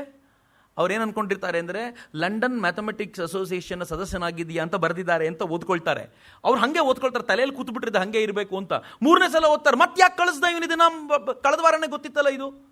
ಅಂತ ಕಂಡ್ಕೊಂಡು 4ನೇ ಸಲ ಓದ್ದಾಗ ಗೊತ್ತಾಗುತ್ತೆ ಅವ್ರಿಗೆ ಇದು ಲಂಡನ್ ಸೊಸೈಟಿ ಅಲ್ಲ, ಇದು ರಾಯಲ್ ಸೊಸೈಟಿಯ ಮೆಂಬರ್ಶಿಪ್ನ ಬಗ್ಗೆ ಮಾತಾಡ್ತಿರೋದು ಅಂತ ಗೊತ್ತಾದಾಗ ಜೀವನದಲ್ಲಿ ಏನೋ ಅದ್ಭುತವಾದ್ದನ್ನು ಸಾಧಿಸಿದಂಥ ಆ ಆನಂದ ಇದೆಯಲ್ಲ ರಾಮಾನುಜನ್ರಿಗೆ, ಅದು ಸಿಗತ್ತೆ. ಇಡೀ ದೇಶ ಸಂಭ್ರಮಿಸುತ್ತೆ. ವಿಶೇಷವಾಗಿ ತಮಿಳುನಾಡು ಎಷ್ಟು ಖುಷಿ ಪಡುತ್ತೆ ಅಂದರೆ, ಮಡ್ರಾಸ್ನ ಕಾಲೇಜುಗಳು ಯಾವ ಕಾಲೇಜ್ನಲ್ಲಿ ಓಡಾಡ್ತಿದ್ದೀರೋ ರಾಮಾನುಜನ್, ಆ ಕಾಲೇಜಿಗೆಲ್ಲ ನಮ್ಮ ಹುಡುಗ ಇವತ್ತು ರಾಯಲ್ ಸೊಸೈಟೀಸ್ ಅದು ಯಾವ ಏಜ್ನಲ್ಲಿ 29-30ರಲ್ಲಿ ನಮ್ಮಲ್ಲಿ ಅನೇಕರದ್ದು ಎಜುಕೇಷನ್ ಮುಗಿದಿರಲ್ಲ. ಈ ಮನುಷ್ಯ ರಾಯಲ್ ಸೊಸೈಟಿ ಸದಸ್ಯನಾಗ ಆಗೋಗಿತ್ತು. ಆತ ಅಷ್ಟು ಖುಷಿಯಿಂದಿರಬೇಕಾದ್ರೆ ಆ ಖುಷಿಗೆ ಇನ್ನೊಂದು ಆ್ಯಡೆಡ್ ಖುಷಿ ಏನು ಅಂದರೆ 1918 ಯುದ್ಧನೂ ಮುಗಿಯುತ್ತೆ. ಯುದ್ಧ ಮುಗಿದಿದ್ದು ಖುಷಿ ಏನು ಗೊತ್ತಾ, ಯುದ್ಧ ಇರೋಷ್ಟು ಹೊತ್ತಲ್ಲಿ ಭಾರತಕ್ಕೆ ವಾಪಸ್ ಬರುವಂಥ ಯಾವ ಸಾಧನ ಸಲಕರಣೆಗಳು ಇರಲಿಲ್ಲ. ಈ ಯುದ್ಧ ಮುಗಿದಿದ್ದರಿಂದ ಭಾರತಕ್ಕೆ ವಾಪಸ್ ಬರುವಂಥ ವ್ಯವಸ್ಥೆ ಆಗತ್ತೆ ಅಂತ ಆತ ಅಂದ್ಕೊಂಡಾಗ ಹಾರ್ಡಿಗೂ ಅನಿಸಿತ್ತು ಯಾವುದೇ ರೀತಿಯಲ್ಲೂ ಭಾರತಕ್ಕೆ ಕಳಿಸ್ಬೇಕು ಇವನನ್ನು. ಯಾಕೆ ಕಳಿಸ್ಬೇಕು ಅಂತಂದರೆ ಇಲ್ಲಂತೂ ಆತ ಉಳ್ಕೊಳ್ಳೋದು ಕಷ್ಟ, ಕೊನೆ ಪಕ್ಷ ಊರಿಗೆ ಹೋದರೆ ಆದರೂ ಉಳಿಬೋದು ಅಂತ ಹಾರ್ಡಿಗೆ ಅನಿಸಿತ್ತು. ಹಾಗೆ ಹೇಳಬೇಕು ಅಂತ ಬಂದಾಗ ಹಾರ್ಡಿ ಬಂದು ಹಾಸಿಗೆ ಮೇಲೆ ಮಲ್ಕೊಂಡಿದ್ದಂಥ ರಾಮಾನುಜರನ್ನ ಹತ್ರ ಬರ್ತಾರೆ. ಬಂದು ಒಂದು ಮಾತು ಹೇಳ್ತಾರೆ, ಭಾಳ ಚೆನ್ನಾಗಿರುವಂಥ ಸಂಗತಿ ಇದು, ದಯವಿಟ್ಟು ಇದನ್ನು ನೆನ್ಪಿಟ್ಕೊಳ್ಳಿ, ಜೀವಮಾನದಲ್ಲಿ ಮರಿಬಾರ್ದಾಗಿರುವಂಥ ಸಂಗತಿ. ಒಬ್ಬ ಮನುಷ್ಯ ಮಲ್ಕೊಂಡಿರುವಾಗಲೂ ಹಾಸಿಗೆ ಮೇಲೆ ಇರುವಾಗಲೂ ಕೂಡ ಒಬ್ಬ ಮ್ಯಾಥಮೆಟಿಷಿಯನ್ ಏನು ಯೋಚನೆ ಮಾಡ್ತಿರ್ತಾನೆ ಅಂತ ಹಾರ್ಡಿ ಒಂದು ಹೇಳ್ತಾನೆ, ಒಂದು ಅಪಶಕುನ ಆಗೋಯ್ತು ಕಣ ಇವತ್ತು ಅಂತ. ಅವನು ಇದೇ ಪದ ಬಳಸ್ತಿಲ್ಲ, ನಾನು ಹೇಳೋದಷ್ಟೇ. ಅಪಶಕುನದ ಥರ ಒಬ್ಬ ಮ್ಯಾಥಮೆಟಿಷಿಯನ್ಗೆ ಅಪಶಕುನ ಏನು ಅಂತಂದರೆ, ತಾನು ನೋಡಿದ ಯಾವುದೋ ನಂಬರಲ್ಲಿ ಮ್ಯಾಜಿಕ್ ಇಲ್ಲ ಅಂದರೆ ಅಪಶಕುನ ಅಂತ. ನಮಗೆ ಬೆಕ್ಕಂಡ್ರೆ ಅಪಶಕುನ ಅಲ್ಲ, ತುಂಬ ನಾರ್ಮಲ್ ಅದು. ಆದರೆ ಅವನಿಗೆ ಮ್ಯಾಥಮೆಟಿಕ್ಸ್ ಏನಾದರೂ ಇಲ್ಲ ಅಂತಂದರೆ ಒಂದು ನಂಬರಲ್ಲಿ ಇದು ಅಪಶಕುನ ಅಂತ.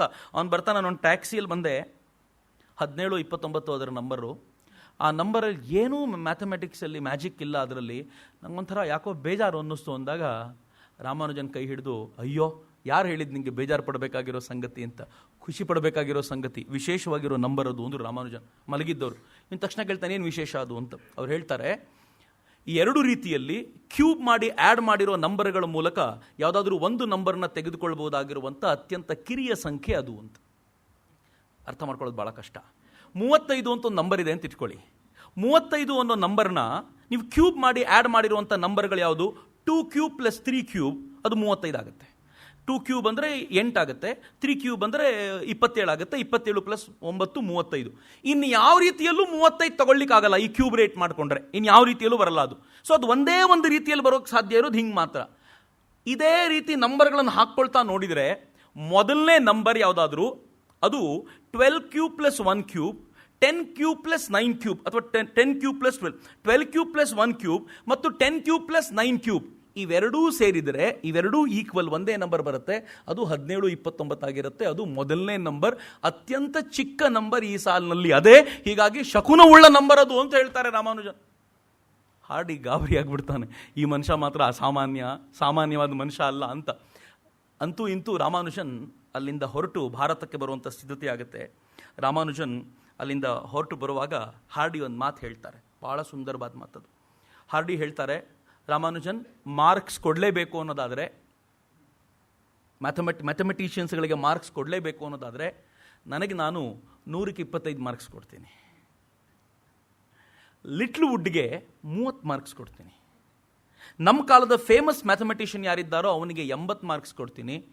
ಆದರೆ ನಿನಗೆ 100ಕ್ಕೆ 100 ಮಾರ್ಕ್ಸ್ ಕೊಡ್ತೀನಿ ಕಣೋ ನಾನು. ಇದು ನಾನು ಕೊಡ್ಬೋದಾಗಿರೋದು ಗೌರವ ಅಷ್ಟೇ ನಿನಗೆ, ಇದು ನೀನು ಆ ಅಪರಿಯ ಸಾಧನೆ ನಿಂದು ಅಂತ ಹಾರ್ಡಿ ಹೇಳ್ತಾರೆ. ಮತ್ತು ಒಬ್ಬರ ಹತ್ರ ಅಲ್ಲ, ಹಾರ್ಡಿ ಊರು ತುಂಬ ಹೇಳ್ಕೊಂಡು ತಿರುಗಾಡ್ತಾರೆ, ರಾಮಾನುಜನ್ ಸಾಧನೆ ಅದು ಅಂತ ಹಾರ್ಡಿ ಹೇಳ್ಕೊಂಡು ತಿರುಗಾಡ್ತಾ ಇರುವಂಥ ಪರಿಸ್ಥಿತಿ ಅದು. ಸೊ ಇಂಥ ಸಂದರ್ಭದಲ್ಲೇ ರಾಮಾನುಜನ್ ಭಾರತಕ್ಕೆ ವಾಪಸ್ ಬರ್ತಾರೆ. ವಾಪಸ್ ಬಂದಾಗ ರಾಮಾನುಜನ್ ನೋಡ್ತಾರೆ, ಅಲ್ಲಿ ನೋಡಿದರೆ ಹೆಂಡತಿ ಬಂದಿರಲ್ಲ.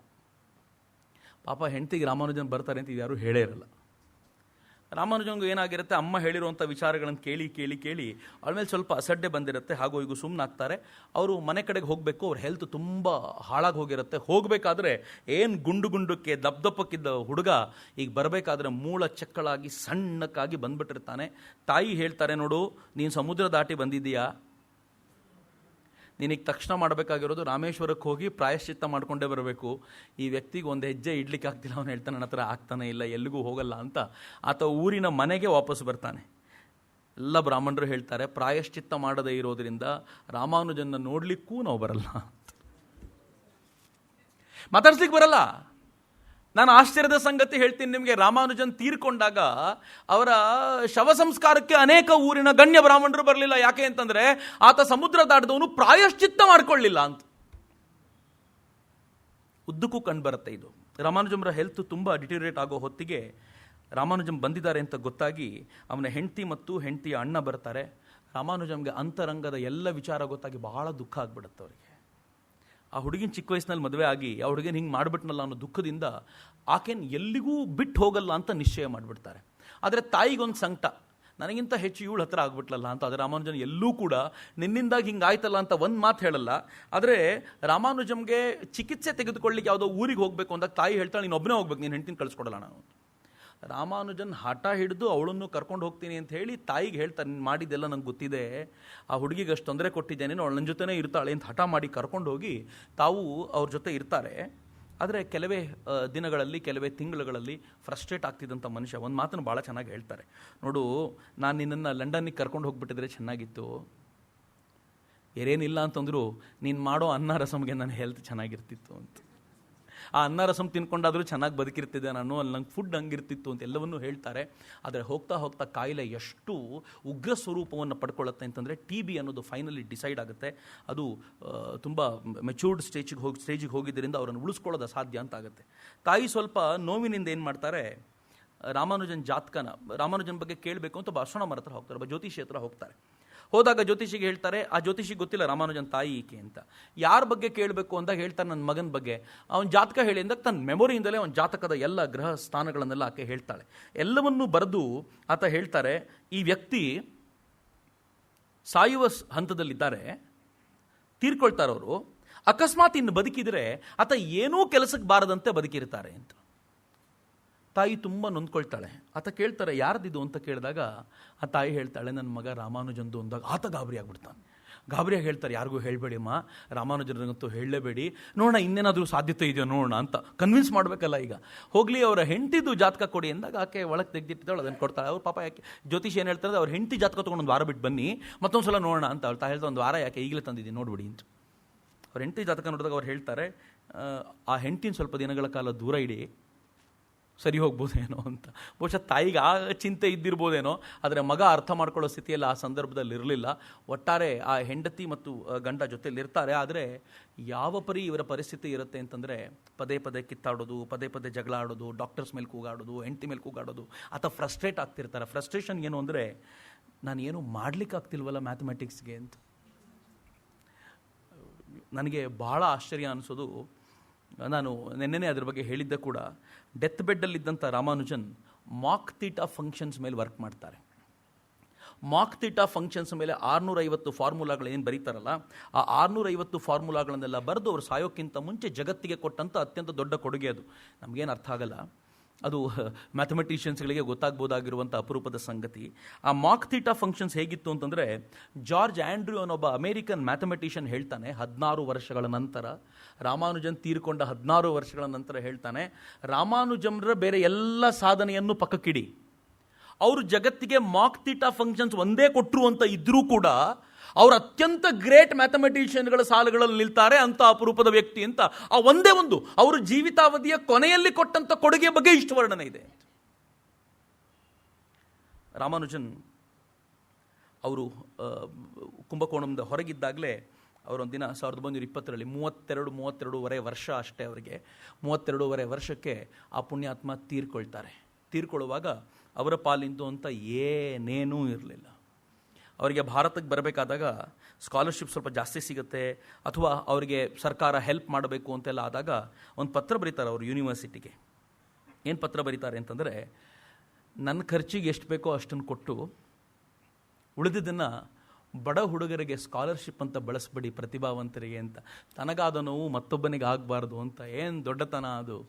ತಾಯಿ ತುಂಬ ಸಲ ಮುಂದೆ ಹೇಳ್ಕೊಳ್ತಾಳೆ, ನನ್ನ ಮಗ ನಮ್ಮನ್ನು ತುಂಬ ಚೆನ್ನಾಗಿ ನೋಡ್ಕೊಳ್ತಾನೆ, ಸಿರಿವಂತನಾಗ್ತಾನೆ ಅನ್ನೋ ಕನಸಿಂದ ಕಟ್ಟಿದ್ವಿ, ಆದರೆ ಆತನಿಂದ ನಮಗೇನೂ ಆಗಲಿಲ್ಲ ಅಂತ. ಎಲ್ಲಿವರೆಗೂ ಅಂತಂದರೆ, ರಾಮಾನುಜಂ ಬರೆದಿದ್ದಂಥ ಅನೇಕ ನೋಟ್ಬುಕ್ಗಳು ರದ್ದಿಗೆ ಹೋಗ್ಬಿಟ್ವು ಕೊನೆಗೆ. ಆ ರದ್ದಿಯಿಂದ ಹೆಕ್ಕಿ ತೆಗೆದು ಈ ನೋಟ್ಬುಕ್ಗಳಿಂದ ಏನಾದರೂ ಸಿಗುತ್ತಾ ಅಂತ ಹುಡುಕಾಡಿದ ಕಥೆ ಇದೆ. ರಾಮಾನುಜಂ ಬರೆದಿಟ್ಟಿದ್ದಂಥ ಆ ನೋಟ್ಬುಕ್ಗಳೇನಿದ್ವು ಅದನ್ನು ಹಾಗೆ ಪಬ್ಲಿಷ್ ಮಾಡಲಿಕ್ಕೂ ನಾವು ಮುಂದೆ 40-50 ವರ್ಷ ತೊಗೊಂಡ್ವಿ. ಪಬ್ಲಿಷ್ ಮಾಡಲಿಕ್ಕೂ ಆಗಿರಲಿಲ್ಲ ನಮ್ಮ ಹತ್ರ. ನಾವು ಆ ಪರಿಯ ಸ್ಥಿತಿಯಲ್ಲಿದ್ದವರು ರಾಮಾನುಜನ್ ಥರದ ಒಬ್ಬ ವ್ಯಕ್ತಿ ತುಂಬ ಎತ್ತರದ ಮಟ್ಟಕ್ಕೆ ಈ ನಾಡಿನಲ್ಲಿ ಬೆಳೆದಿದ್ರು ಅನ್ನೋದೇ ಸಂತೋಷದ ಸಂಗತಿ. ನಾನು ಯಾಕೆ ರಾಮಾನುಜನರನ್ನು ಆರಿಸಿಕೊಂಡೆ ಅಂತಂದರೆ, ಆಧಾರ ಸ್ತಂಭಗಳು ಅಂತಂದಾಗ ಅನೇಕ ಬಾರಿ ನಾವೇನೇನೋ ಯೋಚನೆ ಮಾಡ್ತಿರ್ತೀವಿ, ಆದರೆ ರಾಮಾನುಜಮ್ಮರನ್ನ ಯಾರು ಪರಿಚಯಿಸೋ ಪ್ರಯತ್ನ ಮಾಡಲ್ಲ ಅಂತ ಯಾವತ್ತು ಅಂದ್ಕೊಂಡೆ ನಾನು. ಈ ಕಾರಣಕ್ಕೋಸ್ಕರ ರಾಮಾನುಜಮ್ರ ಗಣಿತದ ಆ ಸಂಗತಿಗಳನ್ನು ಹೇಳಬೇಕು ಅಂತ. ಒಂದು ಕಡೆ ಗಣಿತದ ಸಂಗತಿಗಳ ಮೂಲಕ ಭಾರತವನ್ನು ಜಾಗತಿಕ ಮಟ್ಟದಲ್ಲಿ ಪ್ರತಿನಿಧಿಸುವಂತೆ ಮಾಡಿದವರು ರಾಮಾನುಜನ್ಗಿಂತ ಮುಂಚೆ ಬಹುಶಃ ಇಡೀ ಜಗತ್ತಿನಲ್ಲಿ ಭಾರತದ ಕುರಿತಂತೆ ಈ ಪರಿ ಮಾತನಾಡಬಲ್ಲಂತ ಅಥವಾ ಭಾರತವನ್ನು ಮಾತನಾಡುವಾಗ, ಭಾರತದ ಕುರಿತಂತೆ ಮಾತನಾಡುವಾಗ ಗೌರವ ಇಟ್ಕೊಂಡು ಮಾತನಾಡುವಂಥ ಮತ್ತೊಬ್ಬ ಮ್ಯಾಥಮೆಟಿಷಿಯನೋ ಸೈಂಟಿಸ್ಟೋ ಇರಲಿಲ್ಲ. ಒಬ್ಬ ವ್ಯಕ್ತಿ ವಿವೇಕಾನಂದರು ಅಮೆರಿಕಕ್ಕೆ ಹೋಗಿದ್ರು, ಅಮೆರಿಕ ಮತ್ತು ಯುರೋಪನ್ನು ಅಲುಗಾಡಿಸಿ ಬಂದಿದ್ರು, ಭಾರತ ಒಂಥರ ಅದ್ಭುತವಾದ ವೈಬ್ರೆಂಟ್ ಆಗಿರುವಂಥ ರಾಷ್ಟ್ರ ಅಂತ ತೋರಿಸಿದ್ರು. ಆದರೆ ಭಾರತ ಲೌಕಿಕ ಜ್ಞಾನದಲ್ಲೂ ಹೀಗೆ ಮುಂದುವರೆದಿರಬಹುದಾ ಅನ್ನುವಂಥ ಕಲ್ಪನೆ ಇರಲಿಲ್ಲ. ರಾಮಾನುಜನ್ ಕಾಲಿಟ್ಟ ಮೇಲೆ ಇಡೀ ಜಗತ್ತು ಒಮ್ಮೆ ಅಲುಗಾಡುವಂತಾಯಿತು. ಅದು ರಾಮಾನುಜನ್ ಮಾಡಿರೋಂಥ ಕೆಲಸ. ಆದರೆ ರಾಮಾನುಜನ್ಗಿಂತ 1 ವರ್ಷ ಚಿಕ್ಕವರಾಗಿದ್ದಂಥ ಮತ್ತೊಬ್ಬ ವ್ಯಕ್ತಿ ಇದ್ದರು, ಮತ್ತೆ ಕಾಕತಾಳೀಯ. ನನಗೆ ಗೊತ್ತಿಲ್ಲ ಇದು ಯಾಕೆ ಹಿಂಗೆ ಆಗ್ತಿದೆ ಅಂತ. ನಾನು ನಿನ್ನೆ ಹೇಳಿದೆ ನಿಮಗೆ 10ನೇ ತಾರೀಕು ಸೈನ್ಸ್ ಡೇ ಇದೆ ಅಂತ, ಇಂಟರ್ನ್ಯಾಷನಲ್ ಸೈನ್ಸ್ ಡೇ ಇದೆ ಅನ್ನೋದು ನನಗೂ ಆಶ್ಚರ್ಯ ಆಗಿತ್ತು ಅಂತ. ನಾನು ಯಾರ ಬಗ್ಗೆ ಮಾತನಾಡಬೇಕು ಅಂತ ಲಿಸ್ಟ್ ಮಾಡ್ಕೊಂಡಿದ್ನೋ, 7ನೇ ತಾರೀಕು ಯಾರ ಬಗ್ಗೆ ಮಾತನಾಡಬೇಕು ಅಂದ್ಕೊಂಡಿದ್ನೋ ಆ ಸರ್ ಸಿ ವಿ ರಾಮನ್ರ ಬರ್ಡೇ ಕೂಡ ಇವತ್ತು ಹೌದು. ಇದು ನಿಜಕ್ಕೂ ನನ್ನ ಪಾಲಿಗೆ ಕಾಕತಾಳಿ. ಬೆಳಗಿನವರೆಗೂ ನನಗೆ ಗೊತ್ತಿರಲಿಲ್ಲ. ಇನ್ಫ್ಯಾಕ್ಟ್ ನಾನೇ ನೋಟ್ಸ್ ಬರ್ಕೊಳ್ಳುವಾಗ ನವೆಂಬರ್ 7, 1888 ಅಂತ ಬರೆದಿಟ್ಟಿದ್ದೆ. ಆಗಲೂ ನವೆಂಬರ್ 7 ನಾನು ಮಾತಾಡ್ತೀನಿ ಅಂತ ಕಲ್ಪನೆ ಇರಲಿಲ್ಲ. ಇವತ್ತು ಬೆಳಗ್ಗೆ ಯಾರೋ ಕಳಿಸ್ಕೊಟ್ರು ಇವತ್ತು sir C V Raman birthday ಅಂದಾಗ ಒಂದ್ಸಲ ಶಾಕ್ ಆಯ್ತು ನನಗೆ. ನಾನು ವಾಪಸ್ ನನ್ನ ನೋಟ್ಸ್ ತೆಗೆದು ನೋಡಿದ್ರೆ ಕರೆಕ್ಟ್ ನವೆಂಬರ್ 7ಕ್ಕೆ ಬರ್ಡೇ ಅವರದ್ದು ಅಂತ. ಬಹಳ ವಿಶೇಷವಾದ ಸಂಗತಿ. ಯಾಕೆ ರಾಮಾನುಜನ್ ಮತ್ತು ರಾಮನ್ರನ್ನ ಆಯ್ಕೆ ಮಾಡಿಕೊಂಡೆ ನಾನು ಅಂತಂದರೆ, ಒಂದು ಕಡೆ ರಾಮಾನುಜನ್ ಮ್ಯಾಥಮೆಟಿಕ್ಸ್ ಮೂಲಕ ಭಾರತವನ್ನು ಆ ಥರ ಪ್ರತಿನಿಧಿಸುವಂಥ ಪ್ರಯತ್ನ ಮಾಡಿದರೆ, ಮತ್ತೊಂದು ಕಡೆ ಭಾರತದ ವೈಜ್ಞಾನಿಕ ಸಂಪತ್ತನ್ನು, ಶ್ರೀಮಂತಿಕೆಯನ್ನು ಜಗತ್ತಿಗೆ ಪ್ರತಿನಿಧಿಸುವಾಗ ರಾಷ್ಟ್ರೀಯತೆಯ 1 ಇಂಚನ್ನು ಕಳೆದುಕೊಳ್ಳಬಾರದು ಅಂತ ನಿಶ್ಚಯ ಮಾಡಿದ್ದವರು ರಾಮನ್ ಅವರು. ರಾಷ್ಟ್ರೀಯತೆಯ ಭಾವನೆ ಹೇಗಿತ್ತು ಗೊತ್ತೇನು ರಾಮನ್ ಅವರದ್ದು. ನಂಗೆ ರಾಮನ್ ಭಾಳ ಇಷ್ಟ ಆಗೋದು ಕಾರಣ ಅದು. ರಾಮನ್ ಯಾವತ್ತೂ ವಿದೇಶಕ್ಕೆ ಹೋಗಲಿಲ್ಲ. ರಾಮನ್ ಒಂದು ಕಾಲೇಜ್ನ ಪ್ರೊಫೆಸರ್ ಆಗಬೇಕು ಅಂತ ಕಲ್ಕತ್ತಾದಲ್ಲಿ ಕೇಳ್ಕೊಂಡಾಗ, ಅದು 1905-6 ಈ ಬಂಗಾಳ ವಿಭಜನೆಯ ಕಾಲಕ್ಕೆ ಶುರುವಾದಂಥ ಒಂದು ವೇವ್ನಲ್ಲಿ ಒಂದು ಕಾಲೇಜಿನ ಪ್ರೊಫೆಸರ್ ಆಗಬೇಕು, ಒಂದು ಕಾಲೇಜ್ನ ಹೆಡ್ ಆಗಬೇಕು ಅಂತ ಅವ್ರನ್ನ ಕೇಳ್ಕೊಂಡಾಗ ಆ ಕಾಲೇಜ್ನ ನಿಯಮದ ಪ್ರಕಾರ ವಿದೇಶದಲ್ಲಿ ಅಧ್ಯಯನ ಮಾಡಿರಬೇಕು ಅಂತಿತ್ತು. ವೈಸ್ ಚಾನ್ಸಲರ್ ಹೇಳಿದರು ರಾಮನ್ ಅವರನ್ನ ವಿದೇಶಕ್ಕೆ ಕಳಿಸಿ ಒಂದು ಕ್ವಿಕ್ ಶಾರ್ಟ್ ಅಧ್ಯಯನ ಮಾಡಿಸ್ಕೊಂಡು ಕರ್ಕೊಂಬರೋದೇನು ಕಷ್ಟ ಅಲ್ಲ, ಅದಕ್ಕೆ ನೀವು ರೆಡಿ ಆಗಿಬಿಡಿ ಅಂತ. ರಾಮನ್ ಹೇಳಿದರು, ನಾನು ವಿದೇಶಕ್ಕೆ ಇವ್ಯಾಲ್ಯೂಯೇಟ್ ಮಾಡ್ಲಿಕ್ಕೆ ಹೋಗ್ತೀನಿ ಹೊರತು ನಾನು ಯಾಕೆ ಅಧ್ಯಯನ ಮಾಡ್ಲಿಕ್ಕೆ ಹೋಗಲಿ, ನಿಮ್ಮ ಕೆಲಸವೂ ಬೇಡ, ನಾನು ವಿದೇಶಕ್ಕೆ ಹೋಗೋದು ಬೇಡ ಅಂದರು ರಾಮನ್. ಕೊನೆಗೆ ಯೂನಿವರ್ಸಿಟಿಯೇ ನಮ್ಗೆ ರಾಮನ್ ಬೇಕೇ ಹೊರತು ವಿದೇಶದ ಅಧ್ಯಯನ ಅಲ್ಲ ಅಂತ ರೂಲನ್ನು ಚೇಂಜ್ ಮಾಡಿ ರಾಮನ್ರನ್ನ ಪ್ರೊಫೆಸರ್ ಮಾಡುವಂಥ ಪರಿಸ್ಥಿತಿ ಬಂತಲ್ಲ, ಅದು ರಾಮನ್. ತಮ್ಮ 42ನೇ ವಯಸ್ಸಿನಲ್ಲಿ ರಾಮನ್ ನೊಬೆಲ್ ಪಡ್ಕೊಂಡಾಗ, ರಾಜನಿಂದ ನೊಬೆಲ್ ಸ್ವೀಕಾರ ಮಾಡುವಾಗ ರಾಮನ್ ಕಣ್ಣೀರು ಹಾಕ್ತಿದ್ರಂತೆ. ಯಾಕೆ ಕಣ್ಣೀರು? ಎದುರುಗಡೆ ಇದ್ದರು ಭಾಳ ಜನ ಹೇಳಿದ್ರು ರಾಮನ್ ತುಂಬ ಭಾವುಕರಾಗ್ಬಿಟ್ಟಿದ್ದಾರೆ, ನೊಬೆಲ್ ಸಿಕ್ಕಿದ್ದು ಭಾಳ ಖುಷಿಯಾಗಿದೆ ಅಂತ ಎಲ್ಲರೂ ಅಂದ್ಕೊಂಡ್ರು. ರಾಮನ್ ಕಣ್ಣಲ್ಲಿ ನೀರಿತ್ತಲ್ಲ. ರಾಮನ್ ಬಂದಾಗ ಹೇಳ್ಕೊಳ್ತಾರೆ, ನಾನು ನೊಬೆಲ್ ತಗೊಂಡಾಗ ತಲೆ ಮೇಲೆತ್ತು ನೋಡಿದೆ, ನನ್ನ ತಲೆ ಮೇಲೆ ಯೂನಿಯನ್ ಜಾಕ್ ಧ್ವಜ ಇತ್ತು. ಓ ಮೈ ಪುವರ್ ಕಂಟ್ರಿ, ನಿಂಗೆ ಸ್ವಂತ ಧ್ವಜ ಒಂದು ಇಲ್ವಲ್ಲ, ನನ್ನದೇ ಧ್ವಜದ ಅಡಿಯಲ್ಲಿ ನಾನು ನೊಬೆಲ್ ಸ್ವೀಕಾರ ಮಾಡಲಿಕ್ಕೆ ಆಗಲಿಲ್ವಲ್ಲ ಅಂತ ದುಃಖಕ್ಕೆ ನನಗೆ ಕಣ್ಣೀರು ಬಂತು ಅಂತ. ಇದು ರಾಮನ್ ಅಂತ. ಯಾವತ್ತೂ ವಿದೇಶಕ್ಕೆ ಅಧ್ಯಯನಕ್ಕೆ ಅಂತ ಹೋಗಲೇ ಇಲ್ಲ ಪುಣ್ಯಾತ್ಮ. ಮಿತ್ರ, ಅವರು ಕೂಡ ತಮಿಳ್ನಾಡಿನವರೇ. ನನಗೆ ಆಯ್ಕೆ ಮಾಡ್ಕೊಳ್ಳುವಾಗಲೂ ಒಂದು ಹೆದರಿಕೆ ಇತ್ತು, ಎಲ್ಲಿ ಕನ್ನಡ ಹೋರಾಟಗಾರರು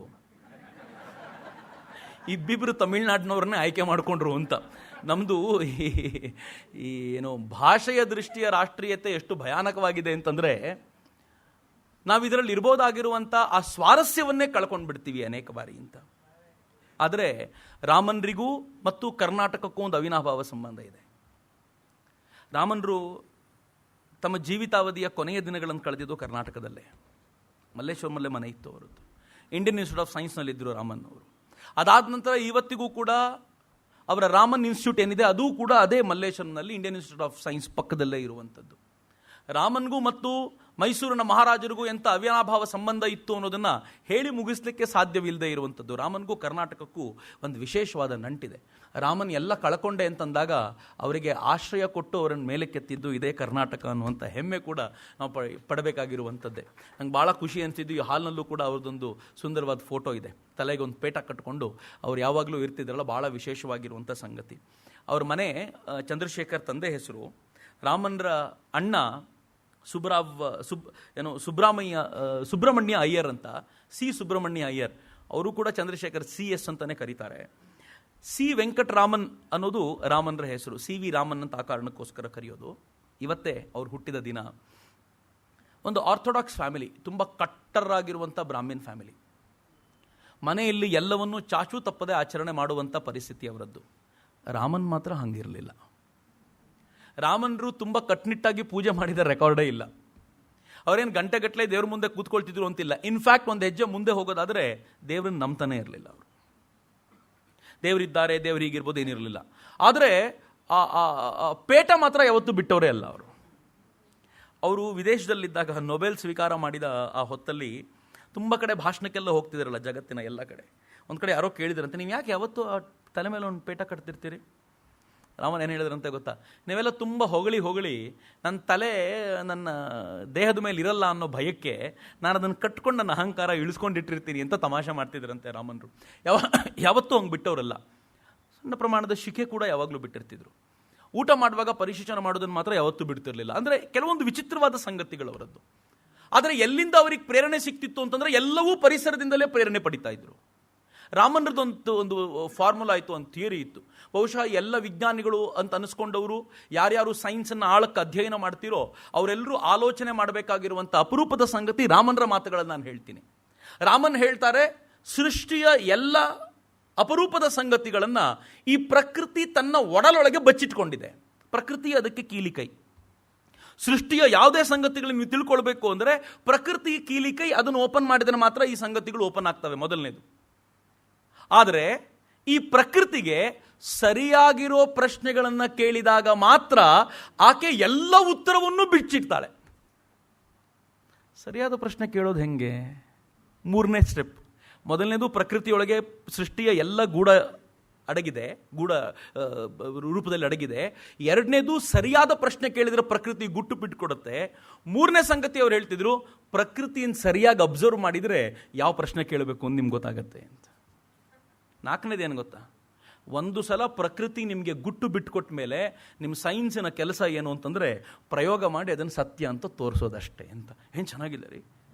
ನೀವೇನನ್ನೋ ಹೊಸದನ್ನು ಕಂಡುಹಿಡಿಯೋದಲ್ಲ, ಪ್ರಕೃತಿ ನಿಮಗೆ ಗುಟ್ಟನ್ನು ಬಿಚ್ಚಿಡುತ್ತೆ.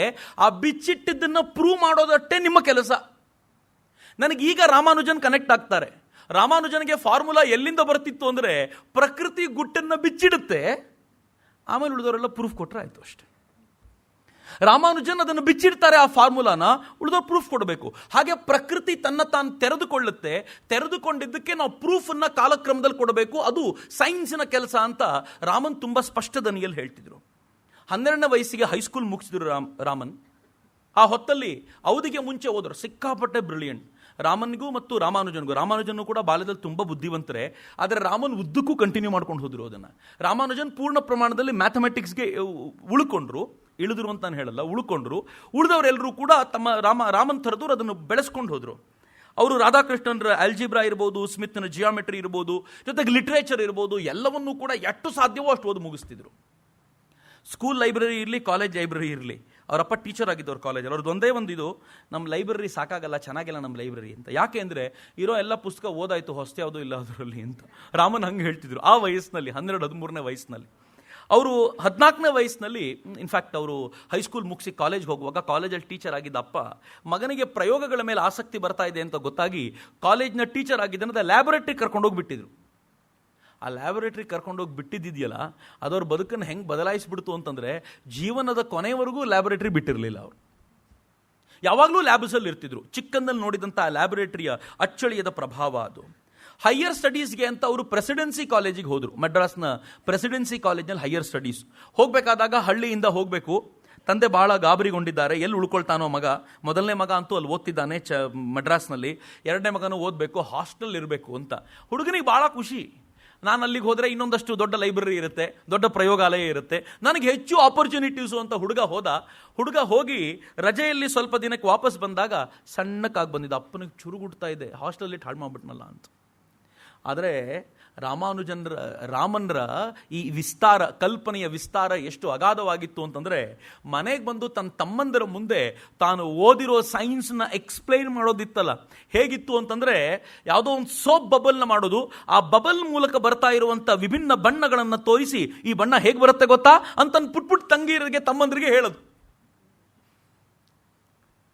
ಒಂದು ರೈನ್ಬೋ ತೋರಿಸಿ, ಕಾಮನ ಬಿಲ್ಲನ್ನು ತೋರಿಸಿ, ಕಾಮನ ಬಿಲ್ಲಲ್ಲಿರುವಂಥ ಭಿನ್ನ ಬಣ್ಣಗಳು ಯಾಕೆ ಹೀಗೆ ಅಂತ ಆ ಪುಟ್ಟ ಮಕ್ಕಳಿಗೆ ಅರ್ಥವಾಗುವಂತೆ ಹೇಳೋದು. ನಾನು ಯಾಕೆ ಇದನ್ನು ಅಂಡರ್ಲೈನ್ ಮಾಡ್ತಿದ್ದೀನಿ ಅಂತಂದರೆ, ಅನೇಕ ವಿಜ್ಞಾನಿಗಳಿಗೆ ತಾವು ಏನು ಸಂಶೋಧನೆ ಮಾಡ್ತಾರೋ ಅದನ್ನು ಜಗತ್ತಿಗೆ ಹೇಳಕ್ಕೆ ಗೊತ್ತಾಗ್ತಿರಲ್ಲ ಅವ್ರಿಗೆ.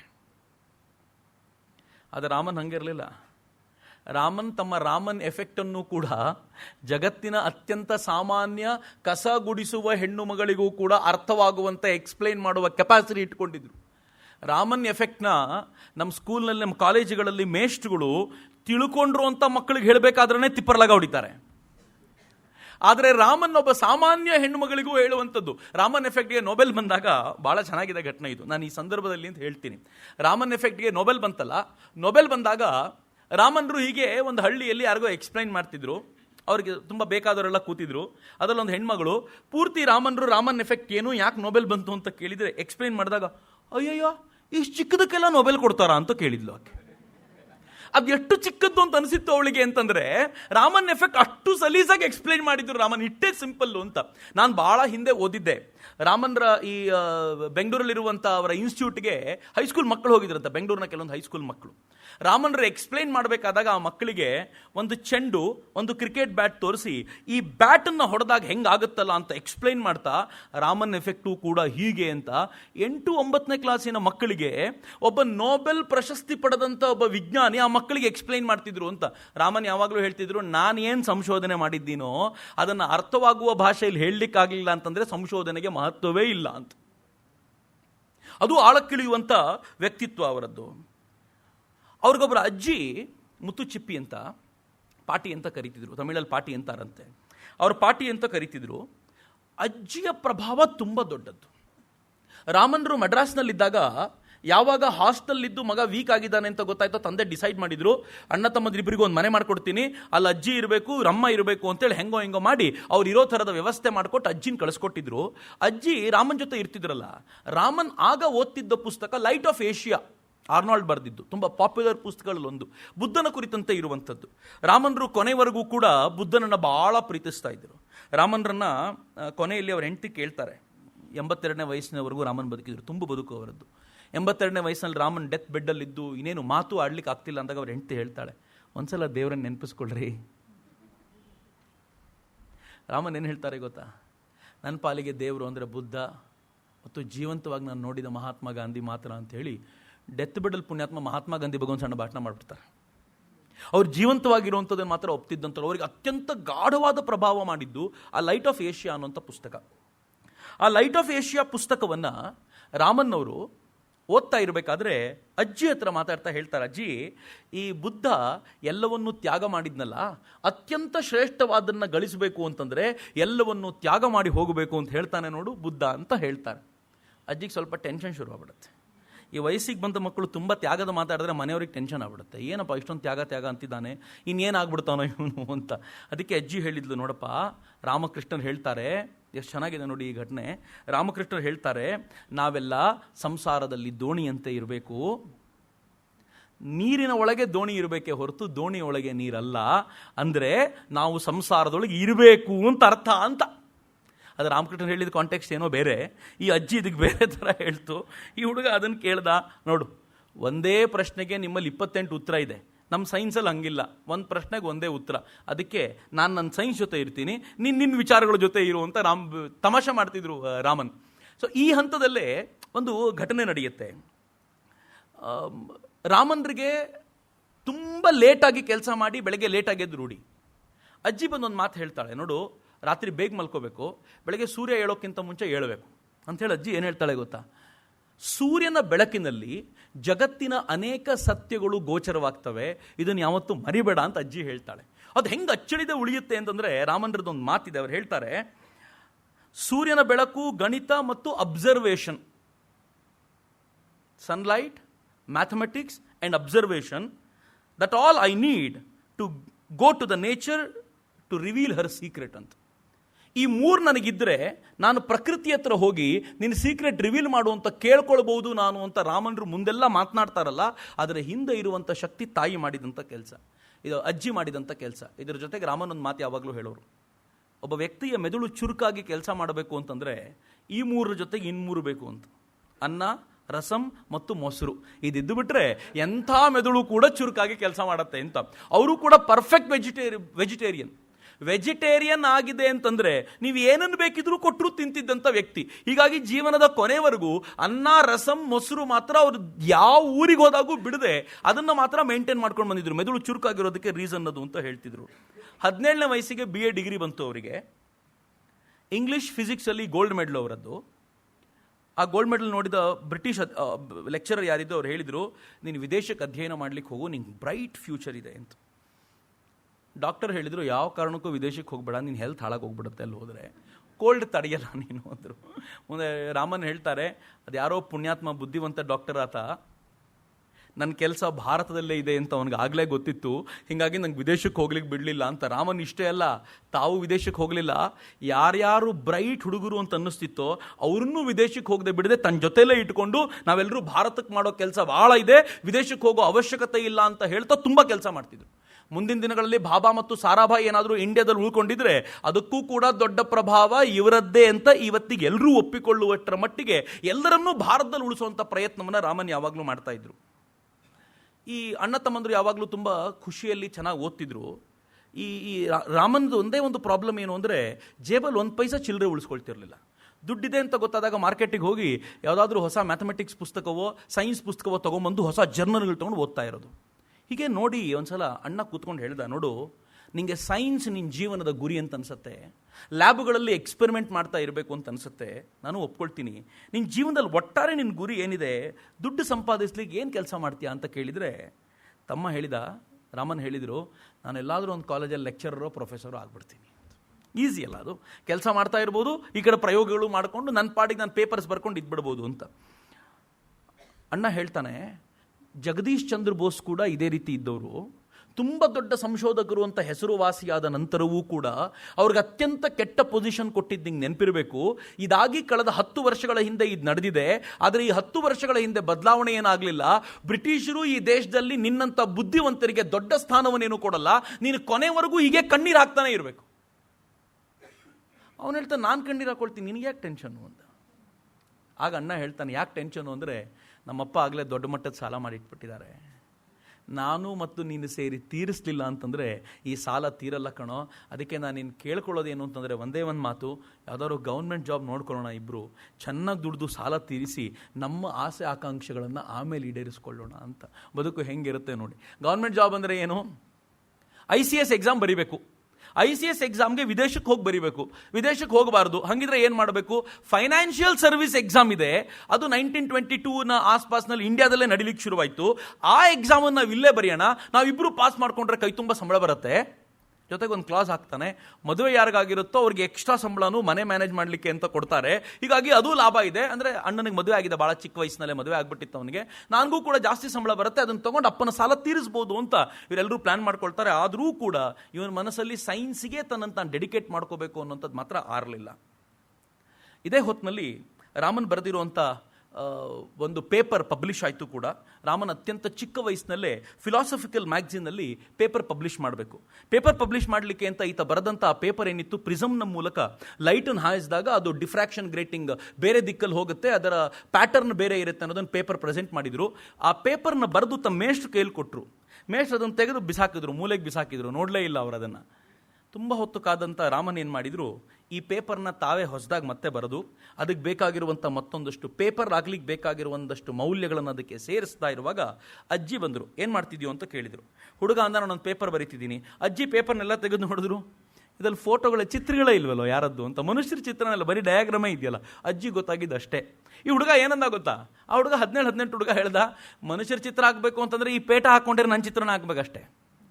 ಮತ್ತು ಯಾರು ಈ ಪೇಪರ್ ನೋಡ್ತಾರೋ ಅವ್ರಿಗೆ ಅದರಲ್ಲಿ ಯಾವ ಇಂಟ್ರೆಸ್ಟು ಇರಲ್ಲ, ಮತ್ತು ಆ ಥರ ಪೇಟ ಹಾಕೊಂಡಿರೋ ಅವ್ರಿಗೆ ಗಣಿಸೋದು ಇಲ್ಲ. ಅದಕ್ಕೋಸ್ಕರ ಆ ಚಿತ್ರ ಎಲ್ಲ ಹಾಕಿಲ್ಲ ಅಂತ ತಮಾಷೆ ಮಾಡಿದಾಗ ಅಜ್ಜಿ ಹೇಳ್ತಾಳೆ, ಮಗು ಒಂದು ದಿನ ಈ ಪೇಟ ಕಟ್ಕೊಂಡಿರೋ ಒಂದು ಮಾತನ್ನ ಅವರೆಲ್ಲರೂ ಕೂತ್ಕೊಂಡು ಕೇಳೋದು ನೀನು ನೋಡ್ತೀಯ, ನನ್ನ ಮಾತನ್ನು ತೆಗೆದುಹಾಕಬೇಡ ಅಂತ ಅಜ್ಜಿ ಹೇಳಿದ್ಲು. ಭಾಳ ಚೆನ್ನಾಗಿದೆ ಈ ಘಟನೆ. ಅದಾದ್ಮೇಲೆ ಹುಡುಗ ಅಜ್ಜಿ ಜೊತೆ ಮಾತಾಡ್ತಾ ತುಂಬ ಹತ್ತಿರದ ಸಂಬಂಧ ಅಂತಂದ್ರೆ ಎಲ್ಲವನ್ನೂ ಹೇಳಿಕೊಳ್ಳಬಹುದಾಗಿರುವಂಥ ವ್ಯಕ್ತಿತ್ವ ಅವನ ಅಜ್ಜಿ ಜೊತೆಗೆ ಮಾತ್ರ ಅವನಿಗಿದ್ದಿದ್ದು. ಆ ಥರದ ಸೌಹಾರ್ದ ಸಂಬಂಧ. ಅಜ್ಜಿಗೆ ಅವ್ನು ಮಾತನಾಡ್ತಾ ಹೇಳ್ತಾನೆ, ಅಜ್ಜಿ ಕೇಳ್ತಾಳೆ, ನೋಡು ನೀನು ಮೇಷ್ಟ್ರಿಗೆ ಅಂತ ಕೊಟ್ಟಿದ್ಯಾ, ನೀನು ಆ ಮೇಷ್ಟ್ರಿಗೆ ಹೇಳಿದೆ ನೀನೀಗ ಇನ್ಯಾರಿಗೋ ಕಳಿಸ್ಬಿಡೋದು ಸರಿ, ನಾನು ನಡೆಯುತ್ತಾ ಹಂಗೆ ಅಂತ. ಅಜ್ಜಿ ಗೊತ್ತಿಲ್ಲಲ್ಲ ಶಿಷ್ಟಾಚಾರದ ಪದ್ಧತಿ. ಇವನು ಹೇಳ್ತಾನೆ, ಆ ಥರದೇ ನಿಯಮ ಇಲ್ಲ, ಮೇಷ್ಟ್ರನ್ನು ಟಿಕ್ ಮಾರ್ಕ್ ಮಾಡಿದಲ್ಲೇ ಕಳಿಸ್ಕೊಡ್ಬೇಕು ಅಂತ ಏನಿಲ್ಲ, ನಾನು ಹಿಂಗೆ ಕಳಿಸ್ಕೊಡ್ಬೋದು ಪರವಾಗಿಲ್ಲ ಅಂತಂದಾಗ ಅಜ್ಜಿ ಆ ಪೇಪರ್ ಮೇಲೆ ತನ್ನ ಕೈ ಇಟ್ಟು ಹೇಳ್ತಾಳಂತೆ, ನೋಡು ನಿನ್ನ ಮುಂದೆ ಇಂಥದ್ದು ಅನೇಕ ಬರೆಯೋದಿದೆ, ನಿನಗೆ ಒಳ್ಳೇದಾಗತ್ತೆ, ಕಳಿಸು ಇದನ್ನು ಅಂತ ಅಜ್ಜಿ ಹೇಳಿದ್ಲು ಅಂತ ರಾಮನ್ ಹೇಳ್ಕೊಳ್ತಾರೆ. ಅವ್ರು ಆ ಪೇಪರ್ ಕಳಿಸಿದ್ರಂತೆ. ಫಿಲಾಸಫಿಕಲ್ ಮ್ಯಾಗ್ಝಿನ್ನಲ್ಲಿ ಆ ಪೇಪರ್ ಪಬ್ಲಿಷ್ ಆಯಿತು. ಆ ಪೇಪರ್ನ ಕೊನೆಯಲ್ಲಿ ಅವರೊಂದು ಬರೆದಿದ್ರು. ಏನು ಬರೆದಿದ್ರು ಅಂತಂದರೆ, ಯಾರು ಬರೆದಿದ್ದು ಇದೆನಂದರೆ C V Raman, demonstrator in physics from Presidency College ಅಂತ ಬರೆದಿದ್ರು. 1906 ಪಬ್ಲಿಷ್ ಆಯಿತು. ಅದ್ರ ಹಿಂದೆನೇ ಇನ್ನೊಂದು ಪೇಪರು ಪಬ್ಲಿಷ್ ಆಯಿತು ಫಿಲಾಸಫಿಕಲ್ ಮ್ಯಾಗ್ಝಿನಲ್ಲಿ. ಆಗ ಒಬ್ಬ ಶ್ರೇಷ್ಠ ವಿಜ್ಞಾನಿ ಲಾರ್ಡ್ ರೇಲೆ, ಯಾರ ಸಿದ್ಧಾಂತವನ್ನು ಮುಂದೆ ಸ್ವತಃ ಸಿ ವಿ ರಾಮನ್ ಚಾಲೆಂಜ್ ಮಾಡ್ತಾರೋ, ಲಾರ್ಡ್ ರೇಲೆ ಎರಡೂ ಪೇಪರ್ ಬರೆದಿದ್ದವನು ಮಡ್ರಾಸಿನ ಪ್ರೆಸಿಡೆನ್ಸಿ ಕಾಲೇಜ್ನ ಹುಡುಗ ಅಂತ ಗೊತ್ತಾದಾಗ, ಹುಡುಗ ಅಂತಲ್ಲ ಬರೆದಿದ್ದವನು ಇವನು ಅಂತ ಗೊತ್ತಾದಾಗ ಒಂದು ಪತ್ರ ಬರೀತಾರೆ ಅವನಿಗೆ. ಪತ್ರದಲ್ಲಿ ಏನು ಉಲ್ಲೇಖ ಮಾಡ್ತಾರೆ ಗೊತ್ತಾ, ಪ್ರೊಫೆಸರ್ ರಾಮನ್ ಅವರೇ, ನಿಮ್ಮ ಎರಡೂ ಲೇಖನಗಳನ್ನು, ಎರಡೂ ಪೇಪರ್ಗಳನ್ನು ಓದಿದೆ ಅಂತ. ಅವ್ರಿಗೆ ಗೊತ್ತಿಲ್ಲ 18 ಹುಡುಗ ಇವನೊಂದು ಪ್ರೊಫೆಸರ್ ಅಂತ ಸಂಬೋಧಿಸ್ಬಿಟ್ಟಿದ್ರು. ಅನ್ಕೊಂಡು ಯಾರೋ ದೊಡ್ಡವ್ರು ಯಾರೋ ಇರಬೇಕು, ಇದನ್ನು ಪಬ್ಲಿಷ್ ಮಾಡಿರೋದು, ಪೇಪರ್ ಬರೆದಿರೋದು ಯಾರೋ ದೊಡ್ಡವ್ರು ಇರಬೇಕು ಅಂತ. ಅದಕ್ಕೆ ವೆಯ್ಟೇಜ್ ಅಷ್ಟಿತ್ತು. ರಾಮನ್ ಮುಂದೆ ಈ ವಿಚಾರದ ಚರ್ಚೆ ನಡೀತಿರುವಾಗ ರಾಮನ್ರು ಎಕ್ಸಾಮ್ ಬರೆದ್ರು. ಯಾವ ಫೈನಾನ್ಷಿಯಲ್ ಎಕ್ಸಾಮ್ ಬರೀಬೇಕು ಅಂತಿತ್ತೋ ಆ ಎಕ್ಸಾಮನ್ನು ಅಣ್ಣ ತಮ್ಮದಿರಿಬ್ಬರು ಬರೆದ್ರು. ಆ ಎಕ್ಸಾಮನ್ನು ಬರೆದ್ರೆ ಇಬ್ಬರು ಎಕ್ಸಾಮಲ್ಲಿ ಪಾಸ್ ಆಗಿಬಿಟ್ರು. ಪಾಸ್ ಆಗೋ ಹೊತ್ತಿನಲ್ಲಿ ಅವರಪ್ಪ ಅಂದ್ಕೊಂಡ್ರು, ಇವ್ರು ಎಕ್ಸಾಮ್ ಬರೆದು ಪಾಸ್ ಆಗಿದ್ದಾರೆ, ಎಲ್ಲೋ ಪೋಸ್ಟಿಂಗ್ ಆಗ್ತಾರೆ, ಹಂಗಾಗೋಕ್ಕಿಂತ ಮುಂಚೆ ಮದುವೆ ಮಾಡಬೇಕು ಅಂತ ಅಪ್ಪ ರಾಮನ್ರಿಗೆ ಹುಡುಗಿನ ಹುಡುಕ್ತಾ ಇದ್ದಾರೆ. ಅಷ್ಟೊತ್ತಿಗೆ ರಾಮನ್ರಿಗೆ ಮಡ್ರಾಸ್ನಲ್ಲಿ ಪರಿಚಯವಾಗಿದ್ದಂಥ ಇವ್ರ ತಂದೆಯ ಹಳೆಯ ಗೆಳೆಯನ ಮನೆಯಲ್ಲಿ ಅವನ ಹೆಂಡತಿ ತಂಗಿ ಒಬ್ಬಳಿದ್ದಾಳೆ ಅಂತ ರಾಮನ್ರಿಗೆ ಗೊತ್ತಾಯಿತು. ಭಾಳ ಚೆನ್ನಾಗಿರುವಂಥ ಘಟನೆ ಇದು. ಈ ಹಳೆಯ ಗೆಳೆಯ ಯಾರು ಅಂತಂದರೆ ಒಬ್ಬ ಪ್ರಖರ ಹಿಂದೂವಾದಿ. ಆ ಕಾರಣಕ್ಕೋಸ್ಕರ ರಾಮನ್ರ ತಂದೆಗೂ ಅವ್ರಿಗೂ ತುಂಬ ಗಟ್ಟಿ ಸಂಬಂಧ. ಇವರು ಮಡ್ರಾಸಿಗೆ ಹೋದಾಗ್ಲಿಂದಲೂ ಅಲ್ಲಿ ಅವ್ರ ಮನೆಗೆ ಹೋಗೋದು ಬರೋದು, ಅಥವಾ ಒಂದು ಪ್ರೀತಿಯ ಸೌಹಾರ್ದ ವಾತಾವರಣ ಇತ್ತು. ಈ ವ್ಯಕ್ತಿ ತಾನು ರಾಮನ್ರಿಗೆ ಹೇಳಿದ್ರು, ನನ್ನ ಮನೇಲಿ ಒಂದು ಹುಡುಗಿ ಇದ್ದಾಳೆ, ನಿಂಗೆ ನೋಡೋದಿದ್ರೆ ನೋಡು ಅಂತ. ಆದರೆ ರಾಮನ್ ತುಂಬ ತಲೆ ಕೆಡಿಸ್ಕೊಂಡಿರಲಿಲ್ಲ. ಒಂದಿನ ಏನು ಮಾಡಿದ್ರು, ಮದುವೆ ಆಗಬೇಕು ಅಂತ ಅವ್ರಿಗೆ ತಲೆಗೆ ಹೊಕ್ಕಿದ ನಂತರ ರಾಮನ್ ಏನು ಮಾಡಿದ್ರು, ಈ ವ್ಯಕ್ತಿ ಮನೇಲಿ ಇಲ್ಲದೆ ಇರುವಾಗ ಆ ಹುಡುಗಿ ನೋಡ್ಕೊಂಡು ಬರಬೇಕು ಅಂತ ಆ ಮನೆ ಕಡೆ ತನ್ನ ಫ್ರೆಂಡನ್ನು ಕರ್ಕೊಂಡು ಹೊರಟ್ಬಿಟ್ರು. ಹೊರಟಾಗ ಆ ಮನೆ ಹತ್ರ ಹೋಗುವಾಗ ಗೊತ್ತಾಯಿತು ಈ ವ್ಯಕ್ತಿ ಮನೇಲಿ ಇಲ್ಲ ಅಂತ. ಮೊದಲೇ ಗೊತ್ತಿತ್ತು ಇವರಿಗೆ. ಆದರೆ ಒಳಗಿಂದ ವೀಣೆ ನುಡಿಸ್ಕೊಳ್ತಾ ಹಾಡ್ತಾ ಇದ್ದಿದ್ದು ಅಂತ ಕೇಳಿಸ್ತು ಇವರಿಗೆ. ಆ ಹಾಡು ಏನು ಅಂತಂದರೆ, ರಾಮ ನಿನ್ನ ಸಮಾನರು ಯಾರಿದ್ದಾರೋ ಅನ್ನೋವಂಥ ಗೀತೆ. ಅದು ತಮಿಳಿನ ಗೀತೆ. ಅದು ಕೋಇನ್ಸಿಡೆನ್ಸ್ ನೋಡಿ. ರಾಮನ್ಗೆ ಅದು ಕೇಳ್ತಾ ಇರೋದು ಏನೋ ಗೊತ್ತಿಲ್ಲ. ರಾಮ ನಿನ್ನ ಸಮಾನರು ಯಾರಿದ್ದಾರೋ ಅಂತ ಪ್ರಶ್ನೆ ಏನು ಹಾಡಿನ ಮೂಲಕ ಬಂತೋ, ಮುಂದೇನೋ ಮಾತಾಡೋ ಅಗತ್ಯವರೆಲ್ಲ, ಮುಖನೂ ನೋಡಲಿಲ್ಲ, ಇವರು ವಾಪಸ್ ಬಂದರು, ಈ ಹುಡುಗಿನೇ ಮದುವೆ ಆಗೋದು ನಾನು ಅಂದರು. ಈ ಲವ್ ಎಟ್ ಫಸ್ಟ್ ಸೈಟ್ ಇದ್ದಂತೆ ನಾನು ಅನ್ಕೊಳ್ಬಾರ್ದು.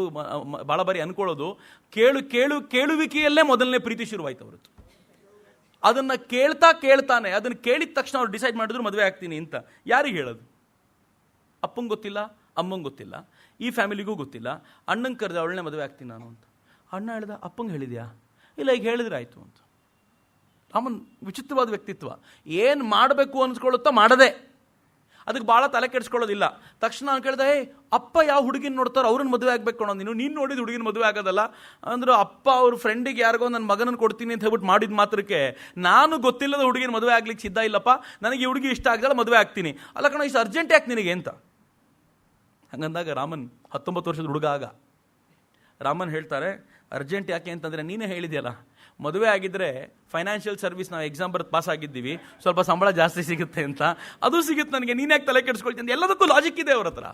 ಫೈನಲಿ ಮದುವೆ ಅಂತೂ ಇಂತೂ ನಿಶ್ಚಯ ಆಗಬೇಕು. ತಂದೆ ತಾಯಿ ಬಂದರು, ಇನ್ನೇನು ಮಾಡ್ತಾರೆ, ಮಗ ಆಗಬೇಕು ಅಂತ ಹಠ ಹಿಡಿದ್ರೆ ಶಿವನ್, ಯಾರು ಆ ಹುಡುಗಿಯ ನೋಡ್ಕೊಳ್ತಾ ಇದ್ದಂಥ ವ್ಯಕ್ತಿ ಇದ್ರು, ಹುಡುಗಿಯ ಪೋಷಕರಿದ್ದವರು ಆಯಿತು ಅಂತಂದರು. ಆ ಹುಡುಗಿಯ ತಂದೆ ತಾಯಿನ ಕರೆಸಿದ್ರು, ಅವರು ಆ ಕಡೆಯಿಂದ ಬಂದರು. ಎಲ್ಲ ಬಂದಾಗ ಒಂದು ದೊಡ್ಡ ಪ್ರಾಬ್ಲಮ್ ಏನಾಯಿತು ಅಂದರೆ, ಎರಡೂ ಪರಿವಾರಗಳು ಬ್ರಾಹ್ಮಣ ಪರಿವಾರವೇ, ಆದರೆ ಎರಡೂ ಬ್ರಾಹ್ಮಣರಲ್ಲಿರುವಂಥ ಬೇರೆ ಬೇರೆ ವಿಭಾಗಗಳು ಬೇರೆ ಬೇರೆಯವರು.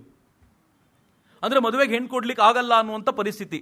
ಆ ಕಡೆಯಿಂದ ಆ ಹುಡುಗಿಯ ತಂದೆ ತಾಯಿ ಕೋಪಿಸ್ಕೊಂಡು ಈ ಮದುವೆಗೆ ನಾವು ಒಪ್ಪಲ್ಲ ಅಂದ್ಬಿಟ್ರು. ರಾಮನ್ರಿಗೂ ಅವ್ರ ಅಣ್ಣನಿಗೂ ತುಂಬ ಪ್ರಾಬ್ಲಮ್ ಇರಲಿಲ್ಲ, ಅವ್ರ ತಂದೆ ತಾಯಿ ಮತ್ತೇನು ಮಾಡುವಂತಿಲ್ಲ. ಮದುವೆ ಆಗುವ ಪ್ರಸಂಗ ಬಂದಾಗ ಮಡ್ರಾಸಿನ ಅನೇಕ ಬ್ರಾಹ್ಮಣರು ಮದುವೆಯನ್ನು ಬಾಯ್ಕಾಟ್ ಮಾಡಿದರು. ಅವತ್ತಿನ ಪತ್ರಿಕೆ, ಪ್ರಾಬಬಲಿ ದ ಹಿಂದೂ ಪತ್ರಿಕೆಯಲ್ಲಿ ಈ ಥರದೊಂದು ಇಂಟರ್ ಕಾಸ್ಟ್ ಮ್ಯಾರೇಜ್ ನಡೀತು ಅಂತ ಡೀಟೇಲ್ಡ್ ಅದು ರಿಪೋರ್ಟ್ ಬಂತು ಇವ್ರ ಮದುವೆ ಬಗ್ಗೆ. ಇಂಟರ್ ಕಾಸ್ಟ್ ಮ್ಯಾರೇಜು ಅಂತ. ಇಂಟರ್ ಕಾಸ್ಟ್ ಮ್ಯಾರೇಜ್ ಅಂದರೆ ಯಾವುದು? ಬ್ರಾಹ್ಮಣರಲ್ಲೇ ವಿಭಿನ್ನವಾದ ಎರಡು ಗ್ರೂಪ್ಗಳ ನಡುವಿನ ಮದುವೆ. ಅದನ್ನೇ ಇಂಟರ್ ಕಾಸ್ಟ್ ಮ್ಯಾರೇಜ್ ಅಂತ ಕರೆದು ಅದನ್ನು ವಿಸ್ತಾರವಾಗಿ ಬರೆದ್ರು. ನಾನು ಯಾಕೆ ಇದನ್ನು ಹೇಳ್ತಿದ್ದೀನಿ ಅಂತಂದರೆ, ಕಾಲಕ್ರಮದಲ್ಲಿ ಇಂಟರ್ ಕಾಸ್ಟ್ ಅನ್ನೋದು ಎಷ್ಟು ವಿಸ್ತಾರ ಆಗ್ತಾ ಹೋಗುತ್ತೆ ಅಂತ. ಬ್ರಾಹ್ಮಣರ ನಡುವೆ ಎರಡು ಗುಂಪುಗಳ ಮದುವೆ ಆಗದೆ ಇರೋ ಕಾಲಕ್ಕೆ ಅದನ್ನು ಇಂಟರ್ ಕಾಸ್ಟ್ ಅಂತ ಕರಿತಿದ್ರು. ಇವತ್ತು ಅದೆಲ್ಲ ನಡೆಯುತ್ತೆ. ಇನ್ನು ಸ್ವಲ್ಪ ದಿನದಲ್ಲಿ ಬೇರೆ ಬೇರೆ ಜಾತಿಗಳು ಆಗ್ತಾ ಇರಲ್ಲ ಅಂತ ಅದು ಇನ್ನು ಸ್ವಲ್ಪ ದಿನಕ್ಕೆ ಹೋದಾಗ ಅದು ನಡೆಯುತ್ತೆ. ಕೊನೆಗೆ ಎಲ್ಲವೂ ಅಂದರೆ ಕಾಲಕ್ರಮದಲ್ಲಿ ಕಾಲವೇ ಎಲ್ಲವನ್ನೂ ಸರಿ ಮಾಡ್ಕೊಳ್ತಾ ಹೋಗುತ್ತೆ ಅನ್ನೋದಕ್ಕೆ ನಮ್ಮ ಕಣ್ಣೆದುರಿಗಿರುವಂಥ ಬೆಸ್ಟ್ ಉದಾಹರಣೆ ಇದು. ರಾಮನ್ರಿಗೆ ಮದುವೆ ಆಯಿತು. ರಾಮನ್ರು ತನ್ನ ಹೆಂಡತಿಯನ್ನು ಕರ್ಕೊಂಡು, ಲೋಕಸುಂದರಿ ಅಂತ ಆಕೆ ಹೆಸರು, ಲೋಕಮ್ ಅಂತ ಕರೀತಿದ್ರು ಅವರು. ಲೋಕಮ್ಮನ್ನು ಕರ್ಕೊಂಡು, ಲೋಕಮ್ ಅವರು ಆಕೆ ವೀಣೆಯನ್ನು ನುಡಿಸ್ತಾ ಇದ್ರು. ರಾಮನ್ರಿಗೆ ಹುಡುಗಿಯ ಮೇಲೆ ಎಷ್ಟು ಪ್ರೀತಿ ಇತ್ತೋ, ಕಾಳಜಿ ಇತ್ತೋ, ವೀಣೆ ಮೇಲೂ ಅಷ್ಟೇ. ನುಡಿಸ್ಲಿಕ್ಕಲ್ಲ, ಅಕಾಸ್ಟಿಕ್ಸ್ ಹೇಗೆ ವರ್ಕ್ ಆಗುತ್ತೆ ಅಂತ ನೋಡಬೇಕು ಅಂತ. ವೀಣೆಯ ತಂತಿನ ಪ್ಲಕ್ ಮಾಡಿದಾಗ ಏನಾಗುತ್ತೆ ಅಂತ. ಅವರಪ್ಪ ಒಳ್ಳೆ ವಯಲಿನ್ ನುಡಿಸ್ತಿದ್ರು. ರಾಮನ್ನವರ ಅಪ್ಪ ಒಳ್ಳೆ ವಯಲಿನ್ ನುಡಿಸ್ತಿದ್ರು. ರಾಮನ್ನ ಅಣ್ಣ ವಯಲಿನ್ ನುಡಿಸ್ತಾ ಕೂತಿರುವಾಗ ರಾಮನ್ ವಯಲಿನ್ ಕೇಳ್ತಾ ಕೂತ್ಕೊಳ್ತಿದ್ರಂತೆ. ವಯಲಿನ್ ಕೇಳೋದಲ್ಲ, ಅದು ಯಾವ ಥರ ಅವರ ಬೋನ್ ತಿರುಗಿಸಿದಾಗ ಎಲ್ಲಿವರೆಗೂ ಹೋದಾಗ ಏನಾಗುತ್ತೆ, ಸದ್ದು ಹೆಂಗೆ ಬರುತ್ತೆ ಅಂತ ನೋಡಬೇಕು ಅಂತ. ವೀಣೆಗೂ ಮತ್ತು ಇದಕ್ಕೂ ಇರುವ ಡಿಫ್ರೆನ್ಸ್ ಏನು ಅಂತ ಅವ್ರು ಹೇಳ್ತಾರೆ. ಈ ಬೋನ್ ಅಥವಾ ನೀವು ಕೈಯಲ್ಲಿ ಹಿಡ್ಕೊಂಡಿರುವಂಥ ವಸ್ತುವನ್ನು ತಳ್ಳಿದಾಗ ಒಂದು ಸದ್ದು ಬರುತ್ತೆ, ವಾಪಸ್ ಎಳೆದಾಗ ಮತ್ತೊಂದು ಬರುತ್ತೆ, ಮಧ್ಯ ನಿಲ್ಲಿಸಿದಾಗಲೂ ಒಂದು ಸದ್ದು ಬರ್ತಿರುತ್ತಲ್ಲ, ಅದು ಹೆಂಗೆ ಬರುತ್ತೆ ಅಂತ. ಅಂದರೆ ಅಕಾಸ್ಟಿಕ್ಸ್ ಮೇಲೆ ವರ್ಕ್ ಮಾಡೋದು. ಅವ್ರ ಕಲ್ಪನೆ ಇದ್ದಿದ್ದೇ ಬೇರೆ. ಅಪ್ಪ ಇವ್ರು ಕಲ್ಕತ್ತಾಕ್ಕೆ ಹೋದಾಗ ವಯಲಿನ್ ಗಿಫ್ಟ್ ಕೊಟ್ಟರೆ ಅಣ್ಣನಿಗೂ ಖುಷಿ ಆಯಿತು, ತಮ್ಮನಿಗೂ ಖುಷಿ ಆಯಿತು. ಅಣ್ಣನಿಗೆ ನಾನು ನುಡಿಸ್ಬೋದು ಅಂತ, ತಮ್ಮನಿಗೆ ಇದ್ರ ಮೇಲೆ ಅಧ್ಯಯನ ಮಾಡ್ಬೋದು ಅಂತ. ಸೊ ಇಬ್ಬರು ಆಲೋಚನೆಗಳು ಬೇರೆ ಬೇರೆ ಅಂತ. ಸೊ ಹೀಗೆ ರಾಮನ್ ಹೆಂಡತಿಯನ್ನು ಕರ್ಕೊಂಡು, ತನ್ನ ಆಪ್ತರನ್ನು ಕರ್ಕೊಂಡು ಕಲ್ಕತ್ತಾಗೆ ಬಂದರು. ಕಲ್ಕತ್ತಾಗೆ ಬಂದ ಸ್ವಲ್ಪ ದಿನದಲ್ಲೇ ಅಲ್ಲಿ ಸೆಟ್ಲ್ ಆದರು. ಬ್ರಿಟಿಷರು ಕಟ್ಟಡಗಳನ್ನೆಲ್ಲ ಕಟ್ಟೋದ್ರಲ್ಲಿ ಎಕ್ಸ್ಪರ್ಟ್ಸ್ ಅಲ್ಲ. ಆಫೀಸ್ ಎಲ್ಲ ತುಂಬ ಅದ್ಭುತವಾಗಿತ್ತು. ರಾಮನ್ ಭಾಳ ಖುಷಿಪಟ್ಟರು. ಹೀಗೆ ಇದ್ದಂಥ ರಾಮನ್ ಕಲ್ಕತ್ತಾದಲ್ಲಿ ಒಂದು ಚರ್ಚಿಗೆ ತನ್ನ ಎಲ್ಲ ಮನೆಯವ್ರನ್ನೂ ಕರ್ಕೊಂಡು ಹೋದರು. ಭಾಳ ಚೆನ್ನಾಗಿರೋ ಘಟನೆ ಇದು. ಚರ್ಚಿಗೆ ಕರ್ಕೊಂಡು ಹೋದರು. ರಾಮನ್ ತಾವು ತಮ್ಮ ಊರಿಂದಲೇ, ಮಡ್ರಾಸ್ನಿಂದಲೇ ಒಬ್ಬ ಬ್ರಾಹ್ಮಿನ್ ಕುಕ್ಕನ್ನು ಜೊತೆಲಿ ಕರ್ಕೊಂಡು ಬಂದಿದ್ರು ಅಡುಗೆ ಮಾಡಾಕ್ಲಿಕ್ಕೆ ಅಂತ. ಚರ್ಚಿಗೆ ಎಲ್ಲರೂ ಜೊತೆಲಿ ಹೋದರು. ರಾಮನ್ ಚರ್ಚಲ್ಲಿ ಹೋಗಿ ಕೂತರು.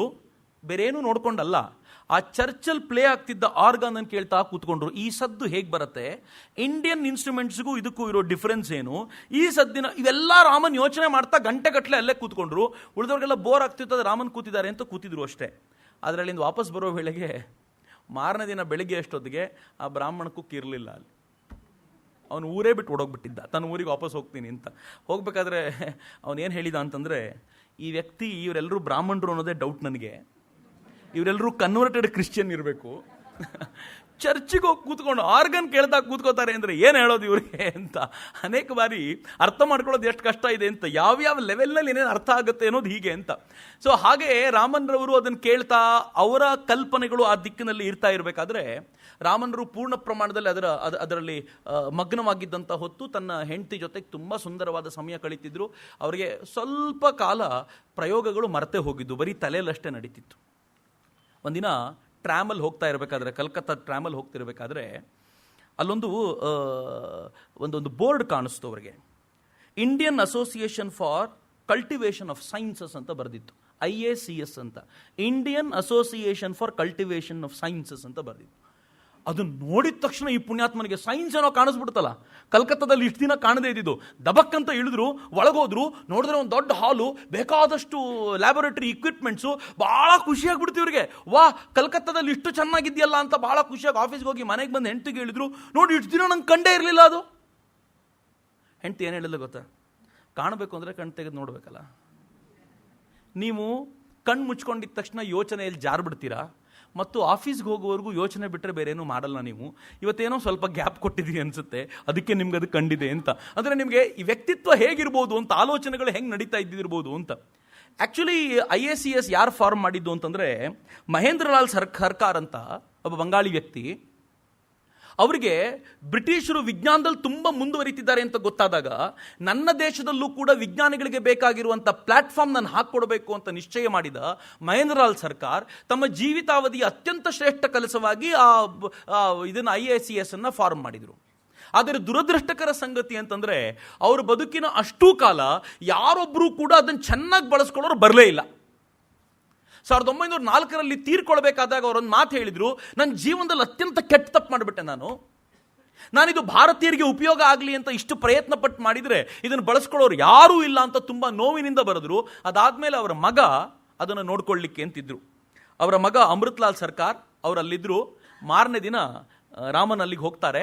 ಹೋಗಿ ಅಮೃತ್ಲಾಲ್ ಸರ್ಕಾರ್ ಎದುರುಗಡೆ ನಿಂತ್ಕೊಳ್ತಾರೆ. ನಾನು CV ರಾಮನ್ ಅಂತ.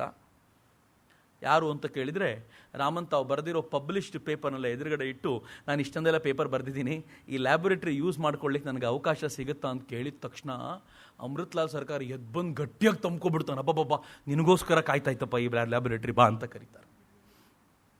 ಅಲ್ಲಿಂದ ಶುರುವಾಯಿತು ನೋಡಿ.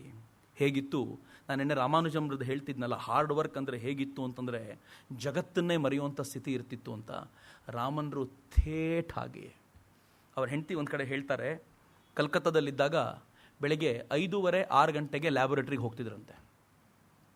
9:15-9:00 ಇನ್ನೊಂದು ಟೈಮ್ ಹಿಡ್ಕೊಂಡು ಮನೆಗೆ ವಾಪಸ್ ಬರ್ತಿದ್ರಂತೆ. ದಡಬಡ ತಿಂಡಿ ತಿಂದು ತಾವು ಆಫೀಸಿಗೆ ಹೋಗಬೇಕಾಗಿರುವಂಥ ಬಟ್ಟೆನ ಹಾಕ್ಕೊಂಡು ಆಫೀಸಿಗೆ ಹೋಗಿ 5:05 ಆಫೀಸ್ ಬಿಟ್ಟ ತಕ್ಷಣ ಲ್ಯಾಬೊರೇಟ್ರಿಗೆ ಹೋದರೆ ರಾತ್ರಿ 10:30-11 ಗಂಟೆಗೆ ವಾಪಸ್ ಮನೆಗೆ ಬಂದು ಊಟ ಮಾಡ್ತಿದ್ರಂತೆ. ಅದನ್ನು ಬಿಟ್ಟು ಕಳೆಯೋದೇ ಇಲ್ಲ. ಶನಿವಾರ ಪೂರ್ತಿ ಅಲ್ಲೇ ಇರೋದು. ಭಾನುವಾರ ಸ್ವಲ್ಪ ತನ್ನ ಹೆಂಡತಿನ ಸುತ್ತಾಡಿಸಿದರೆ, ಮೈದಾನಕ್ಕೆಲ್ಲ ಕರ್ಕೊಂಡೋಗಿ ಸುತ್ತಾಡಿಸ್ಕೊಂಡು ಬಂದರೆ ಆ ಕೆಲಸ ಮುಗೀತು, ಮತ್ತೆ ಲ್ಯಾಬೊರೇಟ್ರಿಯಲ್ಲಿ ಮಗ್ನ ಅಂತ. ಯಾವಾಗ ಕೆಲಸ ಹಿಂಗೆ ನಡೆಯುತ್ತೋ ಆಗ ಮಾತ್ರ ಒಬ್ಬ ವ್ಯಕ್ತಿ ತನ್ನ ಒಳಗೆ ಅಡಗಿರುವಂಥ ಆ ಶಕ್ತಿಯನ್ನು ಹೊರಗೆ ತರವಲ್ಲ ಅನ್ನೋದು ಅದು ಅವ್ರು ಮಾತ್ರ ಹೇಳಬಲ್ಲ. ಅದು ಅವ್ರ ಜೀವನದಲ್ಲಿ ಸ್ಪಷ್ಟವಾಗಿ ಗೊತ್ತಾಗುತ್ತೆ. ನ್ಯೂಟನ್ ರಿಂಗ್ಸ್ ಮೇಲೆ ಅದೇ ಸಂದರ್ಭದಲ್ಲಿ ಅಧ್ಯಯನ ಮಾಡಿದ್ರು ಅಂತ ಹೇಳ್ತಾರೆ. ಆಗಲೇ ಅವರು ಅಕಾಸ್ಟಿಕ್ಸ್ ಮೇಲೆ ತುಂಬ ಕೆಲಸ ಮಾಡಬೇಕು ಅಂತ ತಮ್ಮ ಇಡೀ ಆ ಸಂದರ್ಭವನ್ನು ಅಕಾಸ್ಟಿಕ್ಸಿಗೆ ಬಳಸ್ತಾರೆ. ಅಕಾಸ್ಟಿಕ್ಸ್ ಅಂತಂದರೆ ಏನು ಅಂತಂದರೆ ಬೇರೆ ಬೇರೆ ಇನ್ಸ್ಟ್ರೂಮೆಂಟ್ಗಳು ಹೆಂಗೆ ಕೆಲಸ ಮಾಡ್ತಿದ್ವು ಅಂತ. ಮಿತ್ರರಿಗೆ ಗೊತ್ತಿರಲಿ, ರಾಮನ್ ಕೆಲಸ ಮಾಡಿರುವಂಥ ಏನು ಅರೀನಾ ಇದೆಯಲ್ಲ, ಅದು ಎಷ್ಟು ವಿಸ್ತಾರವಾಗಿರುವಂಥದ್ದು ಅಂತಂದರೆ ಅವ್ರು ಮುಟ್ಟದೇ ಇರುವಂಥ ಜಾಗ ಇಲ್ಲ. ಅವರು ಅಕಾಸ್ಟಿಕ್ಸ್ ಮೇಲೆ ಕೆಲಸ ಮಾಡಿದ್ದಾರೆ, ಅವರು ಲೈಟ್ ಮೇಲೆ ಕೆಲಸ ಮಾಡಿದ್ದಾರೆ, ಅವರು ವಜ್ರಗಳ ಮೇಲೆ ಕೆಲಸ ಮಾಡಿದ್ದಾರೆ, ಮಾಲಿಕ್ಯುಲರ್ ಬಯಾಲಜಿ ಮೇಲೆ ಕೆಲಸ ಮಾಡಿದ್ದಾರೆ. ಅವ್ರು ನೀವು ಹೇಳಿ ಇದನ್ನು ಅವ್ರು ಮಾಡಿದ್ದಾರೆ. ಅದನ್ನು ಕೊನೆಗೆ ಯಾವುದನ್ನು ತನಗೆ ಮಾಡ್ಲಿಕ್ಕಾಗಲಿಲ್ವೋ, ಮಾಡ್ಲಿಕ್ಕೆ ಇಚ್ಛೆ ಇದ್ದು ಬಿಡಬೇಕು ಅಂತ ಅನ್ಸುತ್ತೋ ಅದಕ್ಕೆ ಬೇರೆ ಬೇರೆಯವ್ರನ್ನ ನೇಮಿಸಿ ಈ ಕೆಲಸ ನೀನು ಮಾಡು ಅಂತ ಹೇಳಿದ್ದಾರೆ. ಬಾಬಾಗೆ ಅಟಾಮಿಕ್ ಎನರ್ಜಿ ಕಡೆಗೆ ಹೋಗು ಅಂತ ಹೇಳಿದ್ದಾರೆ. ವಿಕ್ರಮ್ ಸಾರಾಭಾಯಿಗೆ ನೀನು ಸ್ಪೇಸ್ ಕಡೆ ಕೆಲಸ ಮಾಡು ಅಂತ ಹೇಳಿದ್ದಾರೆ. ಅವ್ರು ಎಲ್ಲರನ್ನೂ ಡೈರೆಕ್ಟ್ ಮಾಡ್ತಾ ಅವ್ರಿಗೆ ಬೇಕಾಗಿರುವಂಥ ಪೂರಕ ಸಂಗತಿಗಳನ್ನು ಒದಗಿಸಿಕೊಟ್ಟಂಥ ಅಪರೂಪದ ವ್ಯಕ್ತಿ ರಾಮನ್ ಅಂತ. ರಾಮನ್ ಎಷ್ಟರ ಮಟ್ಟಿಗೆ ಅಕಾಸ್ಟಿಕ್ಸ್ ಮೇಲೆ ಕೆಲಸ ಮಾಡಿದ್ರು ಅಂತಂದರೆ, ಮನೆಯಲ್ಲಿ ಮೃದಂಗ ತಂದಿಟ್ಕೊಂಡು ಈ ಮೃದಂಗ ಹೆಂಗೆ ವರ್ಕ್ ಮಾಡುತ್ತೆ ಅಂತ ನೋಡಿದ್ದಾರೆ ಅವರು. ಈ ಮೃದಂಗ ಯಾವ್ಯಾವ ಕೋನದಲ್ಲಿ ಇಟ್ಕೊಂಡಿದ್ರಿಂದ ಅದರ ಸದ್ದು ಹೆಂಗೆ ಬರುತ್ತೆ. ನಮ್ಮ ಪೂರ್ವಜರು ಎಷ್ಟು ಎಕ್ಸ್ಪರ್ಟ್ ಇದ್ರು ಇದನ್ನು ಮಾಡಬೇಕಾದ್ರೆ ವೆಸ್ಟರ್ನ್ ಇನ್ಸ್ಟ್ರೂಮೆಂಟಿಗೂ ವೆಸ್ಟರ್ನ್ ಚರ್ಮವಾದ್ಯಗಳಿಗೂ ಭಾರತದ ಚರ್ಮವಾದ್ಯಗಳಿಗೂ ಎಷ್ಟು ಡಿಫ್ರೆನ್ಸ್ ಇದೆ ಅನ್ನೋದನ್ನು ಅತ್ಯಂತ ಸ್ಪಷ್ಟವಾಗಿ ಪೇಪರ್ ಮಂಡಿಸಿದವರು ರಾಮನ್. 1911-18 ನಡುವೆ ರಾಮನ್ರು ಈ ಅಕಾಸ್ಟಿಕ್ಸ್ ಮೇಲೆ ಅಥವಾ ಇನ್ಸ್ಟ್ರೂಮೆಂಟ್ಗಳ ಮೇಲೆ 13 ಪೇಪರ್ ಪಬ್ಲಿಷ್ ಮಾಡಿದರು.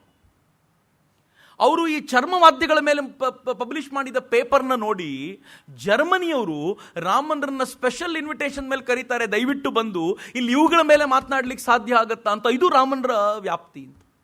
ರಾಮನ್ ಅಂದಾಗ ಬರೀ ರಾಮನ್ ಎಫೆಕ್ಟ್ ಲೈಟಿನ ಮೇಲೆ ಕೆಲಸ ಮಾಡಿದವರು ಮಾತ್ರ ಅಂತ ತಿಳ್ಕೊಳ್ಬಾರ್ದು ಎನ್ನುವ ಕಾರಣಕ್ಕೋಸ್ಕರ ಇಷ್ಟನ್ನು ಹೇಳುವಂಥ ಪ್ರಯತ್ನ ಮಾಡ್ತಿದ್ದೀನಿ. ರಾಮನ್ IACSಗೆ ಎಂಥ ಜೀವ ತುಂಬಿದ್ರು ಅಂತಂದರೆ, ರಾಮನ್ IACS ಕಡೆಯಿಂದ ಒಂದು ಮ್ಯಾಗ್ಝಿನ್ ಹೊರಗೆ ತಗೊಂಬಂದರು, Bulletin for Indian Association for Cultivation of Sciences ಅಂತ. ಆ ಮ್ಯಾಗ್ಝಿನ್ ತಂದ ನಂತರ ಅನೇಕ ಭಾರತೀಯರಿಗೆ ಬರೀಲಿಕ್ಕೊಂದು ಮ್ಯಾಗ್ಝಿನ್ ಸಿಗುವಂಥ ವ್ಯವಸ್ಥೆ ಮಾಡಿದರು. ಇದು ರಾಮನ್ದು. ಎಲ್ಲವೂ ಚೆನ್ನಾಗಿ ನಡೆಯುವಾಗ ಒಂದು ಕಾಸ್ಮಿಕ್ ಅರೇಂಜ್ಮೆಂಟು ಅದಕ್ಕೆ ಇಷ್ಟ ಬಂದಂತೆ ಒಂದು ಕೆಲಸ ಮಾಡುತ್ತೆ. ನಾವೇನು ಅಂದ್ಕೊಳ್ತೀವೋ ಅದಕ್ಕೆ ವಿರುದ್ಧವಾದಂಥ ಕೆಲಸ ನಡೆಯುತ್ತೆ. ರಾಮನ್ರಿಗೆ ರಂಗೂನಿಗೆ ವರ್ಗಾವಣೆ ಆಗಿಬಿಡ್ತು. ರಂಗೂನ್ ಅಂದರೆ ಮಾಯನ್ಮಾರು, ಬೇರೆ ದೇಶಕ್ಕೆ ಹೋಗಬೇಕು. ರಾಮನ್ರು ಬೇರೆ ದೇಶಕ್ಕೆ ಹೋಗಬೇಕು ಅಂತ ನಿಶ್ಚಯ ಆದಾಗ ರಾಮನ್ರ ತಾಯಿ ಹೇಳಿದರು, ನೀನು ಹೋಗು, ನೀನು ಹೆಂಡ್ತಿನ ಕರ್ಕೊಂಡು ಹೋಗಬೇಡ ಅಂತ. ಯಾಕೆಂದರೆ ಮತ್ತದೇ ನೀನೇನೋ ಸಮುದ್ರ ದಾಟು, ನಿನ್ನ ಹೆಂಡತಿ ಇಲ್ಲೇ ಕಾಯ್ಕೊಂಡಿರಲಿ, ಅವಳು ಸಮುದ್ರ ದಾಟಬಾರದು ಅಂತ. ಕೊನೆಗೆ ರಾಮನ್ರು ಏನು ಮಾಡಬೇಕು ಅಂತ ತೋಚದೇ ಇರೋ ಅವ್ರ ಅಪ್ಪ ಹೇಳಿದರು, ನೀನು ಹೆಂಡತಿ ಹೋಗಲಿಲ್ಲ ಅಂತಂದರೆ ನೀನು ಅಲ್ಲಿ ಬದುಕಲ್ಲ, ಯಾಕೆ ಬದುಕಲ್ಲ ಅಂತಂದರೆ, ನೀನು ಯಾವುದೋ ಪ್ರಯೋಗದಲ್ಲಿ ಮಗ್ನನಾಗ್ಬಿಟ್ರೆ ನಿನಗೆ ಊಟ ತಿಂಡಿ ಮಾಡಿಸ್ಲಿಕ್ಕೂ ಯಾರಾದರೂ ಬೇಕು. ಅದಕ್ಕೆ ನೀನು ಹೆಂಡತಿ ನಿನ್ನ ಜೊತೆಲಿ ಕರ್ಕೊಂಡೋಗು, ಉಳಿದಿದ್ದು ಏನಾಗುತ್ತೋ ಆಮೇಲೆ ನೋಡೋಣ ಅಂತ ಹೆಂಡತಿನೂ ಜೊತೆಲಿ ಕಳಿಸ್ಕೊಟ್ರು. ರಾಮನ್ ರಂಗೂನಿಗೆ ಹೋಗ್ತಾರೆ. ಭಾಳ ದೂರದ ಯಾತ್ರೆ, 3-4 ದಿನಗಳ ಕಾಲ ಸಮುದ್ರದಲ್ಲೇ ಹೋಗಬೇಕು. ರಂಗೂನಿಗೆ ಹೋದಾಗ ಅಲ್ಲಿ ಈ ಹಣಕಾಸಿನ ವ್ಯವಸ್ಥೆ ಅಲ್ಲ. ಅದು ಹೆಂಗೆ ಅಂತಂದರೆ, ಇವ್ರು ಅಲ್ಲಿಗೆ ಹೋಗುವಾಗ ಯಾರು ಅಲ್ಲಿಂದ ವಾಪಸ್ ಬರಬೇಕು ಅವ್ನು ಕಾಯ್ಕೊಂಡಿರಬೇಕು. ಲೆಕ್ಕಾಚಾರದ ಒಂದೊಂದು ಪೈಸೆಯನ್ನು ಗಂಟು ಕಟ್ಟಿ ಇವ್ರಿಗೆ ಕೊಟ್ಟು ಲೆಕ್ಕಾಚಾರ ಕೊಟ್ಟು ಇವ್ರ ಹತ್ರ ಸೈನ್ ಹಾಕ್ಸ್ಕೊಂಡು ಹೋಗಬೇಕು. 1 ರೂಪಾಯಿ ವ್ಯತ್ಯಯ ಆಗಬಾರ್ದು. ಹಂಗಾದಾಗಲೇ ಅದು ಸರಿ ಹೋಗೋದು ಅಂತ. ಆ ದೃಷ್ಟಿಯಿಂದ ಇವರು ಅಲ್ಲಿಗೆ ಹೋಗಿ ಲೆಕ್ಕಾಚಾರವನ್ನು ಒಂದು 2-3 ದಿನಗಳ ಕಾಲ ಎಲ್ಲವನ್ನು ತಾವು ತಮ್ಮ ತೆಕ್ಕೆಗೆ ತೆಗೆದುಕೊಂಡು ಆ ಮನೆಯನ್ನು ನೋಡ್ತಾರೆ. ತಮಗೆ ಕೊಟ್ಟಿರೋ ಮನೆ ವಿಶಾಲವಾಗಿರುವಂಥ ಮನೆ, ಒಂದು 2-3 ಕೋಣೆಗಳು, ಮಧ್ಯ ಒಂದು ದೊಡ್ಡ ಹಾಲು. ರಾಮನ್ರಿಗೆ ಖುಷಿಯಾಗ್ಬಿಡುತ್ತೆ, ವಾಹ್ ಎಷ್ಟು ಚೆನ್ನಾಗಿದೆ ಹಾಲು, ಇಲ್ಲೊಂದು ಲ್ಯಾಬೊರೇಟರಿ ಎಸ್ಟಾಬ್ಲಿಷ್ ಮಾಡ್ಬೋದು ಅಂತ. ಒಂದೇ ಆಲೋಚನೆ ಅಂತ, ಇದು ಬಿಟ್ಟರೆ ಮತ್ತೊಂದಿಲ್ಲ. ಲ್ಯಾಬೊರೇಟರಿ ಎಸ್ಟಾಬ್ಲಿಷ್ ಮಾಡ್ಲಿಕ್ಕೆ ಹೆಂಗೆ ಹೆಲ್ಪ್ ಸಿಗುತ್ತೆ ಅಂತಂದರೆ, ಅವರು ಮಡ್ರಾಸ್ನಲ್ಲಿದ್ದಾಗ ಯಾರೊಬ್ಬ ಫಿಸಿಕ್ಸ್ ಟೀಚರ್ ಇದ್ದರು, ಅವರು ಅಲ್ಲಿ ಕೆಲಸದಲ್ಲಿ ಇರ್ತಾರೆ. ಅವ್ರ ಸಹಕಾರ ತೆಗೆದುಕೊಂಡು ಅಲ್ಲಿ ಸಿಗುವಂಥ ಬೇರೆ ಬೇರೆ ಇಕ್ವಿಪ್ಮೆಂಟ್ಸ್ನೆಲ್ಲ ತರಿಸ್ಕೊಂಡು ಅಲ್ಲೇ ಲ್ಯಾಬೊರೇಟರಿ ಎಸ್ಟಾಬ್ಲಿಷ್ ಮಾಡ್ತಾರೆ. ಒಂದು ರೂಲ್ ಇರುತ್ತೆ, ಯಾರು ಅಧಿಕಾರಿ ಆಗಿರ್ತಾರೋ ಅವ್ರು ಬೆಳಗ್ಗಿಂದ ಸಂಜೆ ಎಲ್ಲಿ ಬೇಕಿದ್ರು ಹೋಗ್ಬೋದು, ಆದರೆ ರಾತ್ರಿ ಮಾತ್ರ ಇದೇ ಆವರಣಕ್ಕೆ ಬಂದಿರಬೇಕು ಅಂತ. ರಾಮನ್ರಿಗೆ ಅದು ಲಾಭವೇ. ಯಾರೂ ಹೊರಗಡೆ ಕರೆಯೋಂಗೇ ಇಲ್ಲ ಅವರನ್ನೀಗ. ಅವ್ರು ರಾತ್ರಿ ಇಡೀ ತಮ್ಮ ಲ್ಯಾಬೊರೇಟರಿಲಿ ಕಾಲ ಕಳೀತಾ ಇದ್ದಂಥ ರಾಮನ್ರು ಒಂದು ಸ್ವಲ್ಪ ದಿನಗಳ ನಂತರ, ಅಲ್ಲಿದ್ದಾಗಲೂ 2 ಪೇಪರ್ ಪಬ್ಲಿಷ್ ಆಗುತ್ತೆ ಅವ್ರದ್ದು ಇಂಟರ್ನ್ಯಾಷನಲ್ ಮ್ಯಾಗ್ಝಿನ್ಸಲ್ಲಿ. ಸ್ವಲ್ಪ ದಿನಗಳ ನಂತರ ಫ್ರಸ್ಟ್ರೇಷನ್ ಬರಲಿಕ್ಕೆ ಶುರುವಾಗ್ಬಿಡುತ್ತೆ ಅವರಿಗೆ. ಫ್ರಸ್ಟ್ರೇಷನ್ ಯಾಕೆ ಗೊತ್ತಾ? ಜಗತ್ತಿನಲ್ಲಿ ಏನಾಗ್ತಿದೆ ಅಂತಲೇ ಗೊತ್ತಾಗ್ತಿರಲ್ಲ. ಒಂದು ಪೇಪರ್, ಒಂದು ಮ್ಯಾಗ್ಝಿನ್ ಅವ್ರಿಗೆ ಬೇಕಂದಾಗ ಬರಲ್ಲ. ತನಗೊಂದು ಇಕ್ವಿಪ್ಮೆಂಟ್ ಬೇಕು ಅಂದಾಗ ಯಾವ ಇಕ್ವಿಪ್ಮೆಂಟ್ ಅವ್ರು ಸೆಟ್ ಮಾಡಿಟ್ಟಿದ್ರು ಅದೆಲ್ಲ ಹಳೇದಾಗೋಯ್ತು, ಅದೇನಕ್ಕೂ ಉಪಯೋಗಕ್ಕೆ ಬರ್ತಿಲ್ಲ, ಏನು ಮಾಡಬೇಕು ಅಂತ ಗೊತ್ತಾಗ್ತಿಲ್ಲ. ಎಲ್ಲಕ್ಕಿಂತ ತುಂಬ ನೋವಾದ ಸಂಗತಿ ಅವರಿಗೆ ಅಂತಂದರೆ, ಹ್ಯಾಲಿ ಅಂತ ಒಂದು ಕಾಮೆಟ್, ಒಂದು ಧೂಮಕೇತು ಬರ್ತಾ ಇದೆ ಅಂತ ಗೊತ್ತಾಯಿತು. ರಾಮನ್ರಿಗೆ ಆಕಾಶ ಕಾಯಿಗಳ ಮೇಲೆ ಅಪಾರವಾದ ಪ್ರೀತಿ. ಆ ಪ್ರೀತಿಯಿಂದ ಹ್ಯಾಲಿ ಕಾಮೆಟ್ನ ನೋಡಬೇಕು ಅಂತಂದರೆ ಅವ್ರ ಹತ್ರ ಟೆಲಿಸ್ಕೋಪ್ ಇಲ್ಲ ಇಲ್ಲಿ. ಎಂಥ ಫ್ರಸ್ಟ್ರೇಷನ್ ಯೋಚನೆ ಮಾಡಿ. ತುಂಬ ಊಟ ಮಾಡೋನಿಗೆ ಅವನಿಂದ 100 ಮೀಟರ್ ದೂರದಲ್ಲಿರೋರೆಲ್ಲ ಭೋಜ್ಯ ಪರಮಾನ್ನಗಳನ್ನು ತಿಂತಾ ಇರಬೇಕಾದ್ರೆ ಇವನಿಗೆ ಮಾತ್ರ ಏನೂ ಕೊಡದೆ ಕೂರಿಸ್ಬಿಟ್ಟಿದ್ರೆ ಸ್ಥಿತಿ ಹೆಂಗಾಗಿರ್ಬೇಡ ಅವನಂತ. ರಾಮನ್ರ ಸ್ಥಿತಿ ಹಂಗೆ ಆಗೋಗಿತ್ತು. ಹೆಂಗೆ ಆಗೋಗಿದ್ರು ಅವರು ಅಂತಂದರೆ, ಏನೂ ಸಿಗದೆ ಚಡಪಡಿಸ್ತಾ ರಾತ್ರಿ ಮಲಗಿದ್ರೆ ನಿದ್ದೆ ಬರ್ತಿರಲಿಲ್ವಂತೆ ಅವ್ರಿಗೆ. ಒದ್ದಾಡ್ತಾ ಇರೋರು. ಮಲ್ಕೊಳ್ಳಿ ಅಂತ ಯಾರಾದರೂ ಹೇಳಿದ್ರೆ ನಂಗೆ ನಿದ್ದೆ ಬರ್ತಿಲ್ಲ ಅಂತ ಅರ್ಧ ರಾತ್ರಿಯಲ್ಲಿ ತಿರುಗಾಡ್ತಿದ್ರು. ಇರುವ ಎಕ್ವಿಪ್ಮೆಂಟ್ ಸಾಕಾಗ್ತಿಲ್ಲ ಅವ್ರಿಗೆ. ಅವ್ರ ಆಕಾಶವನ್ನು ನೋಡ್ತಾ ಕೂತಿರೋರು. ಯಾವಾಗ ಕಾಮೆಟ್ ಬರುತ್ತೆ, ಕಾಮೆಟ್ನ ಬಗ್ಗೆ ಅಧ್ಯಯನ ಮಾಡಬೇಕು, ಅದರಿಂದ ಹೊರಸೂಸುವ ಬೆಳಕಿನ ಬಗ್ಗೆ ಎಷ್ಟೆಲ್ಲ ಕೆಲಸ ತನಗಿದೆ. ನಾನು ಎಲ್ಲಿ ಬಂದು ಸಿಕ್ಕಾಕೊಂಡ್ಬಿಟ್ರೆ, ನಾನು ನನ್ನ ಜೀವನವನ್ನೇ ಬಲಿ ಕೊಟ್ಬಿಟ್ಟು ನಾನು ಏನೆಲ್ಲ ಅನ್ನಿಸ್ತಿತ್ತು ಅವರಿಗೆ. ಆ ಹೊತ್ತಲ್ಲೇ ಅವರ ತಂದೆಯ ಹಳೆಯ ಒಂದಿಬ್ಬರು ಗೆಳೆಯರು ಅಲ್ಲಿಗೆ ಬಂದರು. ಇವ್ರಿಗೆ ಸ್ವಲ್ಪ ಸಮಾಧಾನ. ಆ ಗೆಳೆಯರ ಜೊತೆ ತಿರುಗಾಡುವಾಗ ತಂದೆಯ ಹಳೆಯ ಘಟನೆಗಳನ್ನೆಲ್ಲ ಅವ್ರು ಹೇಳ್ತಿದ್ರು. ಮನೆಯಿಂದ ಸುದ್ದಿ ಬಂತು, ನಿನ್ನ ತಂದೆ ಹುಷಾರಿಲ್ಲ ಅಂತ. ಇವ್ರು ರಜಾ ಹಾಕ್ಬಿಟ್ಟು ನಾನು ಹೋಗಬೇಕು ಅಂತ ಅಂದ್ಕೊಂಡಾಗ ಅವ್ರು ಹೇಳ್ತಾರೆ, ನಿಮ್ಮಪ್ಪ ಗಟ್ಟಿಗ ಬಿಡೋ, ಕಾವೇರಿ ನೀಜಿದೋ ಮನುಷ್ಯ, ಅವನೇನು ಸಾಯ್ತಾನೆ ಅಂದ್ಕೊಂಡಿದ್ಯಾ, ನೀನೇನು ತಲೆ ಕೆಡ್ಸ್ಕೋಬೇಡ ಅಂತ ಇಬ್ಬರು ಧೈರ್ಯ ತುಂಬಿದ್ರು. ಇವರಿಗೂ ಸಮಾಧಾನ ಆಯಿತು. ಆದರೆ 3-4 ದಿನಗಳಲ್ಲೇ ಸುದ್ದಿ ಬಂತು, ಅಪ್ಪ ತೀರ್ಕೊಂಡ್ಬಿಟ್ರು ಅಂತ. ರಾಮನ್ರಿಗೆ ಅದು ಫೈನಲ್ ಬ್ಲೋ. ಹೋಗಬೇಕು ಅರ್ಜೆಂಟಿಗೆ, ಆದರೆ ಅವರಿರುವಂಥ ಜವಾಬ್ದಾರಿ ಎಂಥದ್ದು ಅಂತಂದರೆ, ಮತ್ತೊಬ್ಬ ಅಲ್ಲಿಗೆ ಬರಬೇಕು, ಎಲ್ಲ ಲೆಕ್ಕಾಚಾರವನ್ನು 1 ರೂಪಾಯಿ ಅವನಿಗೆ ಕೊಟ್ಟೇ ಹೋಗಬೇಕು. ಆ ಒಂದು 2-3 ದಿನ ಚಡಪಡಿಕೆ ಇರುತ್ತಲ್ಲ, ಅದು ಎಂಥದ್ದು ಅಂತ ಬಹುಶಃ ಅನುಭವಿಸಿದವನಿಗೆ ಮಾತ್ರ ಗೊತ್ತಾಗತ್ತೆ. ರಾಮನ್ರಿಗೆ ಚಡಪಡಿಕೆ, ಒಂದು ಕಡೆ ಅಪ್ಪ ತೀರ್ಕೊಂಡಿದ್ದು ಹೋಗ್ಲಿಕ್ಕಾಗ್ತಿಲ್ಲ, 2ನೇದು ತಾನು ಪೂರ್ತಿ ಐಸೋಲೇಟ್ ಆಗಿಬಿಟ್ಟಿದ್ದೀನಿ, 3ನೇದು ಕಾಮೆಟ್ ಬರ್ತಿದೆ, ನಾನು ಆ ಕಾಮೆಟನ್ನು ನೋಡಲಿಕ್ಕೆ ಅಧ್ಯಯನ ಮಾಡಲಿಕ್ಕೆ ಇಲ್ಲಿ ಸಿಕ್ಕಾಕೊಂಡು ಕೂತ್ಬಿಟ್ಟಿದ್ದೀನಿ, ಏನು ಮಾಡಬೇಕು ಅಂತ ಗೊತ್ತಾಗ್ತಿಲ್ಲ. ಈ 3 ದಿನಗಳಲ್ಲೆಲ್ಲ ಕೊಟ್ಟು ಮೇಲಧಿಕಾರಿಗೆ ಬರೆದ್ರು, 6 ತಿಂಗಳು ರಜಾ ಬೇಕು ನನಗೆ, 6 ತಿಂಗಳು ಬರಲ್ಲ ನಾನು. ರಜಾ ಹಾಕಿ ಹೊರಟೆ ಬಿಟ್ರು. ಅಪ್ಪನ ಸಂಸ್ಕಾರ ಎಲ್ಲ ಆಗಿತ್ತು, ಎಲ್ಲ ಮುಗಿದಿದೆ, ಅದಕ್ಕೆ ಬೇಕಾದಂತೆ ಜಾಯ್ನ್ ಆದರು. ಸ್ವಲ್ಪ ದಿನ ಕಳೆದ ನಂತರ ಮಡ್ರಾಸಿಗೆ ಹೋದರು. ಪ್ರೆಸಿಡೆನ್ಸಿ ಕಾಲೇಜಿಗೆ ಮತ್ತೆ ಹೋಗಿ ಪ್ರಯೋಗಗಳನ್ನು ಶುರು ಮಾಡಿದರು. ಇನ್ನೂ ಕಾಮೆಟ್ ಬಂದಿರಲಿಲ್ಲ, ಅದರ ಅಧ್ಯಯನ ಶುರು ಮಾಡಲಿಕ್ಕೆ ಬೇಕಾಗಿರೋ ಎಲ್ಲ ವ್ಯವಸ್ಥೆ ಮಾಡಿಕೊಂಡ್ರು. ಕಾಮೆಟ್ಟು ದಾರಿಯಲ್ಲೇ ಕಳೆದೋಯ್ತು, ಅದು ಬರಲೇ ಇಲ್ಲ. ಆದರೆ ಕಾಮೆಟ್ನ ಅಧ್ಯಯನಕ್ಕೆ ಅಂತ ನಿಂತ ಈ ಪುಣ್ಯಾತ್ಮ ಆಕಾಶಕಾಯಿಗಳನ್ನು ನೋಡೋದ್ರಲ್ಲಿ ತುಂಬ ವಿಶೇಷವಾದ ಪರಿಣಿತಿ ಸಾಧಿಸಿದರು. ಎಷ್ಟರ ಮಟ್ಟಿಗೆ ಅಂತಂದರೆ, ಆ ಹೊತ್ತಲ್ಲಿ ಅವ್ರು ಬರೆದ ಪೇಪರ್ಗಳು ಎಷ್ಟು ಪಾಪ್ಯುಲರ್ ಆಗಿತ್ತು ಅಂತಂದರೆ, ಜೂಪಿಟರ್ನ ಮೇಲೆ ಅವರು ಅದನ್ನು ಅಧ್ಯಯನ ಮಾಡಿ ಬರೆದಂಥ ಲೇಖನವನ್ನು ಮುಂದೆ ಒಬ್ಬ ಫೇಮಸ್ ವಿಜ್ಞಾನಿ ಅದನ್ನು ನೋಡಿ ಬಹಳ ಅಪ್ರಿಸಿಯೇಟ್ ಮಾಡ್ದ. ಎಷ್ಟರ ಮಟ್ಟಿಗೆ ಅಪ್ರಿಸಿಯೇಟ್ ಮಾಡ್ದ ಅಂತಂದರೆ, ಮುಂದೆ ರಾಮನ್ರನ್ನ ಅದೇ ರಾಯಲ್ ಸೊಸೈಟಿಗೆ ಮೆಂಬರ್ ಮಾಡಲಿಕ್ಕೆ ಆ ವ್ಯಕ್ತಿನೇ ಅನುಮೋದನೆ ಮಾಡುವಂಥ ಸ್ಥಿತಿ ಆಯ್ತಲ್ಲ, ಅದಕ್ಕೆ ಕಾರಣ ಆಗಿದ್ದು ಈ ಸಂಗತಿ ಅಂತ. ರಾಮನ್ ಅಷ್ಟು ವಿಶಾಲವಾಗಿ ತಮ್ಮನ್ನು ತಾವು ಪ್ರೆಸಿಡೆನ್ಸಿ ಕಾಲೇಜಿನ ಮೂಲಕ ಬೆಳೆಸ್ಕೊಂಡ್ರು. 6 ತಿಂಗಳು ಕಳೆಯುವಂಥ ಸ್ಥಿತಿ ಬರ್ತಿದ್ದಂತೆ ಮುಂದೇನಾಗುತ್ತೆ ಅಂತ ಟೆನ್ಷನಲ್ಲಿದ್ದರು. ರಂಗೂನಲ್ಲಿದ್ದಂಥ ಅವರ ಕೆಲಸ ಮುಗಿದಿತ್ತು. ಅವರನ್ನು ನಾಗಪುರಕ್ಕೆ ಶಿಫ್ಟ್ ಮಾಡಿದರು. ರಾಮನರು ಕೊನೆ ಪಕ್ಷ ಇಂಡಿಯಾದಲ್ಲಿದ್ದರು. ಈಗ ರಾಮನರೀಗ ನಾಗ್ಪುರಕ್ಕೆ ಹೋದರು. ನಾಗ್ಪುರದಲ್ಲಿ ರಾಮನರ ಮುಂದಿನ ಚಟುವಟಿಕೆ ಹೇಗಿತ್ತು ಅಂತಂದರೆ ಮತ್ತದೇ ಈ ವ್ಯಕ್ತಿಗಳು ಹೆಂಗಿರ್ತಾರೆ ಅಂದರೆ, ಕೆಲವರು ಹುಚ್ಚುತನ. ನಾಗ್ಪುರಕ್ಕೆ ಹೋದ ರಾಮನ್ನು ನಾಗ್ಪುರದಲ್ಲಿ ಹೋದ ತಕ್ಷಣ ಆಫೀಸ್ ಎಲ್ಲಿ ಅಂತ ನೋಡಲಿಲ್ಲ. ಇಲ್ಲಿ ಯಾವ್ದು ಸೈನ್ಸ್ ಕಾಲೇಜ್ ಇದೆ ಅಂತ ಹುಡುಕಿದ್ರು. ಸೈನ್ಸ್ ಕಾಲೇಜ್ನ ಪ್ರಿನ್ಸಿಪಲ್ ಹತ್ರ ಹೋಗಿ, ನಾನು ರಾಮನ್ನು ಅಂತ, ಇಷ್ಟು ಪೇಪರ್ ಪಬ್ಲಿಷ್ ಆಗಿದೆ, ಲ್ಯಾಬೊರೇಟರಿ ಉಪಯೋಗಿಸ್ಕೊಳ್ಳೋಕೆ ನಂಗೆ ಅವಕಾಶ ಕೊಡಬೇಕು ಅಂತ ಮೊದಲು ಪರ್ಮಿಷನ್ ತೊಗೊಂಡ್ರು. ಅವ್ರು ಹ್ಞೂ ಅಂದ ತಕ್ಷಣ ಏನು ಮಾಡಿದರು, ಆ ಕಾಲೇಜ್ ಪಕ್ಕದಲ್ಲಿರೋ ಮನೆಯೇ ಹುಡುಕಿದ್ರು.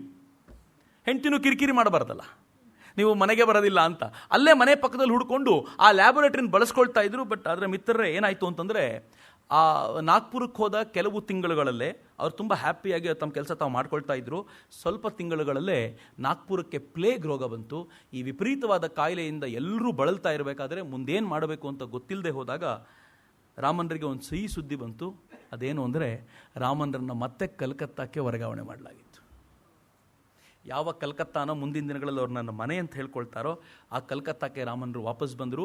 ರಾಮನರು ವಾಪಸ್ ಬಂದ ನಂತರ ಕಲ್ಕತ್ತಾದ ಮೂಲಕ ನಡೆಯೋದಿದೆಯಲ್ಲ, ಅದೇ ನಿಜವಾದ ಕ್ರಾಂತಿ. ಅದು ಭಾರತದಲ್ಲಿ ವಿಜ್ಞಾನದ ಕ್ರಾಂತಿ ಅಂತ ನಾನು ಇದನ್ನು ಕರೀಲಿಕ್ಕೆ ಇಚ್ಛೆಪಡ್ತೀನಿ. ನಾನು ನಾಳೆ ನಿಮ್ಗೆ ಅದರ ಬಗ್ಗೆ ಹಂಚ್ಕೊಳ್ತೀನಿ. ಯಾಕೆ ಅಂತಂದರೆ, ಈ ವಿಜ್ಞಾನದ ಕ್ರಾಂತಿ ಭಾರತದಲ್ಲಿ ಯಾರು ಮಾಡಿದರು ಅಂತಂದರೆ ನೆಹರು ಮಾಡಿದರು ಅಂತ ಎಲ್ಲರೂ ಹೇಳ್ತಾರೆ. ಆದರೆ ಗೊತ್ತಿರಲಿ ಮಿತ್ರರೇ, ನೆಹರು ನೀತಿಗಳನ್ನು ಅತ್ಯಂತ ಕಟುವಾಗಿ ಟೀಕಿಸಿದ ವ್ಯಕ್ತಿ ಯಾರಾದರೂ ಇದ್ದರೆ ಅದು ಸರ್ ಸಿ ವಿ ರಾಮನ್. ಅತ್ಯಂತ ಕಟುವಾಗಿ ಟೀಕಿಸಿದಷ್ಟೇ ಅಲ್ಲ, ಹಾಗಂತ ನೆಹರು ದ್ವೇಷಿ ಅಲ್ಲ. ನೆಹರು ಮತ್ತು ಅವರು ಎಷ್ಟು ಕ್ಲೋಸ್ ಫ್ರೆಂಡ್ ಆಗಿದ್ರು ಅಂತಂದರೆ, ಭಾರತದ ಮೊದಲ ಪ್ರೊಫೆಸರ್ ಆಗಿ, ದೇಶದ ಪ್ರೊಫೆಸರ್ ಆಗಿ ನೆಹರು ಅವರನ್ನು ಆಯ್ಕೆ ಮಾಡಿ ಪ್ರತಿ ತಿಂಗಳು 2,500 ರೂಪಾಯಿ ಅಬಾಧಿತವಾಗಿ ಅವರಿಗೆ ಬರುವಂತೆ ನೋಡ್ಕೊಂಡಿದ್ದು ನೆಹರು. ಅಷ್ಟು ಕ್ಲೋಸ್ ಫ್ರೆಂಡ್. ಅಷ್ಟಿದ್ದಾಗಲೂ ಕೂಡ ನೆಹರುಗೆ ನೀನು ಅಯೋಗ್ಯ, ನೀನು ಮಾಡಿರುವಂಥ ಯಾವ ಸಿಸ್ಟಮ್ಗಳು ಕೂಡ ಸರಿ ಇಲ್ಲ ಅಂತ ಹೇಳುವಂಥ ಸಾಮರ್ಥ್ಯ ಇದ್ದಿದ್ದು ರಾಮನಿಗೆ ಮಾತ್ರ. ನೆಹರು ಬಂದು ರಾಮನರಿಗೆ ಒಂದು ಸಲ ಕೇಳ್ತಾರೆ, ಭಾಳ ಚೆನ್ನಾಗಿದೆ, ಅದ್ರ ಜೊತೆಗೆ ನಾನು ಮುಗಿಸ್ತೀನಿ. ನಾನು ಹೇಳ್ತಾ ಹೋದರೆ ಮುಗಿಸ್ಲಿಕ್ಕೆ ನನಗೂ ಮನಸ್ಸು ಬರಲ್ಲ. ರಾಮನರು ಒಂದು ಸಲ ನೆಹರು ಬಂದು ಕೇಳ್ತಾರೆ, ನೀವು ವೈಸ್ ಪ್ರೆಸಿಡೆಂಟ್ ಆಗ್ತೀರಾ? ಹಾರ್ಟ್ ನಿಂತೋಗ್ಬಿಡ್ತಲ್ಲ ಎಲ್ರಿಗೂ. ಅಯ್ಯಯ್ಯೋ, ವೈಸ್ ಪ್ರೆಸಿಡೆಂಟ್ ಆಪರ್ಚುನಿಟಿನ ಬೇಡ ಅಂದ್ರೆ ಅವರು ಅಂತ. ಅವರಂದ್ರೆ ಹೋಗಲೇ, ಈ ಆಡಳಿತ ಯಂತ್ರದಲ್ಲಿ ನನಗೇನು ಕೆಲಸ? ನನಗೆ ಕೆಲಸ ಇರೋದು ನನ್ನ ಲ್ಯಾಬೊರೇಟ್ರಿಯಲ್ಲಿ. ನನ್ನ ಲ್ಯಾಬೊರೇಟ್ರಿಯಲ್ಲಿ ಕೆಲಸ ಮಾಡ್ಕೊಂಡಿರ್ತೀನಿ.